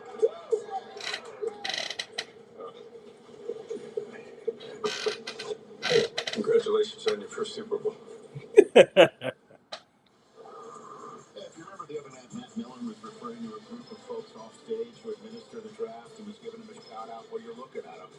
And we want to acknowledge Ken Fiore, Vice President of Player Personnel and the Management Council, and his team.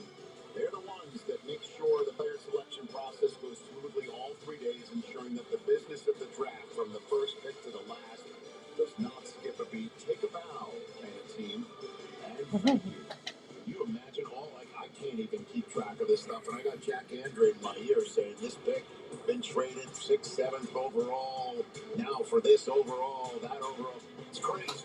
And they do it all, you know? So, what do you raise your hand? I want Ken and his crew to go back and look at 1987 and see if my name got lost in the shuffle. Uh-oh.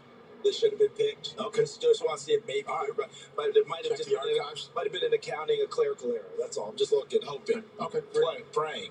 You have the floor, Daniel. What are we looking around? Yeah, we had a couple defensive linemen that I wanted to hit on here. And Zach Durfee out of Washington began his career at Sioux Falls. Interesting story. And then what he did at Washington, didn't get an invite to the combine, but then had an outstanding pro day. Ran 4.58 at the pro day, jumped 39 inches. So that's how I kind of came on my radar.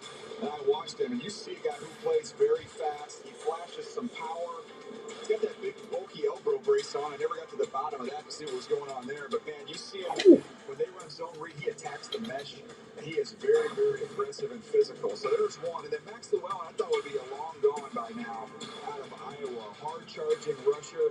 The 6 sacks, you give him a little bit of a runway, he can really generate some power. Sets a firm edge in the run game. So not the most dynamic athlete. He's a good football player. I didn't think he would make it to the 7th round. Yeah, we didn't either. We saw him at the Senior Bowl, and he made a lot of plays down there. Tough, hard-nosed Iowa defensive player. Typically, those guys are off the board. Here's the last 10. You got one you want to... Yeah, actually, I got a couple in there. The quarterback, Baron Morton from Texas Tech, going to the New England Patriots. Last year's backup was Josh Dobbs. He's no longer with the Patriots. Tommy DeVito on the roster now. Morton, kind of a dart thrower, DJ, the way I looked at it. Operated that offense with aplomb. Got the ball out quickly to the receivers. Let them work. Accurate when he threw the football. Battled through some injuries in his time there at Texas Tech. Helped lead them to a college football playoff appearance with the higher-rated teams out there. I like him getting this opportunity now going to New England. Remember the New England quarterback they got in the 4th round a few years ago named Bailey Zappi? Kind of a nice operator and along those terms. Oh, wait a minute. Oh, did I see one on the list? Sure, so. Did I see Back in. Tommy Dolan on the list? Junior? Oh, look at that. Oh, yeah. Always How about this one with the tracer and everything? Look at Tommy Dolan. Oh, he got him inside of 15. You're not going to do anything about it. Figuring to get coverage. Tommy Dolan's going to cut it. Where is this like? Oh, yeah. He's going to die before the end zone? Yeah. Oh, no. Okay. Tommy, where is this?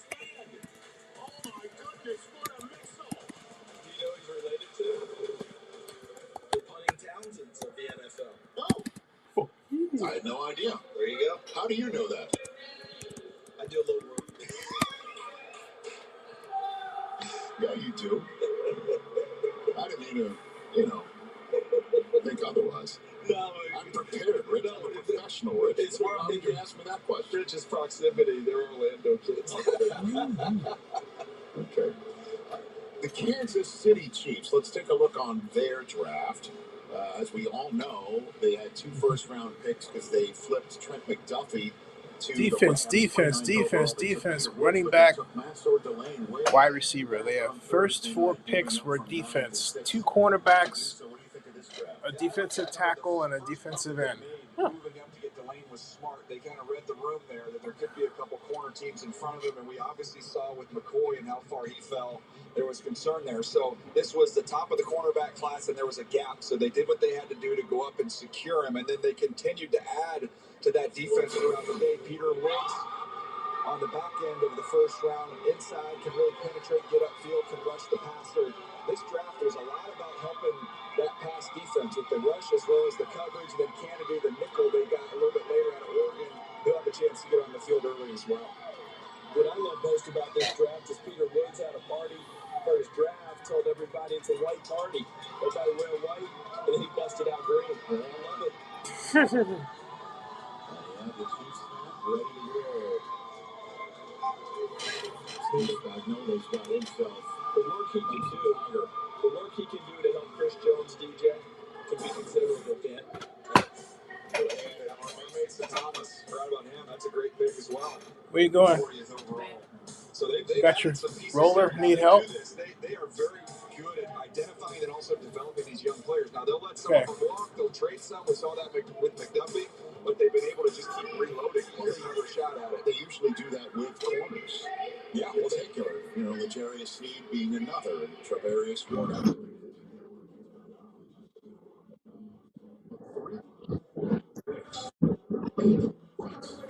While they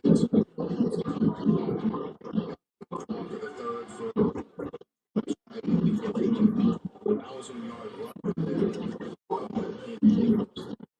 It's interesting just to be in a position where they have the playoff team running big for 1,000-yard rush. They had it. He was a rookie. The New England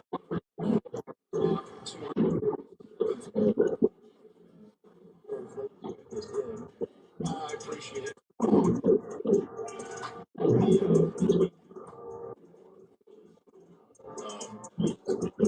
Everybody else out there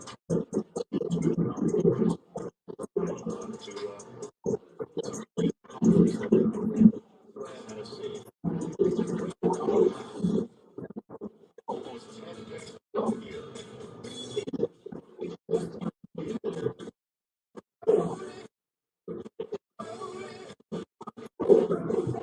Sandra, we were in 2019. I remember when they came to us, it was all they're so lucky. The other way around. They have changed their family for the better. To love us. They didn't have to us. Adopting a teen from foster. Imagine the reward. Visit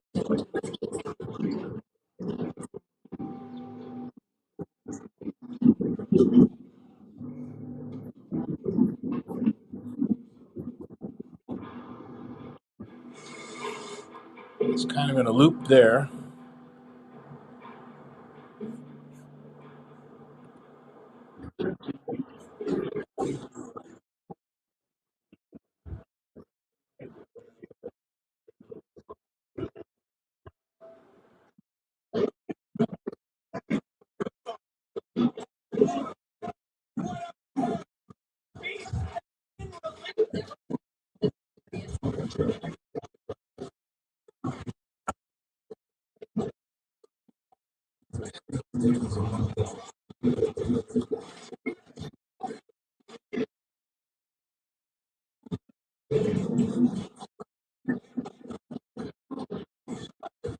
ESPN 2.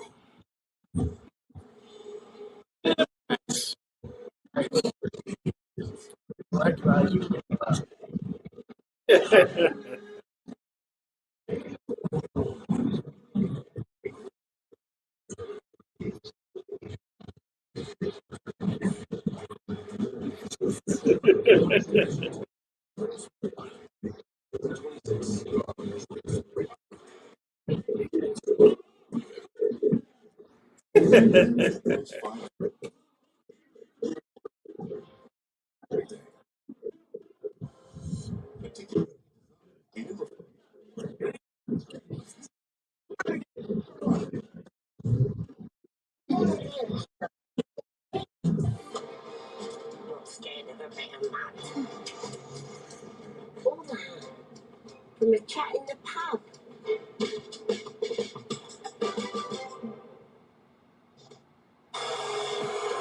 Right by the confluence of the three rivers, 6 figures of fans all getting ready to watch the 2026 NFL Draft.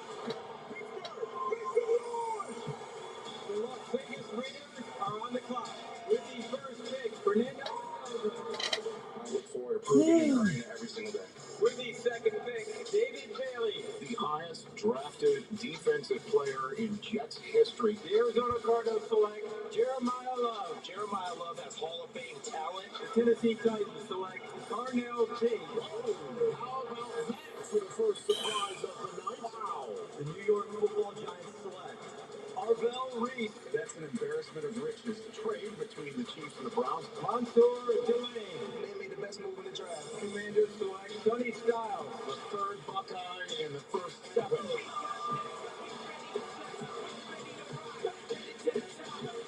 Los Angeles Rams select Ty Simpson. This is the first big shocker. You okay?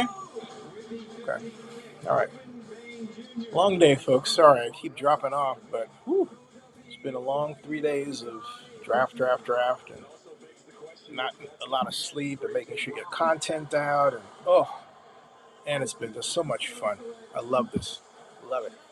So forgive me, excuse me if I drop out for a second, which I just did. I'm not going to do it again. So, for a while. So anyway, kind of like Blazing Saddles. Excuse me while I whip this out. Excuse me while I drop off. Hey. Happens all the time on our last day and our last few segments of our last day of the draft. Yeah. Monty Quinn? Did they say something? So much has happened between now and then, but as we're getting ready for the final 2 picks. Did I stump the truck, Matthew? That's what I'm waiting for. They kind of just like stopped stumping the truck. First round, to me, I was impressed with the Cleveland Browns and how they organized their draft. Not just the players they got, but being able to recognize the board and be able to slide back a little bit, still get Spencer Fano, the tackle they wanted, then be able to come back and get a receiver in Concepcion who made sense for them. Then Boston after that later on. But those first 2 picks, I thought, set the stage for a really good draft for the Cleveland Browns. You made a point that first night about Miami, and it stuck with me. That they talked about they want to be a more physical team, they want to set a tone, and they went ahead and drafted that way. So a lot of people talk about wanting to do things, and on draft night do other things. This is a first-time general manager, John Eric Sullivan, first-time head coach Jeff Hafley in terms of the NFL. They had a plan, and they stuck to it, got physical with Caden Proctor, Chris Johnson, the corner, both of them setting the tone about how they want to go ahead and play football in Miami on the first night. I thought that was impressive. I kind of like the Steelers draft, don't you? I did too. Got it. You know, I mean, Mike McCarthy's first run at it. I understand there was that Lemon Ihanature moment. Okay, I can fix it for you. I feel like I understand people being upset over the whole thing, but it wasn't their slot. It wasn't their slot. No, but they wound up with a tackle they need. You know, Bernard, Legion at wide receiver. I'll be right back. Rock star of this town, right? Drew Aller for the future, potentially. Hey, we're getting close, folks. We're getting close to Mr. Irrelevant and my friend Melanie. Oh, gosh. Blue collar. You think about Dunker blue collar, Weegan blue collar, Nowakowski blue collar. They got a bunch of Pittsburgh type players all the way through the whole draft. What if Aller ends up being their quarterback in the future? He's a tough kid. Now, you know, if Sometimes you watch a golf tournament on TV, and like, why are you showing this player who's 7 shots back? And it usually is just to show a good shot, right?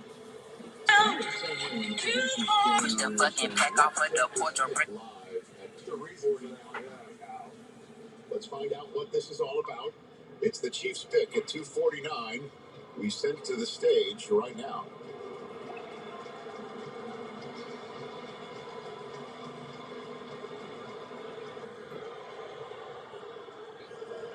With the 249th pick in the 2026 NFL Draft, the Kansas City Chiefs select Garrett Nussmeier, quarterback, LSU. All right, so a long wait, Garrett. I'm sure it was longer than he had ever thought. But at the end of the day, you're going to Kansas City, and you're getting an opportunity. And his dad is there with him. He's not in the draft room there with the Saints. He's there with his son. Really cool moment there. And I guarantee he's telling him, as someone who's known Andy Reid for a very long time, he knows what he's getting ready to walk into. And I know it's got to be very frustrating, but he's going into a situation where he's going to be watching one of the best while being coached by one of the best. At the end of the 2024 season, he never would have envisioned going at this spot in the draft. But now that he's gotten that opportunity after what he's battled through this year, he and Ralph Rappaport detailed the injury and then what they found later, and he still has to work through some of that. But when he's on his game, DJ, he's pretty darn good. He doesn't need a lot of space to throw the ball. He's got a very strong arm. He's not a huge guy, but he can really generate a lot of velocity without much foot space. Here's his anticipation against the blitz, be able to get that ball out in open windows. Sees the field pretty well, and then also showing you not only can drive the ball, he's got some touch down the field again. The 24 tape was really good. This year, the injury just wasn't quite the same. Glad he got an opportunity. Notice the jersey number difference real quick, Rich. 13 and 2004, 18. 18 is a sacred number at LSU. You get voted to wear that. And you can see the Nussmeier are good dog people, because the dog jumped up on a white couch and nobody flinched. Nobody flinched. To announce the Baltimore Ravens selection, representing the American 250 Commission and the Wounded Warrior Project, please welcome Pittsburgh native, U.S. Marine Corps and Army veteran Daryl Jackson. Was that still City? With the 250th of the 2026 NFL Draft, the Baltimore Ravens select Rashard Penny, defensive end, Michigan.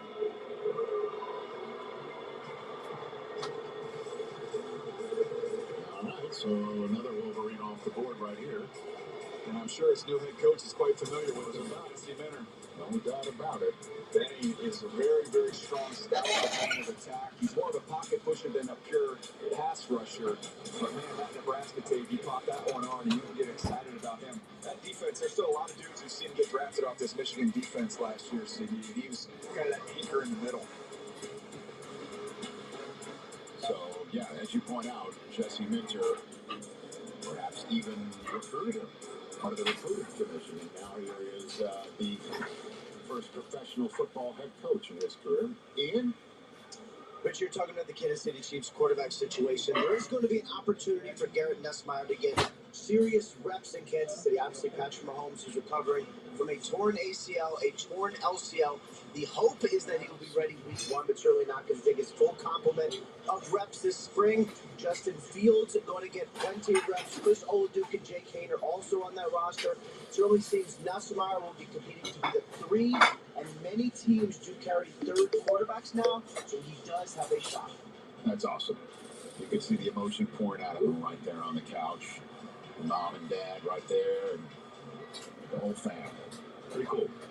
Very cool. Well, it's an opportunity. You talk about this every year, right? No matter where you get picked and when it is, and you can be frustrated, you can be angry, all those things. But you got an opportunity now. Go make the most of it, man. Get after it. You can look back later and call him an underdrafted guy. There's an opportunity for him to find his place in the NFL.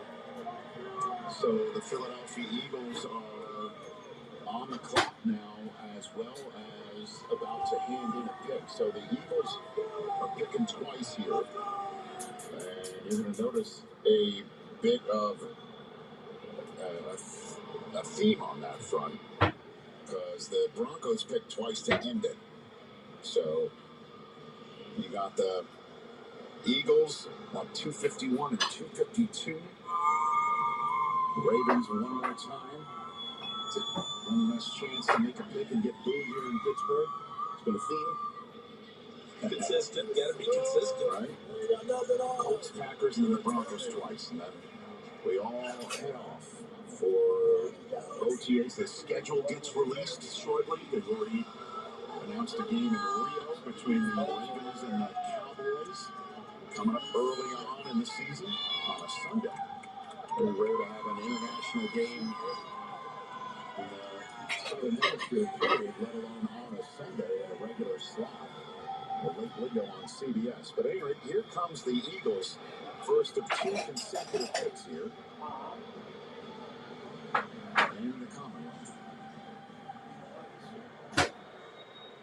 Pittsburgh.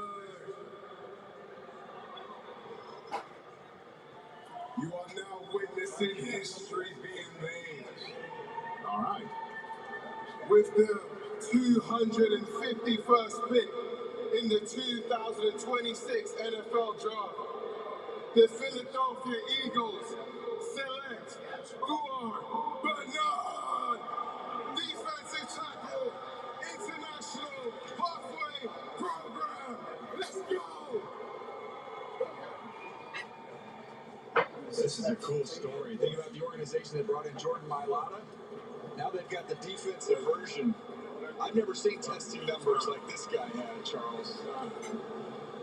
Can we pop those? Do we have those numbers available? Because people need to see them, and we do. And they need to see them and just watch your eyes pop. Because this guy played, and you're saying, what? I played basketball until I was 19. Got involved here. This is another OCU manure, isn't it? In terms of the international pathways, getting someone to football who's been a basketball player. By the way, my lotto, DJ, that was the Arlington, Texas, Dallas draft. He went at 233. I still remember that day when he came towards us, having been picked to the desk. That was unbelievable. And we got the same thing now with Will Bernard. That's a big smile. That's awesome.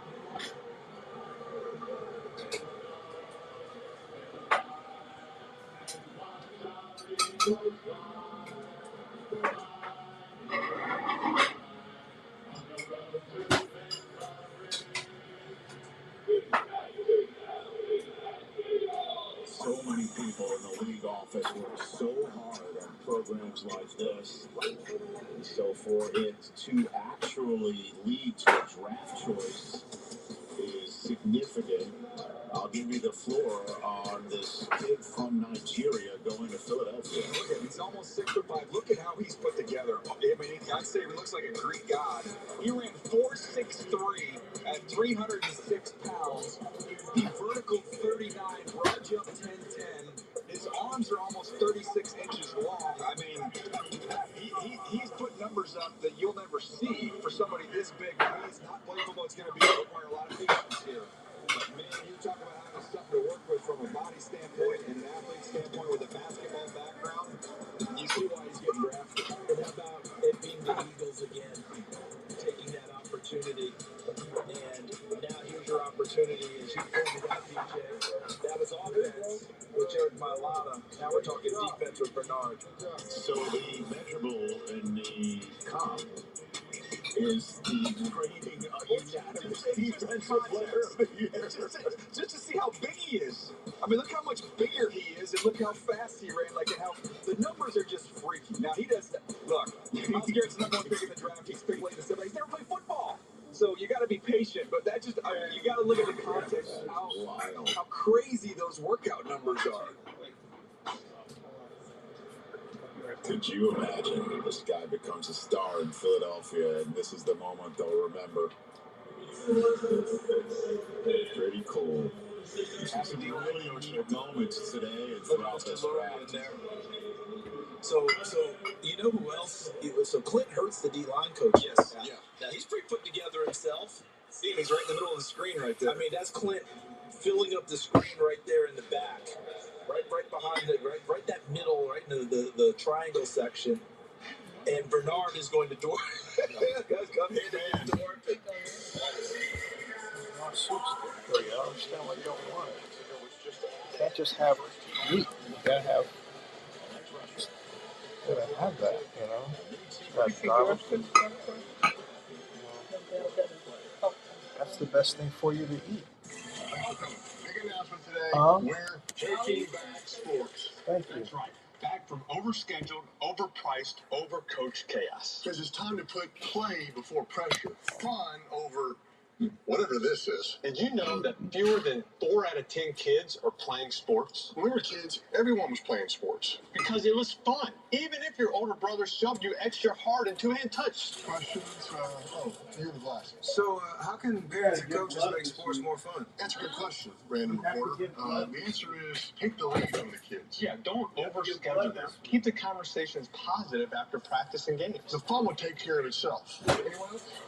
Aren't youth sports expensive? Sometimes all you need is a ball. There you go.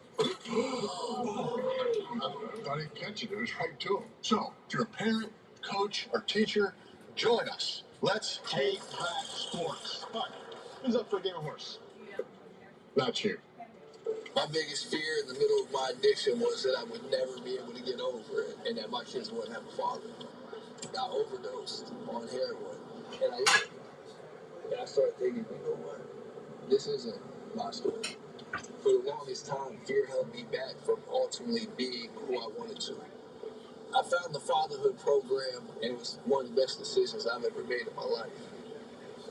My desire to change had finally outweighed my desire to stay the same. I felt powerless for so much of my life that it's important to me that my kids are empowered and truly believe that if they can think it, they can do it. I definitely had to become a better man to be a better father. But for the first time, I finally feel like I'm exactly where I should be, where I want to be.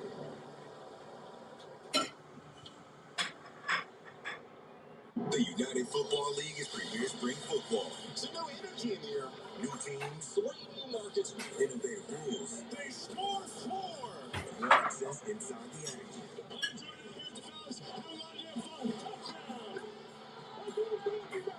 no other professional sports league. This is football reimagined. The United Football League. Tonight at 7 on ESPN. Tomorrow at noon and 3 on ABC.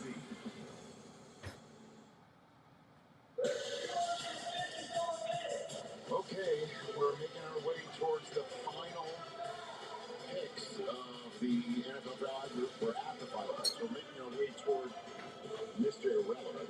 So there's 6 picks to go. And we just saw Garrett Nussmeier go off the board. Or Bernard, an international pathway player, going to Philadelphia. Cole Wisniewski. And Cole Wisniewski as well. We're going to go to the podium one more time. Denver is on the clock for those final 2 picks right now. It's pick 253 Baltimore, so there's 5 picks to go now. The Colts and the Packers, the Broncos, twice. So let's get the final pick in from the Colts draft.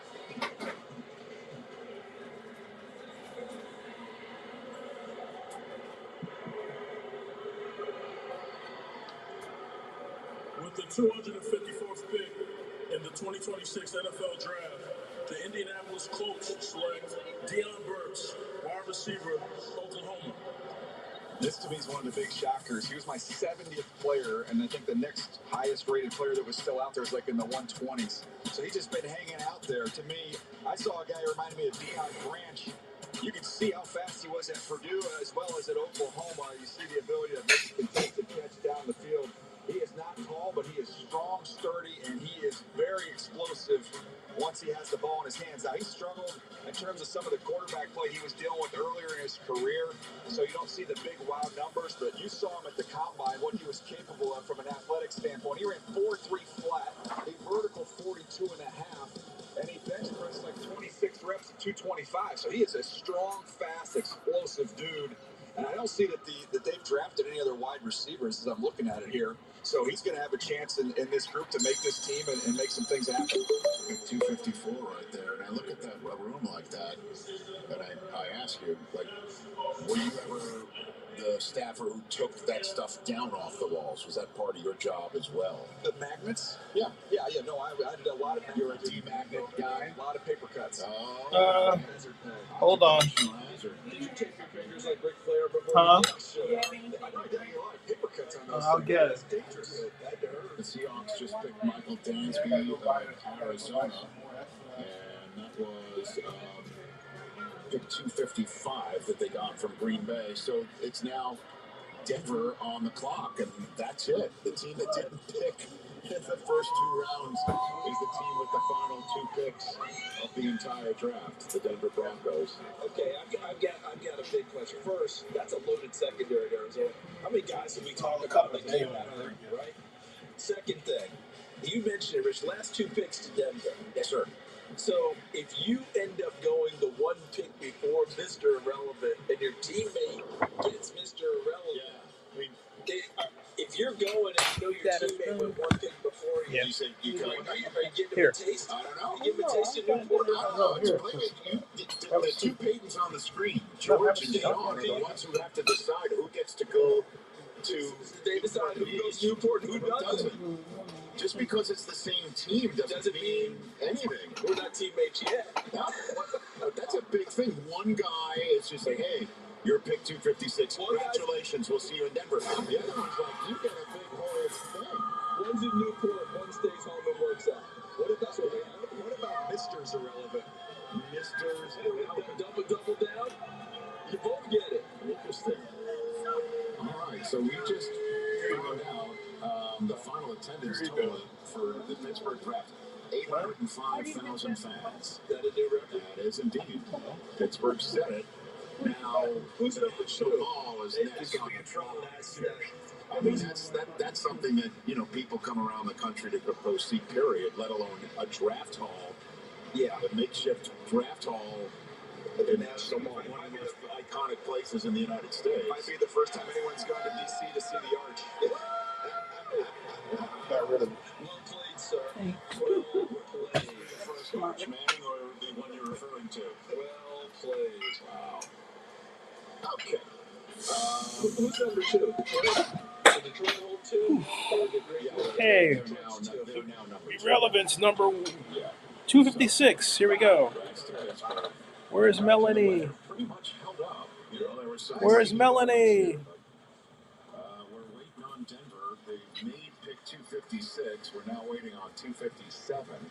This is a big moment. Like, you better not mess up the paperwork either, right? Like, the card, like, you know, somebody misreads the card and suddenly somebody gets that. It's a trip. The trip. Not just a trip. Are we the only ones focused on this? No. Pretty interesting. There's a check too, right? Oh yeah, there's a check. Isn't there? I think there's a dinner. There's a parade deal. I mean, you used to announce it on the stage, like all the. They'll be here, right? The family's here. Paul Salado was the gentleman who created it. I think his family is his now family's still doing it. Yeah. Oh yeah. It's serious. And by the way, Newport, not a bad place to visit. No. That's why Klatt left us for day 3. That's it. Gone. Klatt's left us. He's working on a short game now. Match for the tournament coming up. We're taking the first Broncos pick just because we're gonna honor this pick. You know. If this kid gonna announce them both. If this kid knows, imagine 256 needs a piece. You're right. Imagine 256 needs to wet their beak a little bit. Imagine a little bit. Imagine a little bit of beak. You let him wet his beak. Wet his beak a little bit. Mission Viejo. But you will get you to Mission Viejo. Is this you know Southern California a little bit better than I do. Like what's adjacent? What's Ojai? Ojai? We can go. North. Looks like San Clemente Fine. That's as far as you'll go. That's as far as we can take you. The Nixon Library. You get that. That's it. Looks like the University of Illinois. All right, let's sort this thing out here. With the 256th pick in the 2026 NFL Draft, the Denver Broncos select Dallin Bentley. Hello, ladies in the draft. The one yesterday that I had the NFL logo on. outside of that. For a piece of the Mr. Irrelevant, because right now, you need the phone number of the next guy right away. Yeah, I mean, look, when you went to Snow College, you deserved to go to Newport Beach before he arrived at Utah. So, excellent blocker, 25 years old, 48 catches, didn't drop a single ball, does a nice job settling in zones. You're not really drafting as much for that as you are for what he's going to be able to do as a blocker and inline player. Ran a lot faster than I expected, too. Ran a 4.62. That's a well put together young man, isn't it? All right, so now let's find out who's last, Sean. I would absolutely love getting the trip?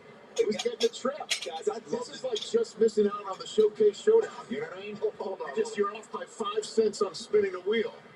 You know what I mean? Hold on. What? I would love to know if the Bentley family knows about Mr. Irrelevant.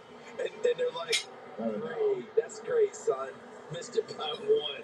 We were that close. From Utah, I went to Snow College. I mean, that would have been nice. That would have been real nice. That would have been pretty nice. He gets the space heater, and the other guy gets to go to Newport Beach. Are we going to try? Can we try and get him a taste? You got to do something. Can we talk to the family? Let's figure it out. Because I don't know of the last time that a single chose back to back, so they could control it. Other teams, it's just what it is. DJ talked about it. Misters irrelevant. No, not at all. Clearly, it is announced that 256 is in the wind, pal, and it's still Mister, not Misters. That's it. I thought where he showed that picture of Rich and Sean Connery side by side. We could just do this. Harrison Ford, Sean Connery, a little sidecar right there. It's in Newport Beach. I was outside with some fans during one of our breaks. One guy comes up to me, he goes, I love you, Sean Connery. He lowered his voice and just leaned in on the Sean Connery look. That's awesome. But we've had a fun time here in Pittsburgh, and we are about to send things to the stage to find out who's Mr. Irrelevant. Actually, you know what? I told you, who's Mr. Irrelevant is his new teammate. It's like, who are you? I'm not taking you anywhere. We're not teammates yet. Yeah, I told you, here's the whole thing.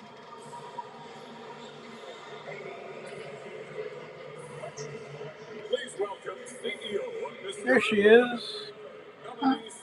Melanie and Alex and Ed. Yay. Thank you, Pittsburgh. My dad actually played for the Pittsburgh Steelers, so here's irrelevant. With the 257th pick in the 2026 NFL Draft, the 51st Mr. Irrelevant, drafted by the Denver Broncos, the 257th pick is Red Murdoch, a linebacker from Buffalo. Go Steelers!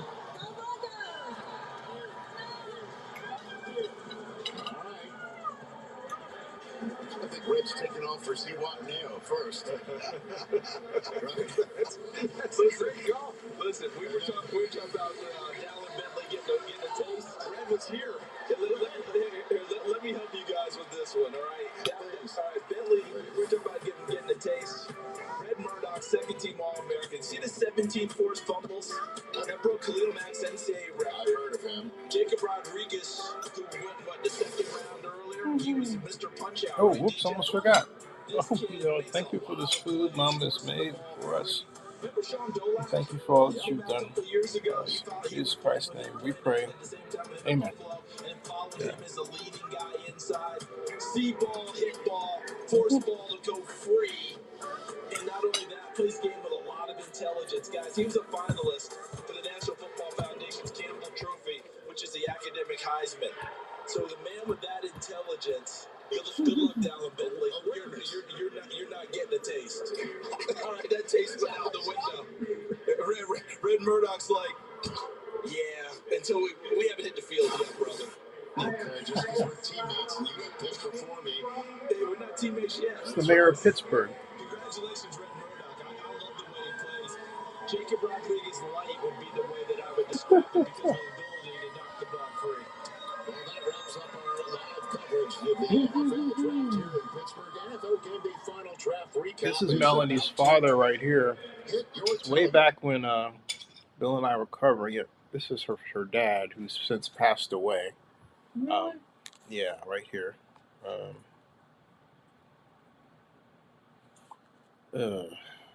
4018.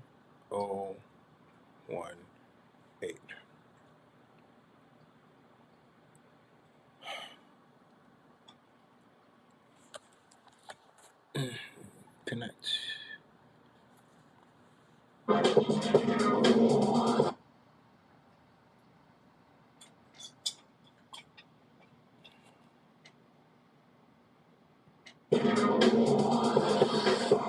Yeah.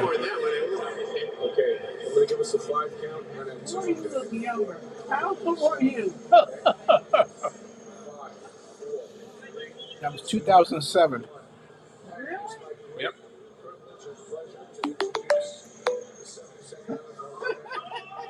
You got fat cheeks?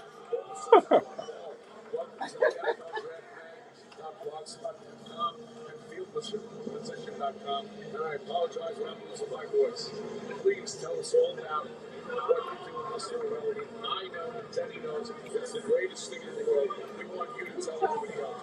That's Bill Chakas. That's Bill.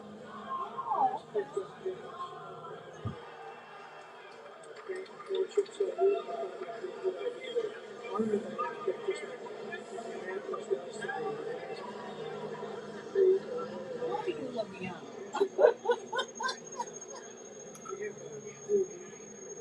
You look like you look now, but you look young.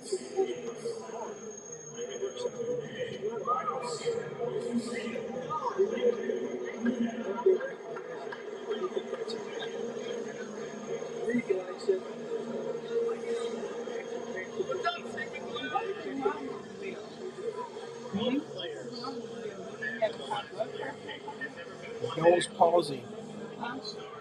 It's called Bell's palsy. He had a bunch of problems. When I met him, he was taking 22 pills. That was in 2005.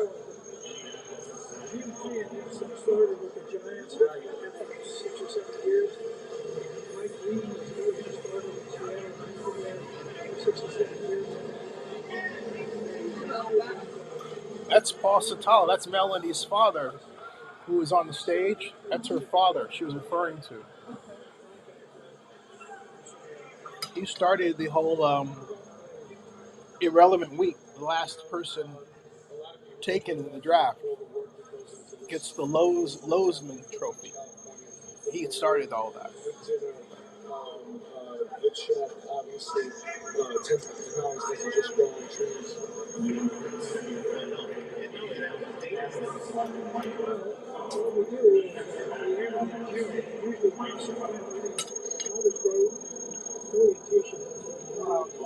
I have to clean that up.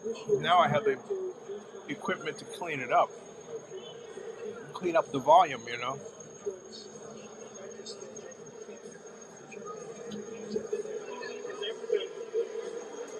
It's okay, go ahead. Has there ever been a TV show around Mr. Irrelevant? Because this is kind of that whole thing.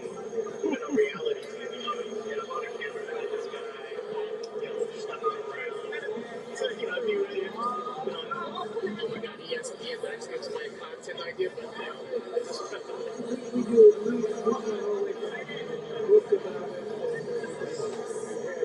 think I'll do that tonight. Huh? Yeah.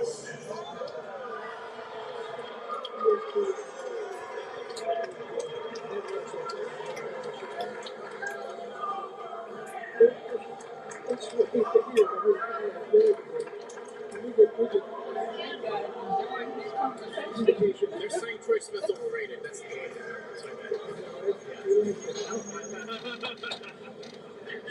Sure, you would have liked him as a Mr. Irrelevant. Is there anything that you'd like to see for the future of Mr. Irrelevant?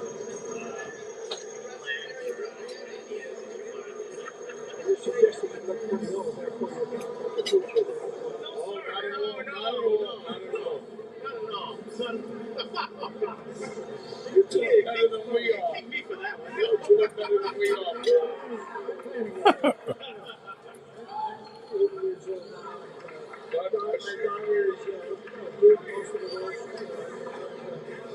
think I'll work on that tonight and clean that up.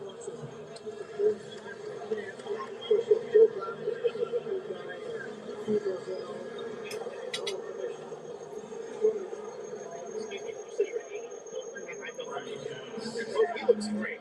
He's 50.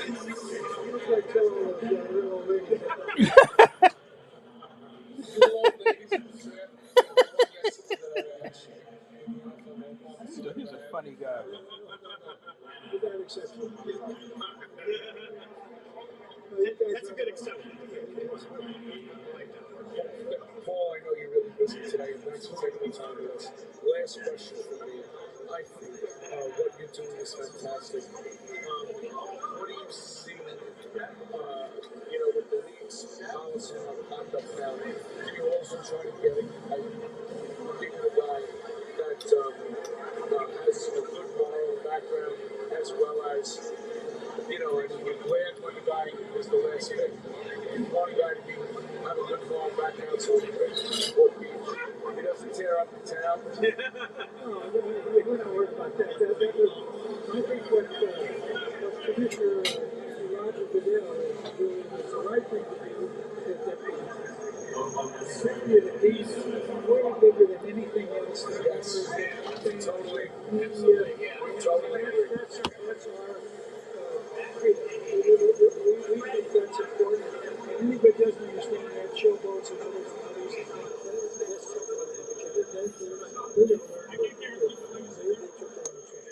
Question for me. What's your website? Mr. Relevant.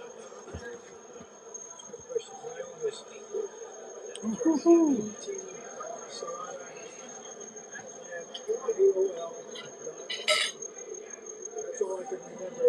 The others are a little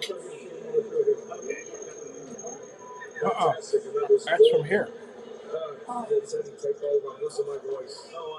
Folks, Joe Rivers here is going to be available on the red carpet at the Oscars. Body change, of course. Oh, my God.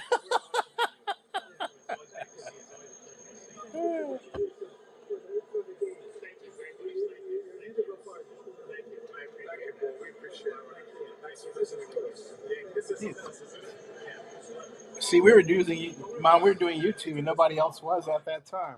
That's pioneer stuff. So let me freeze this.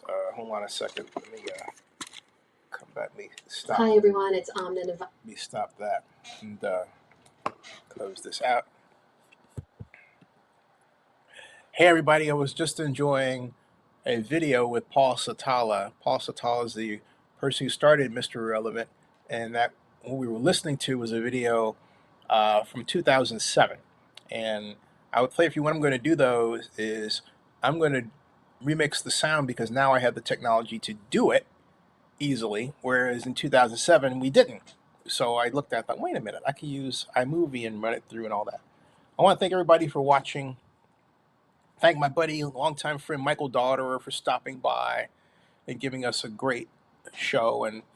And congratulations to the NFL for, hey, make it happen in Pittsburgh. Set another attendance record, another ratings record undoubtedly. And seeing all these great players go where they should go, from Mendoza, starting with Mendoza to the Raiders, and toward the tail end of the draft, Taylon Green is a Cleveland Browns quarterback. Fascinating. All right. And okay, you have to say Hezekiah Menzies is from Cal, is with the Raiders. Not bad. Not bad. Not bad at all.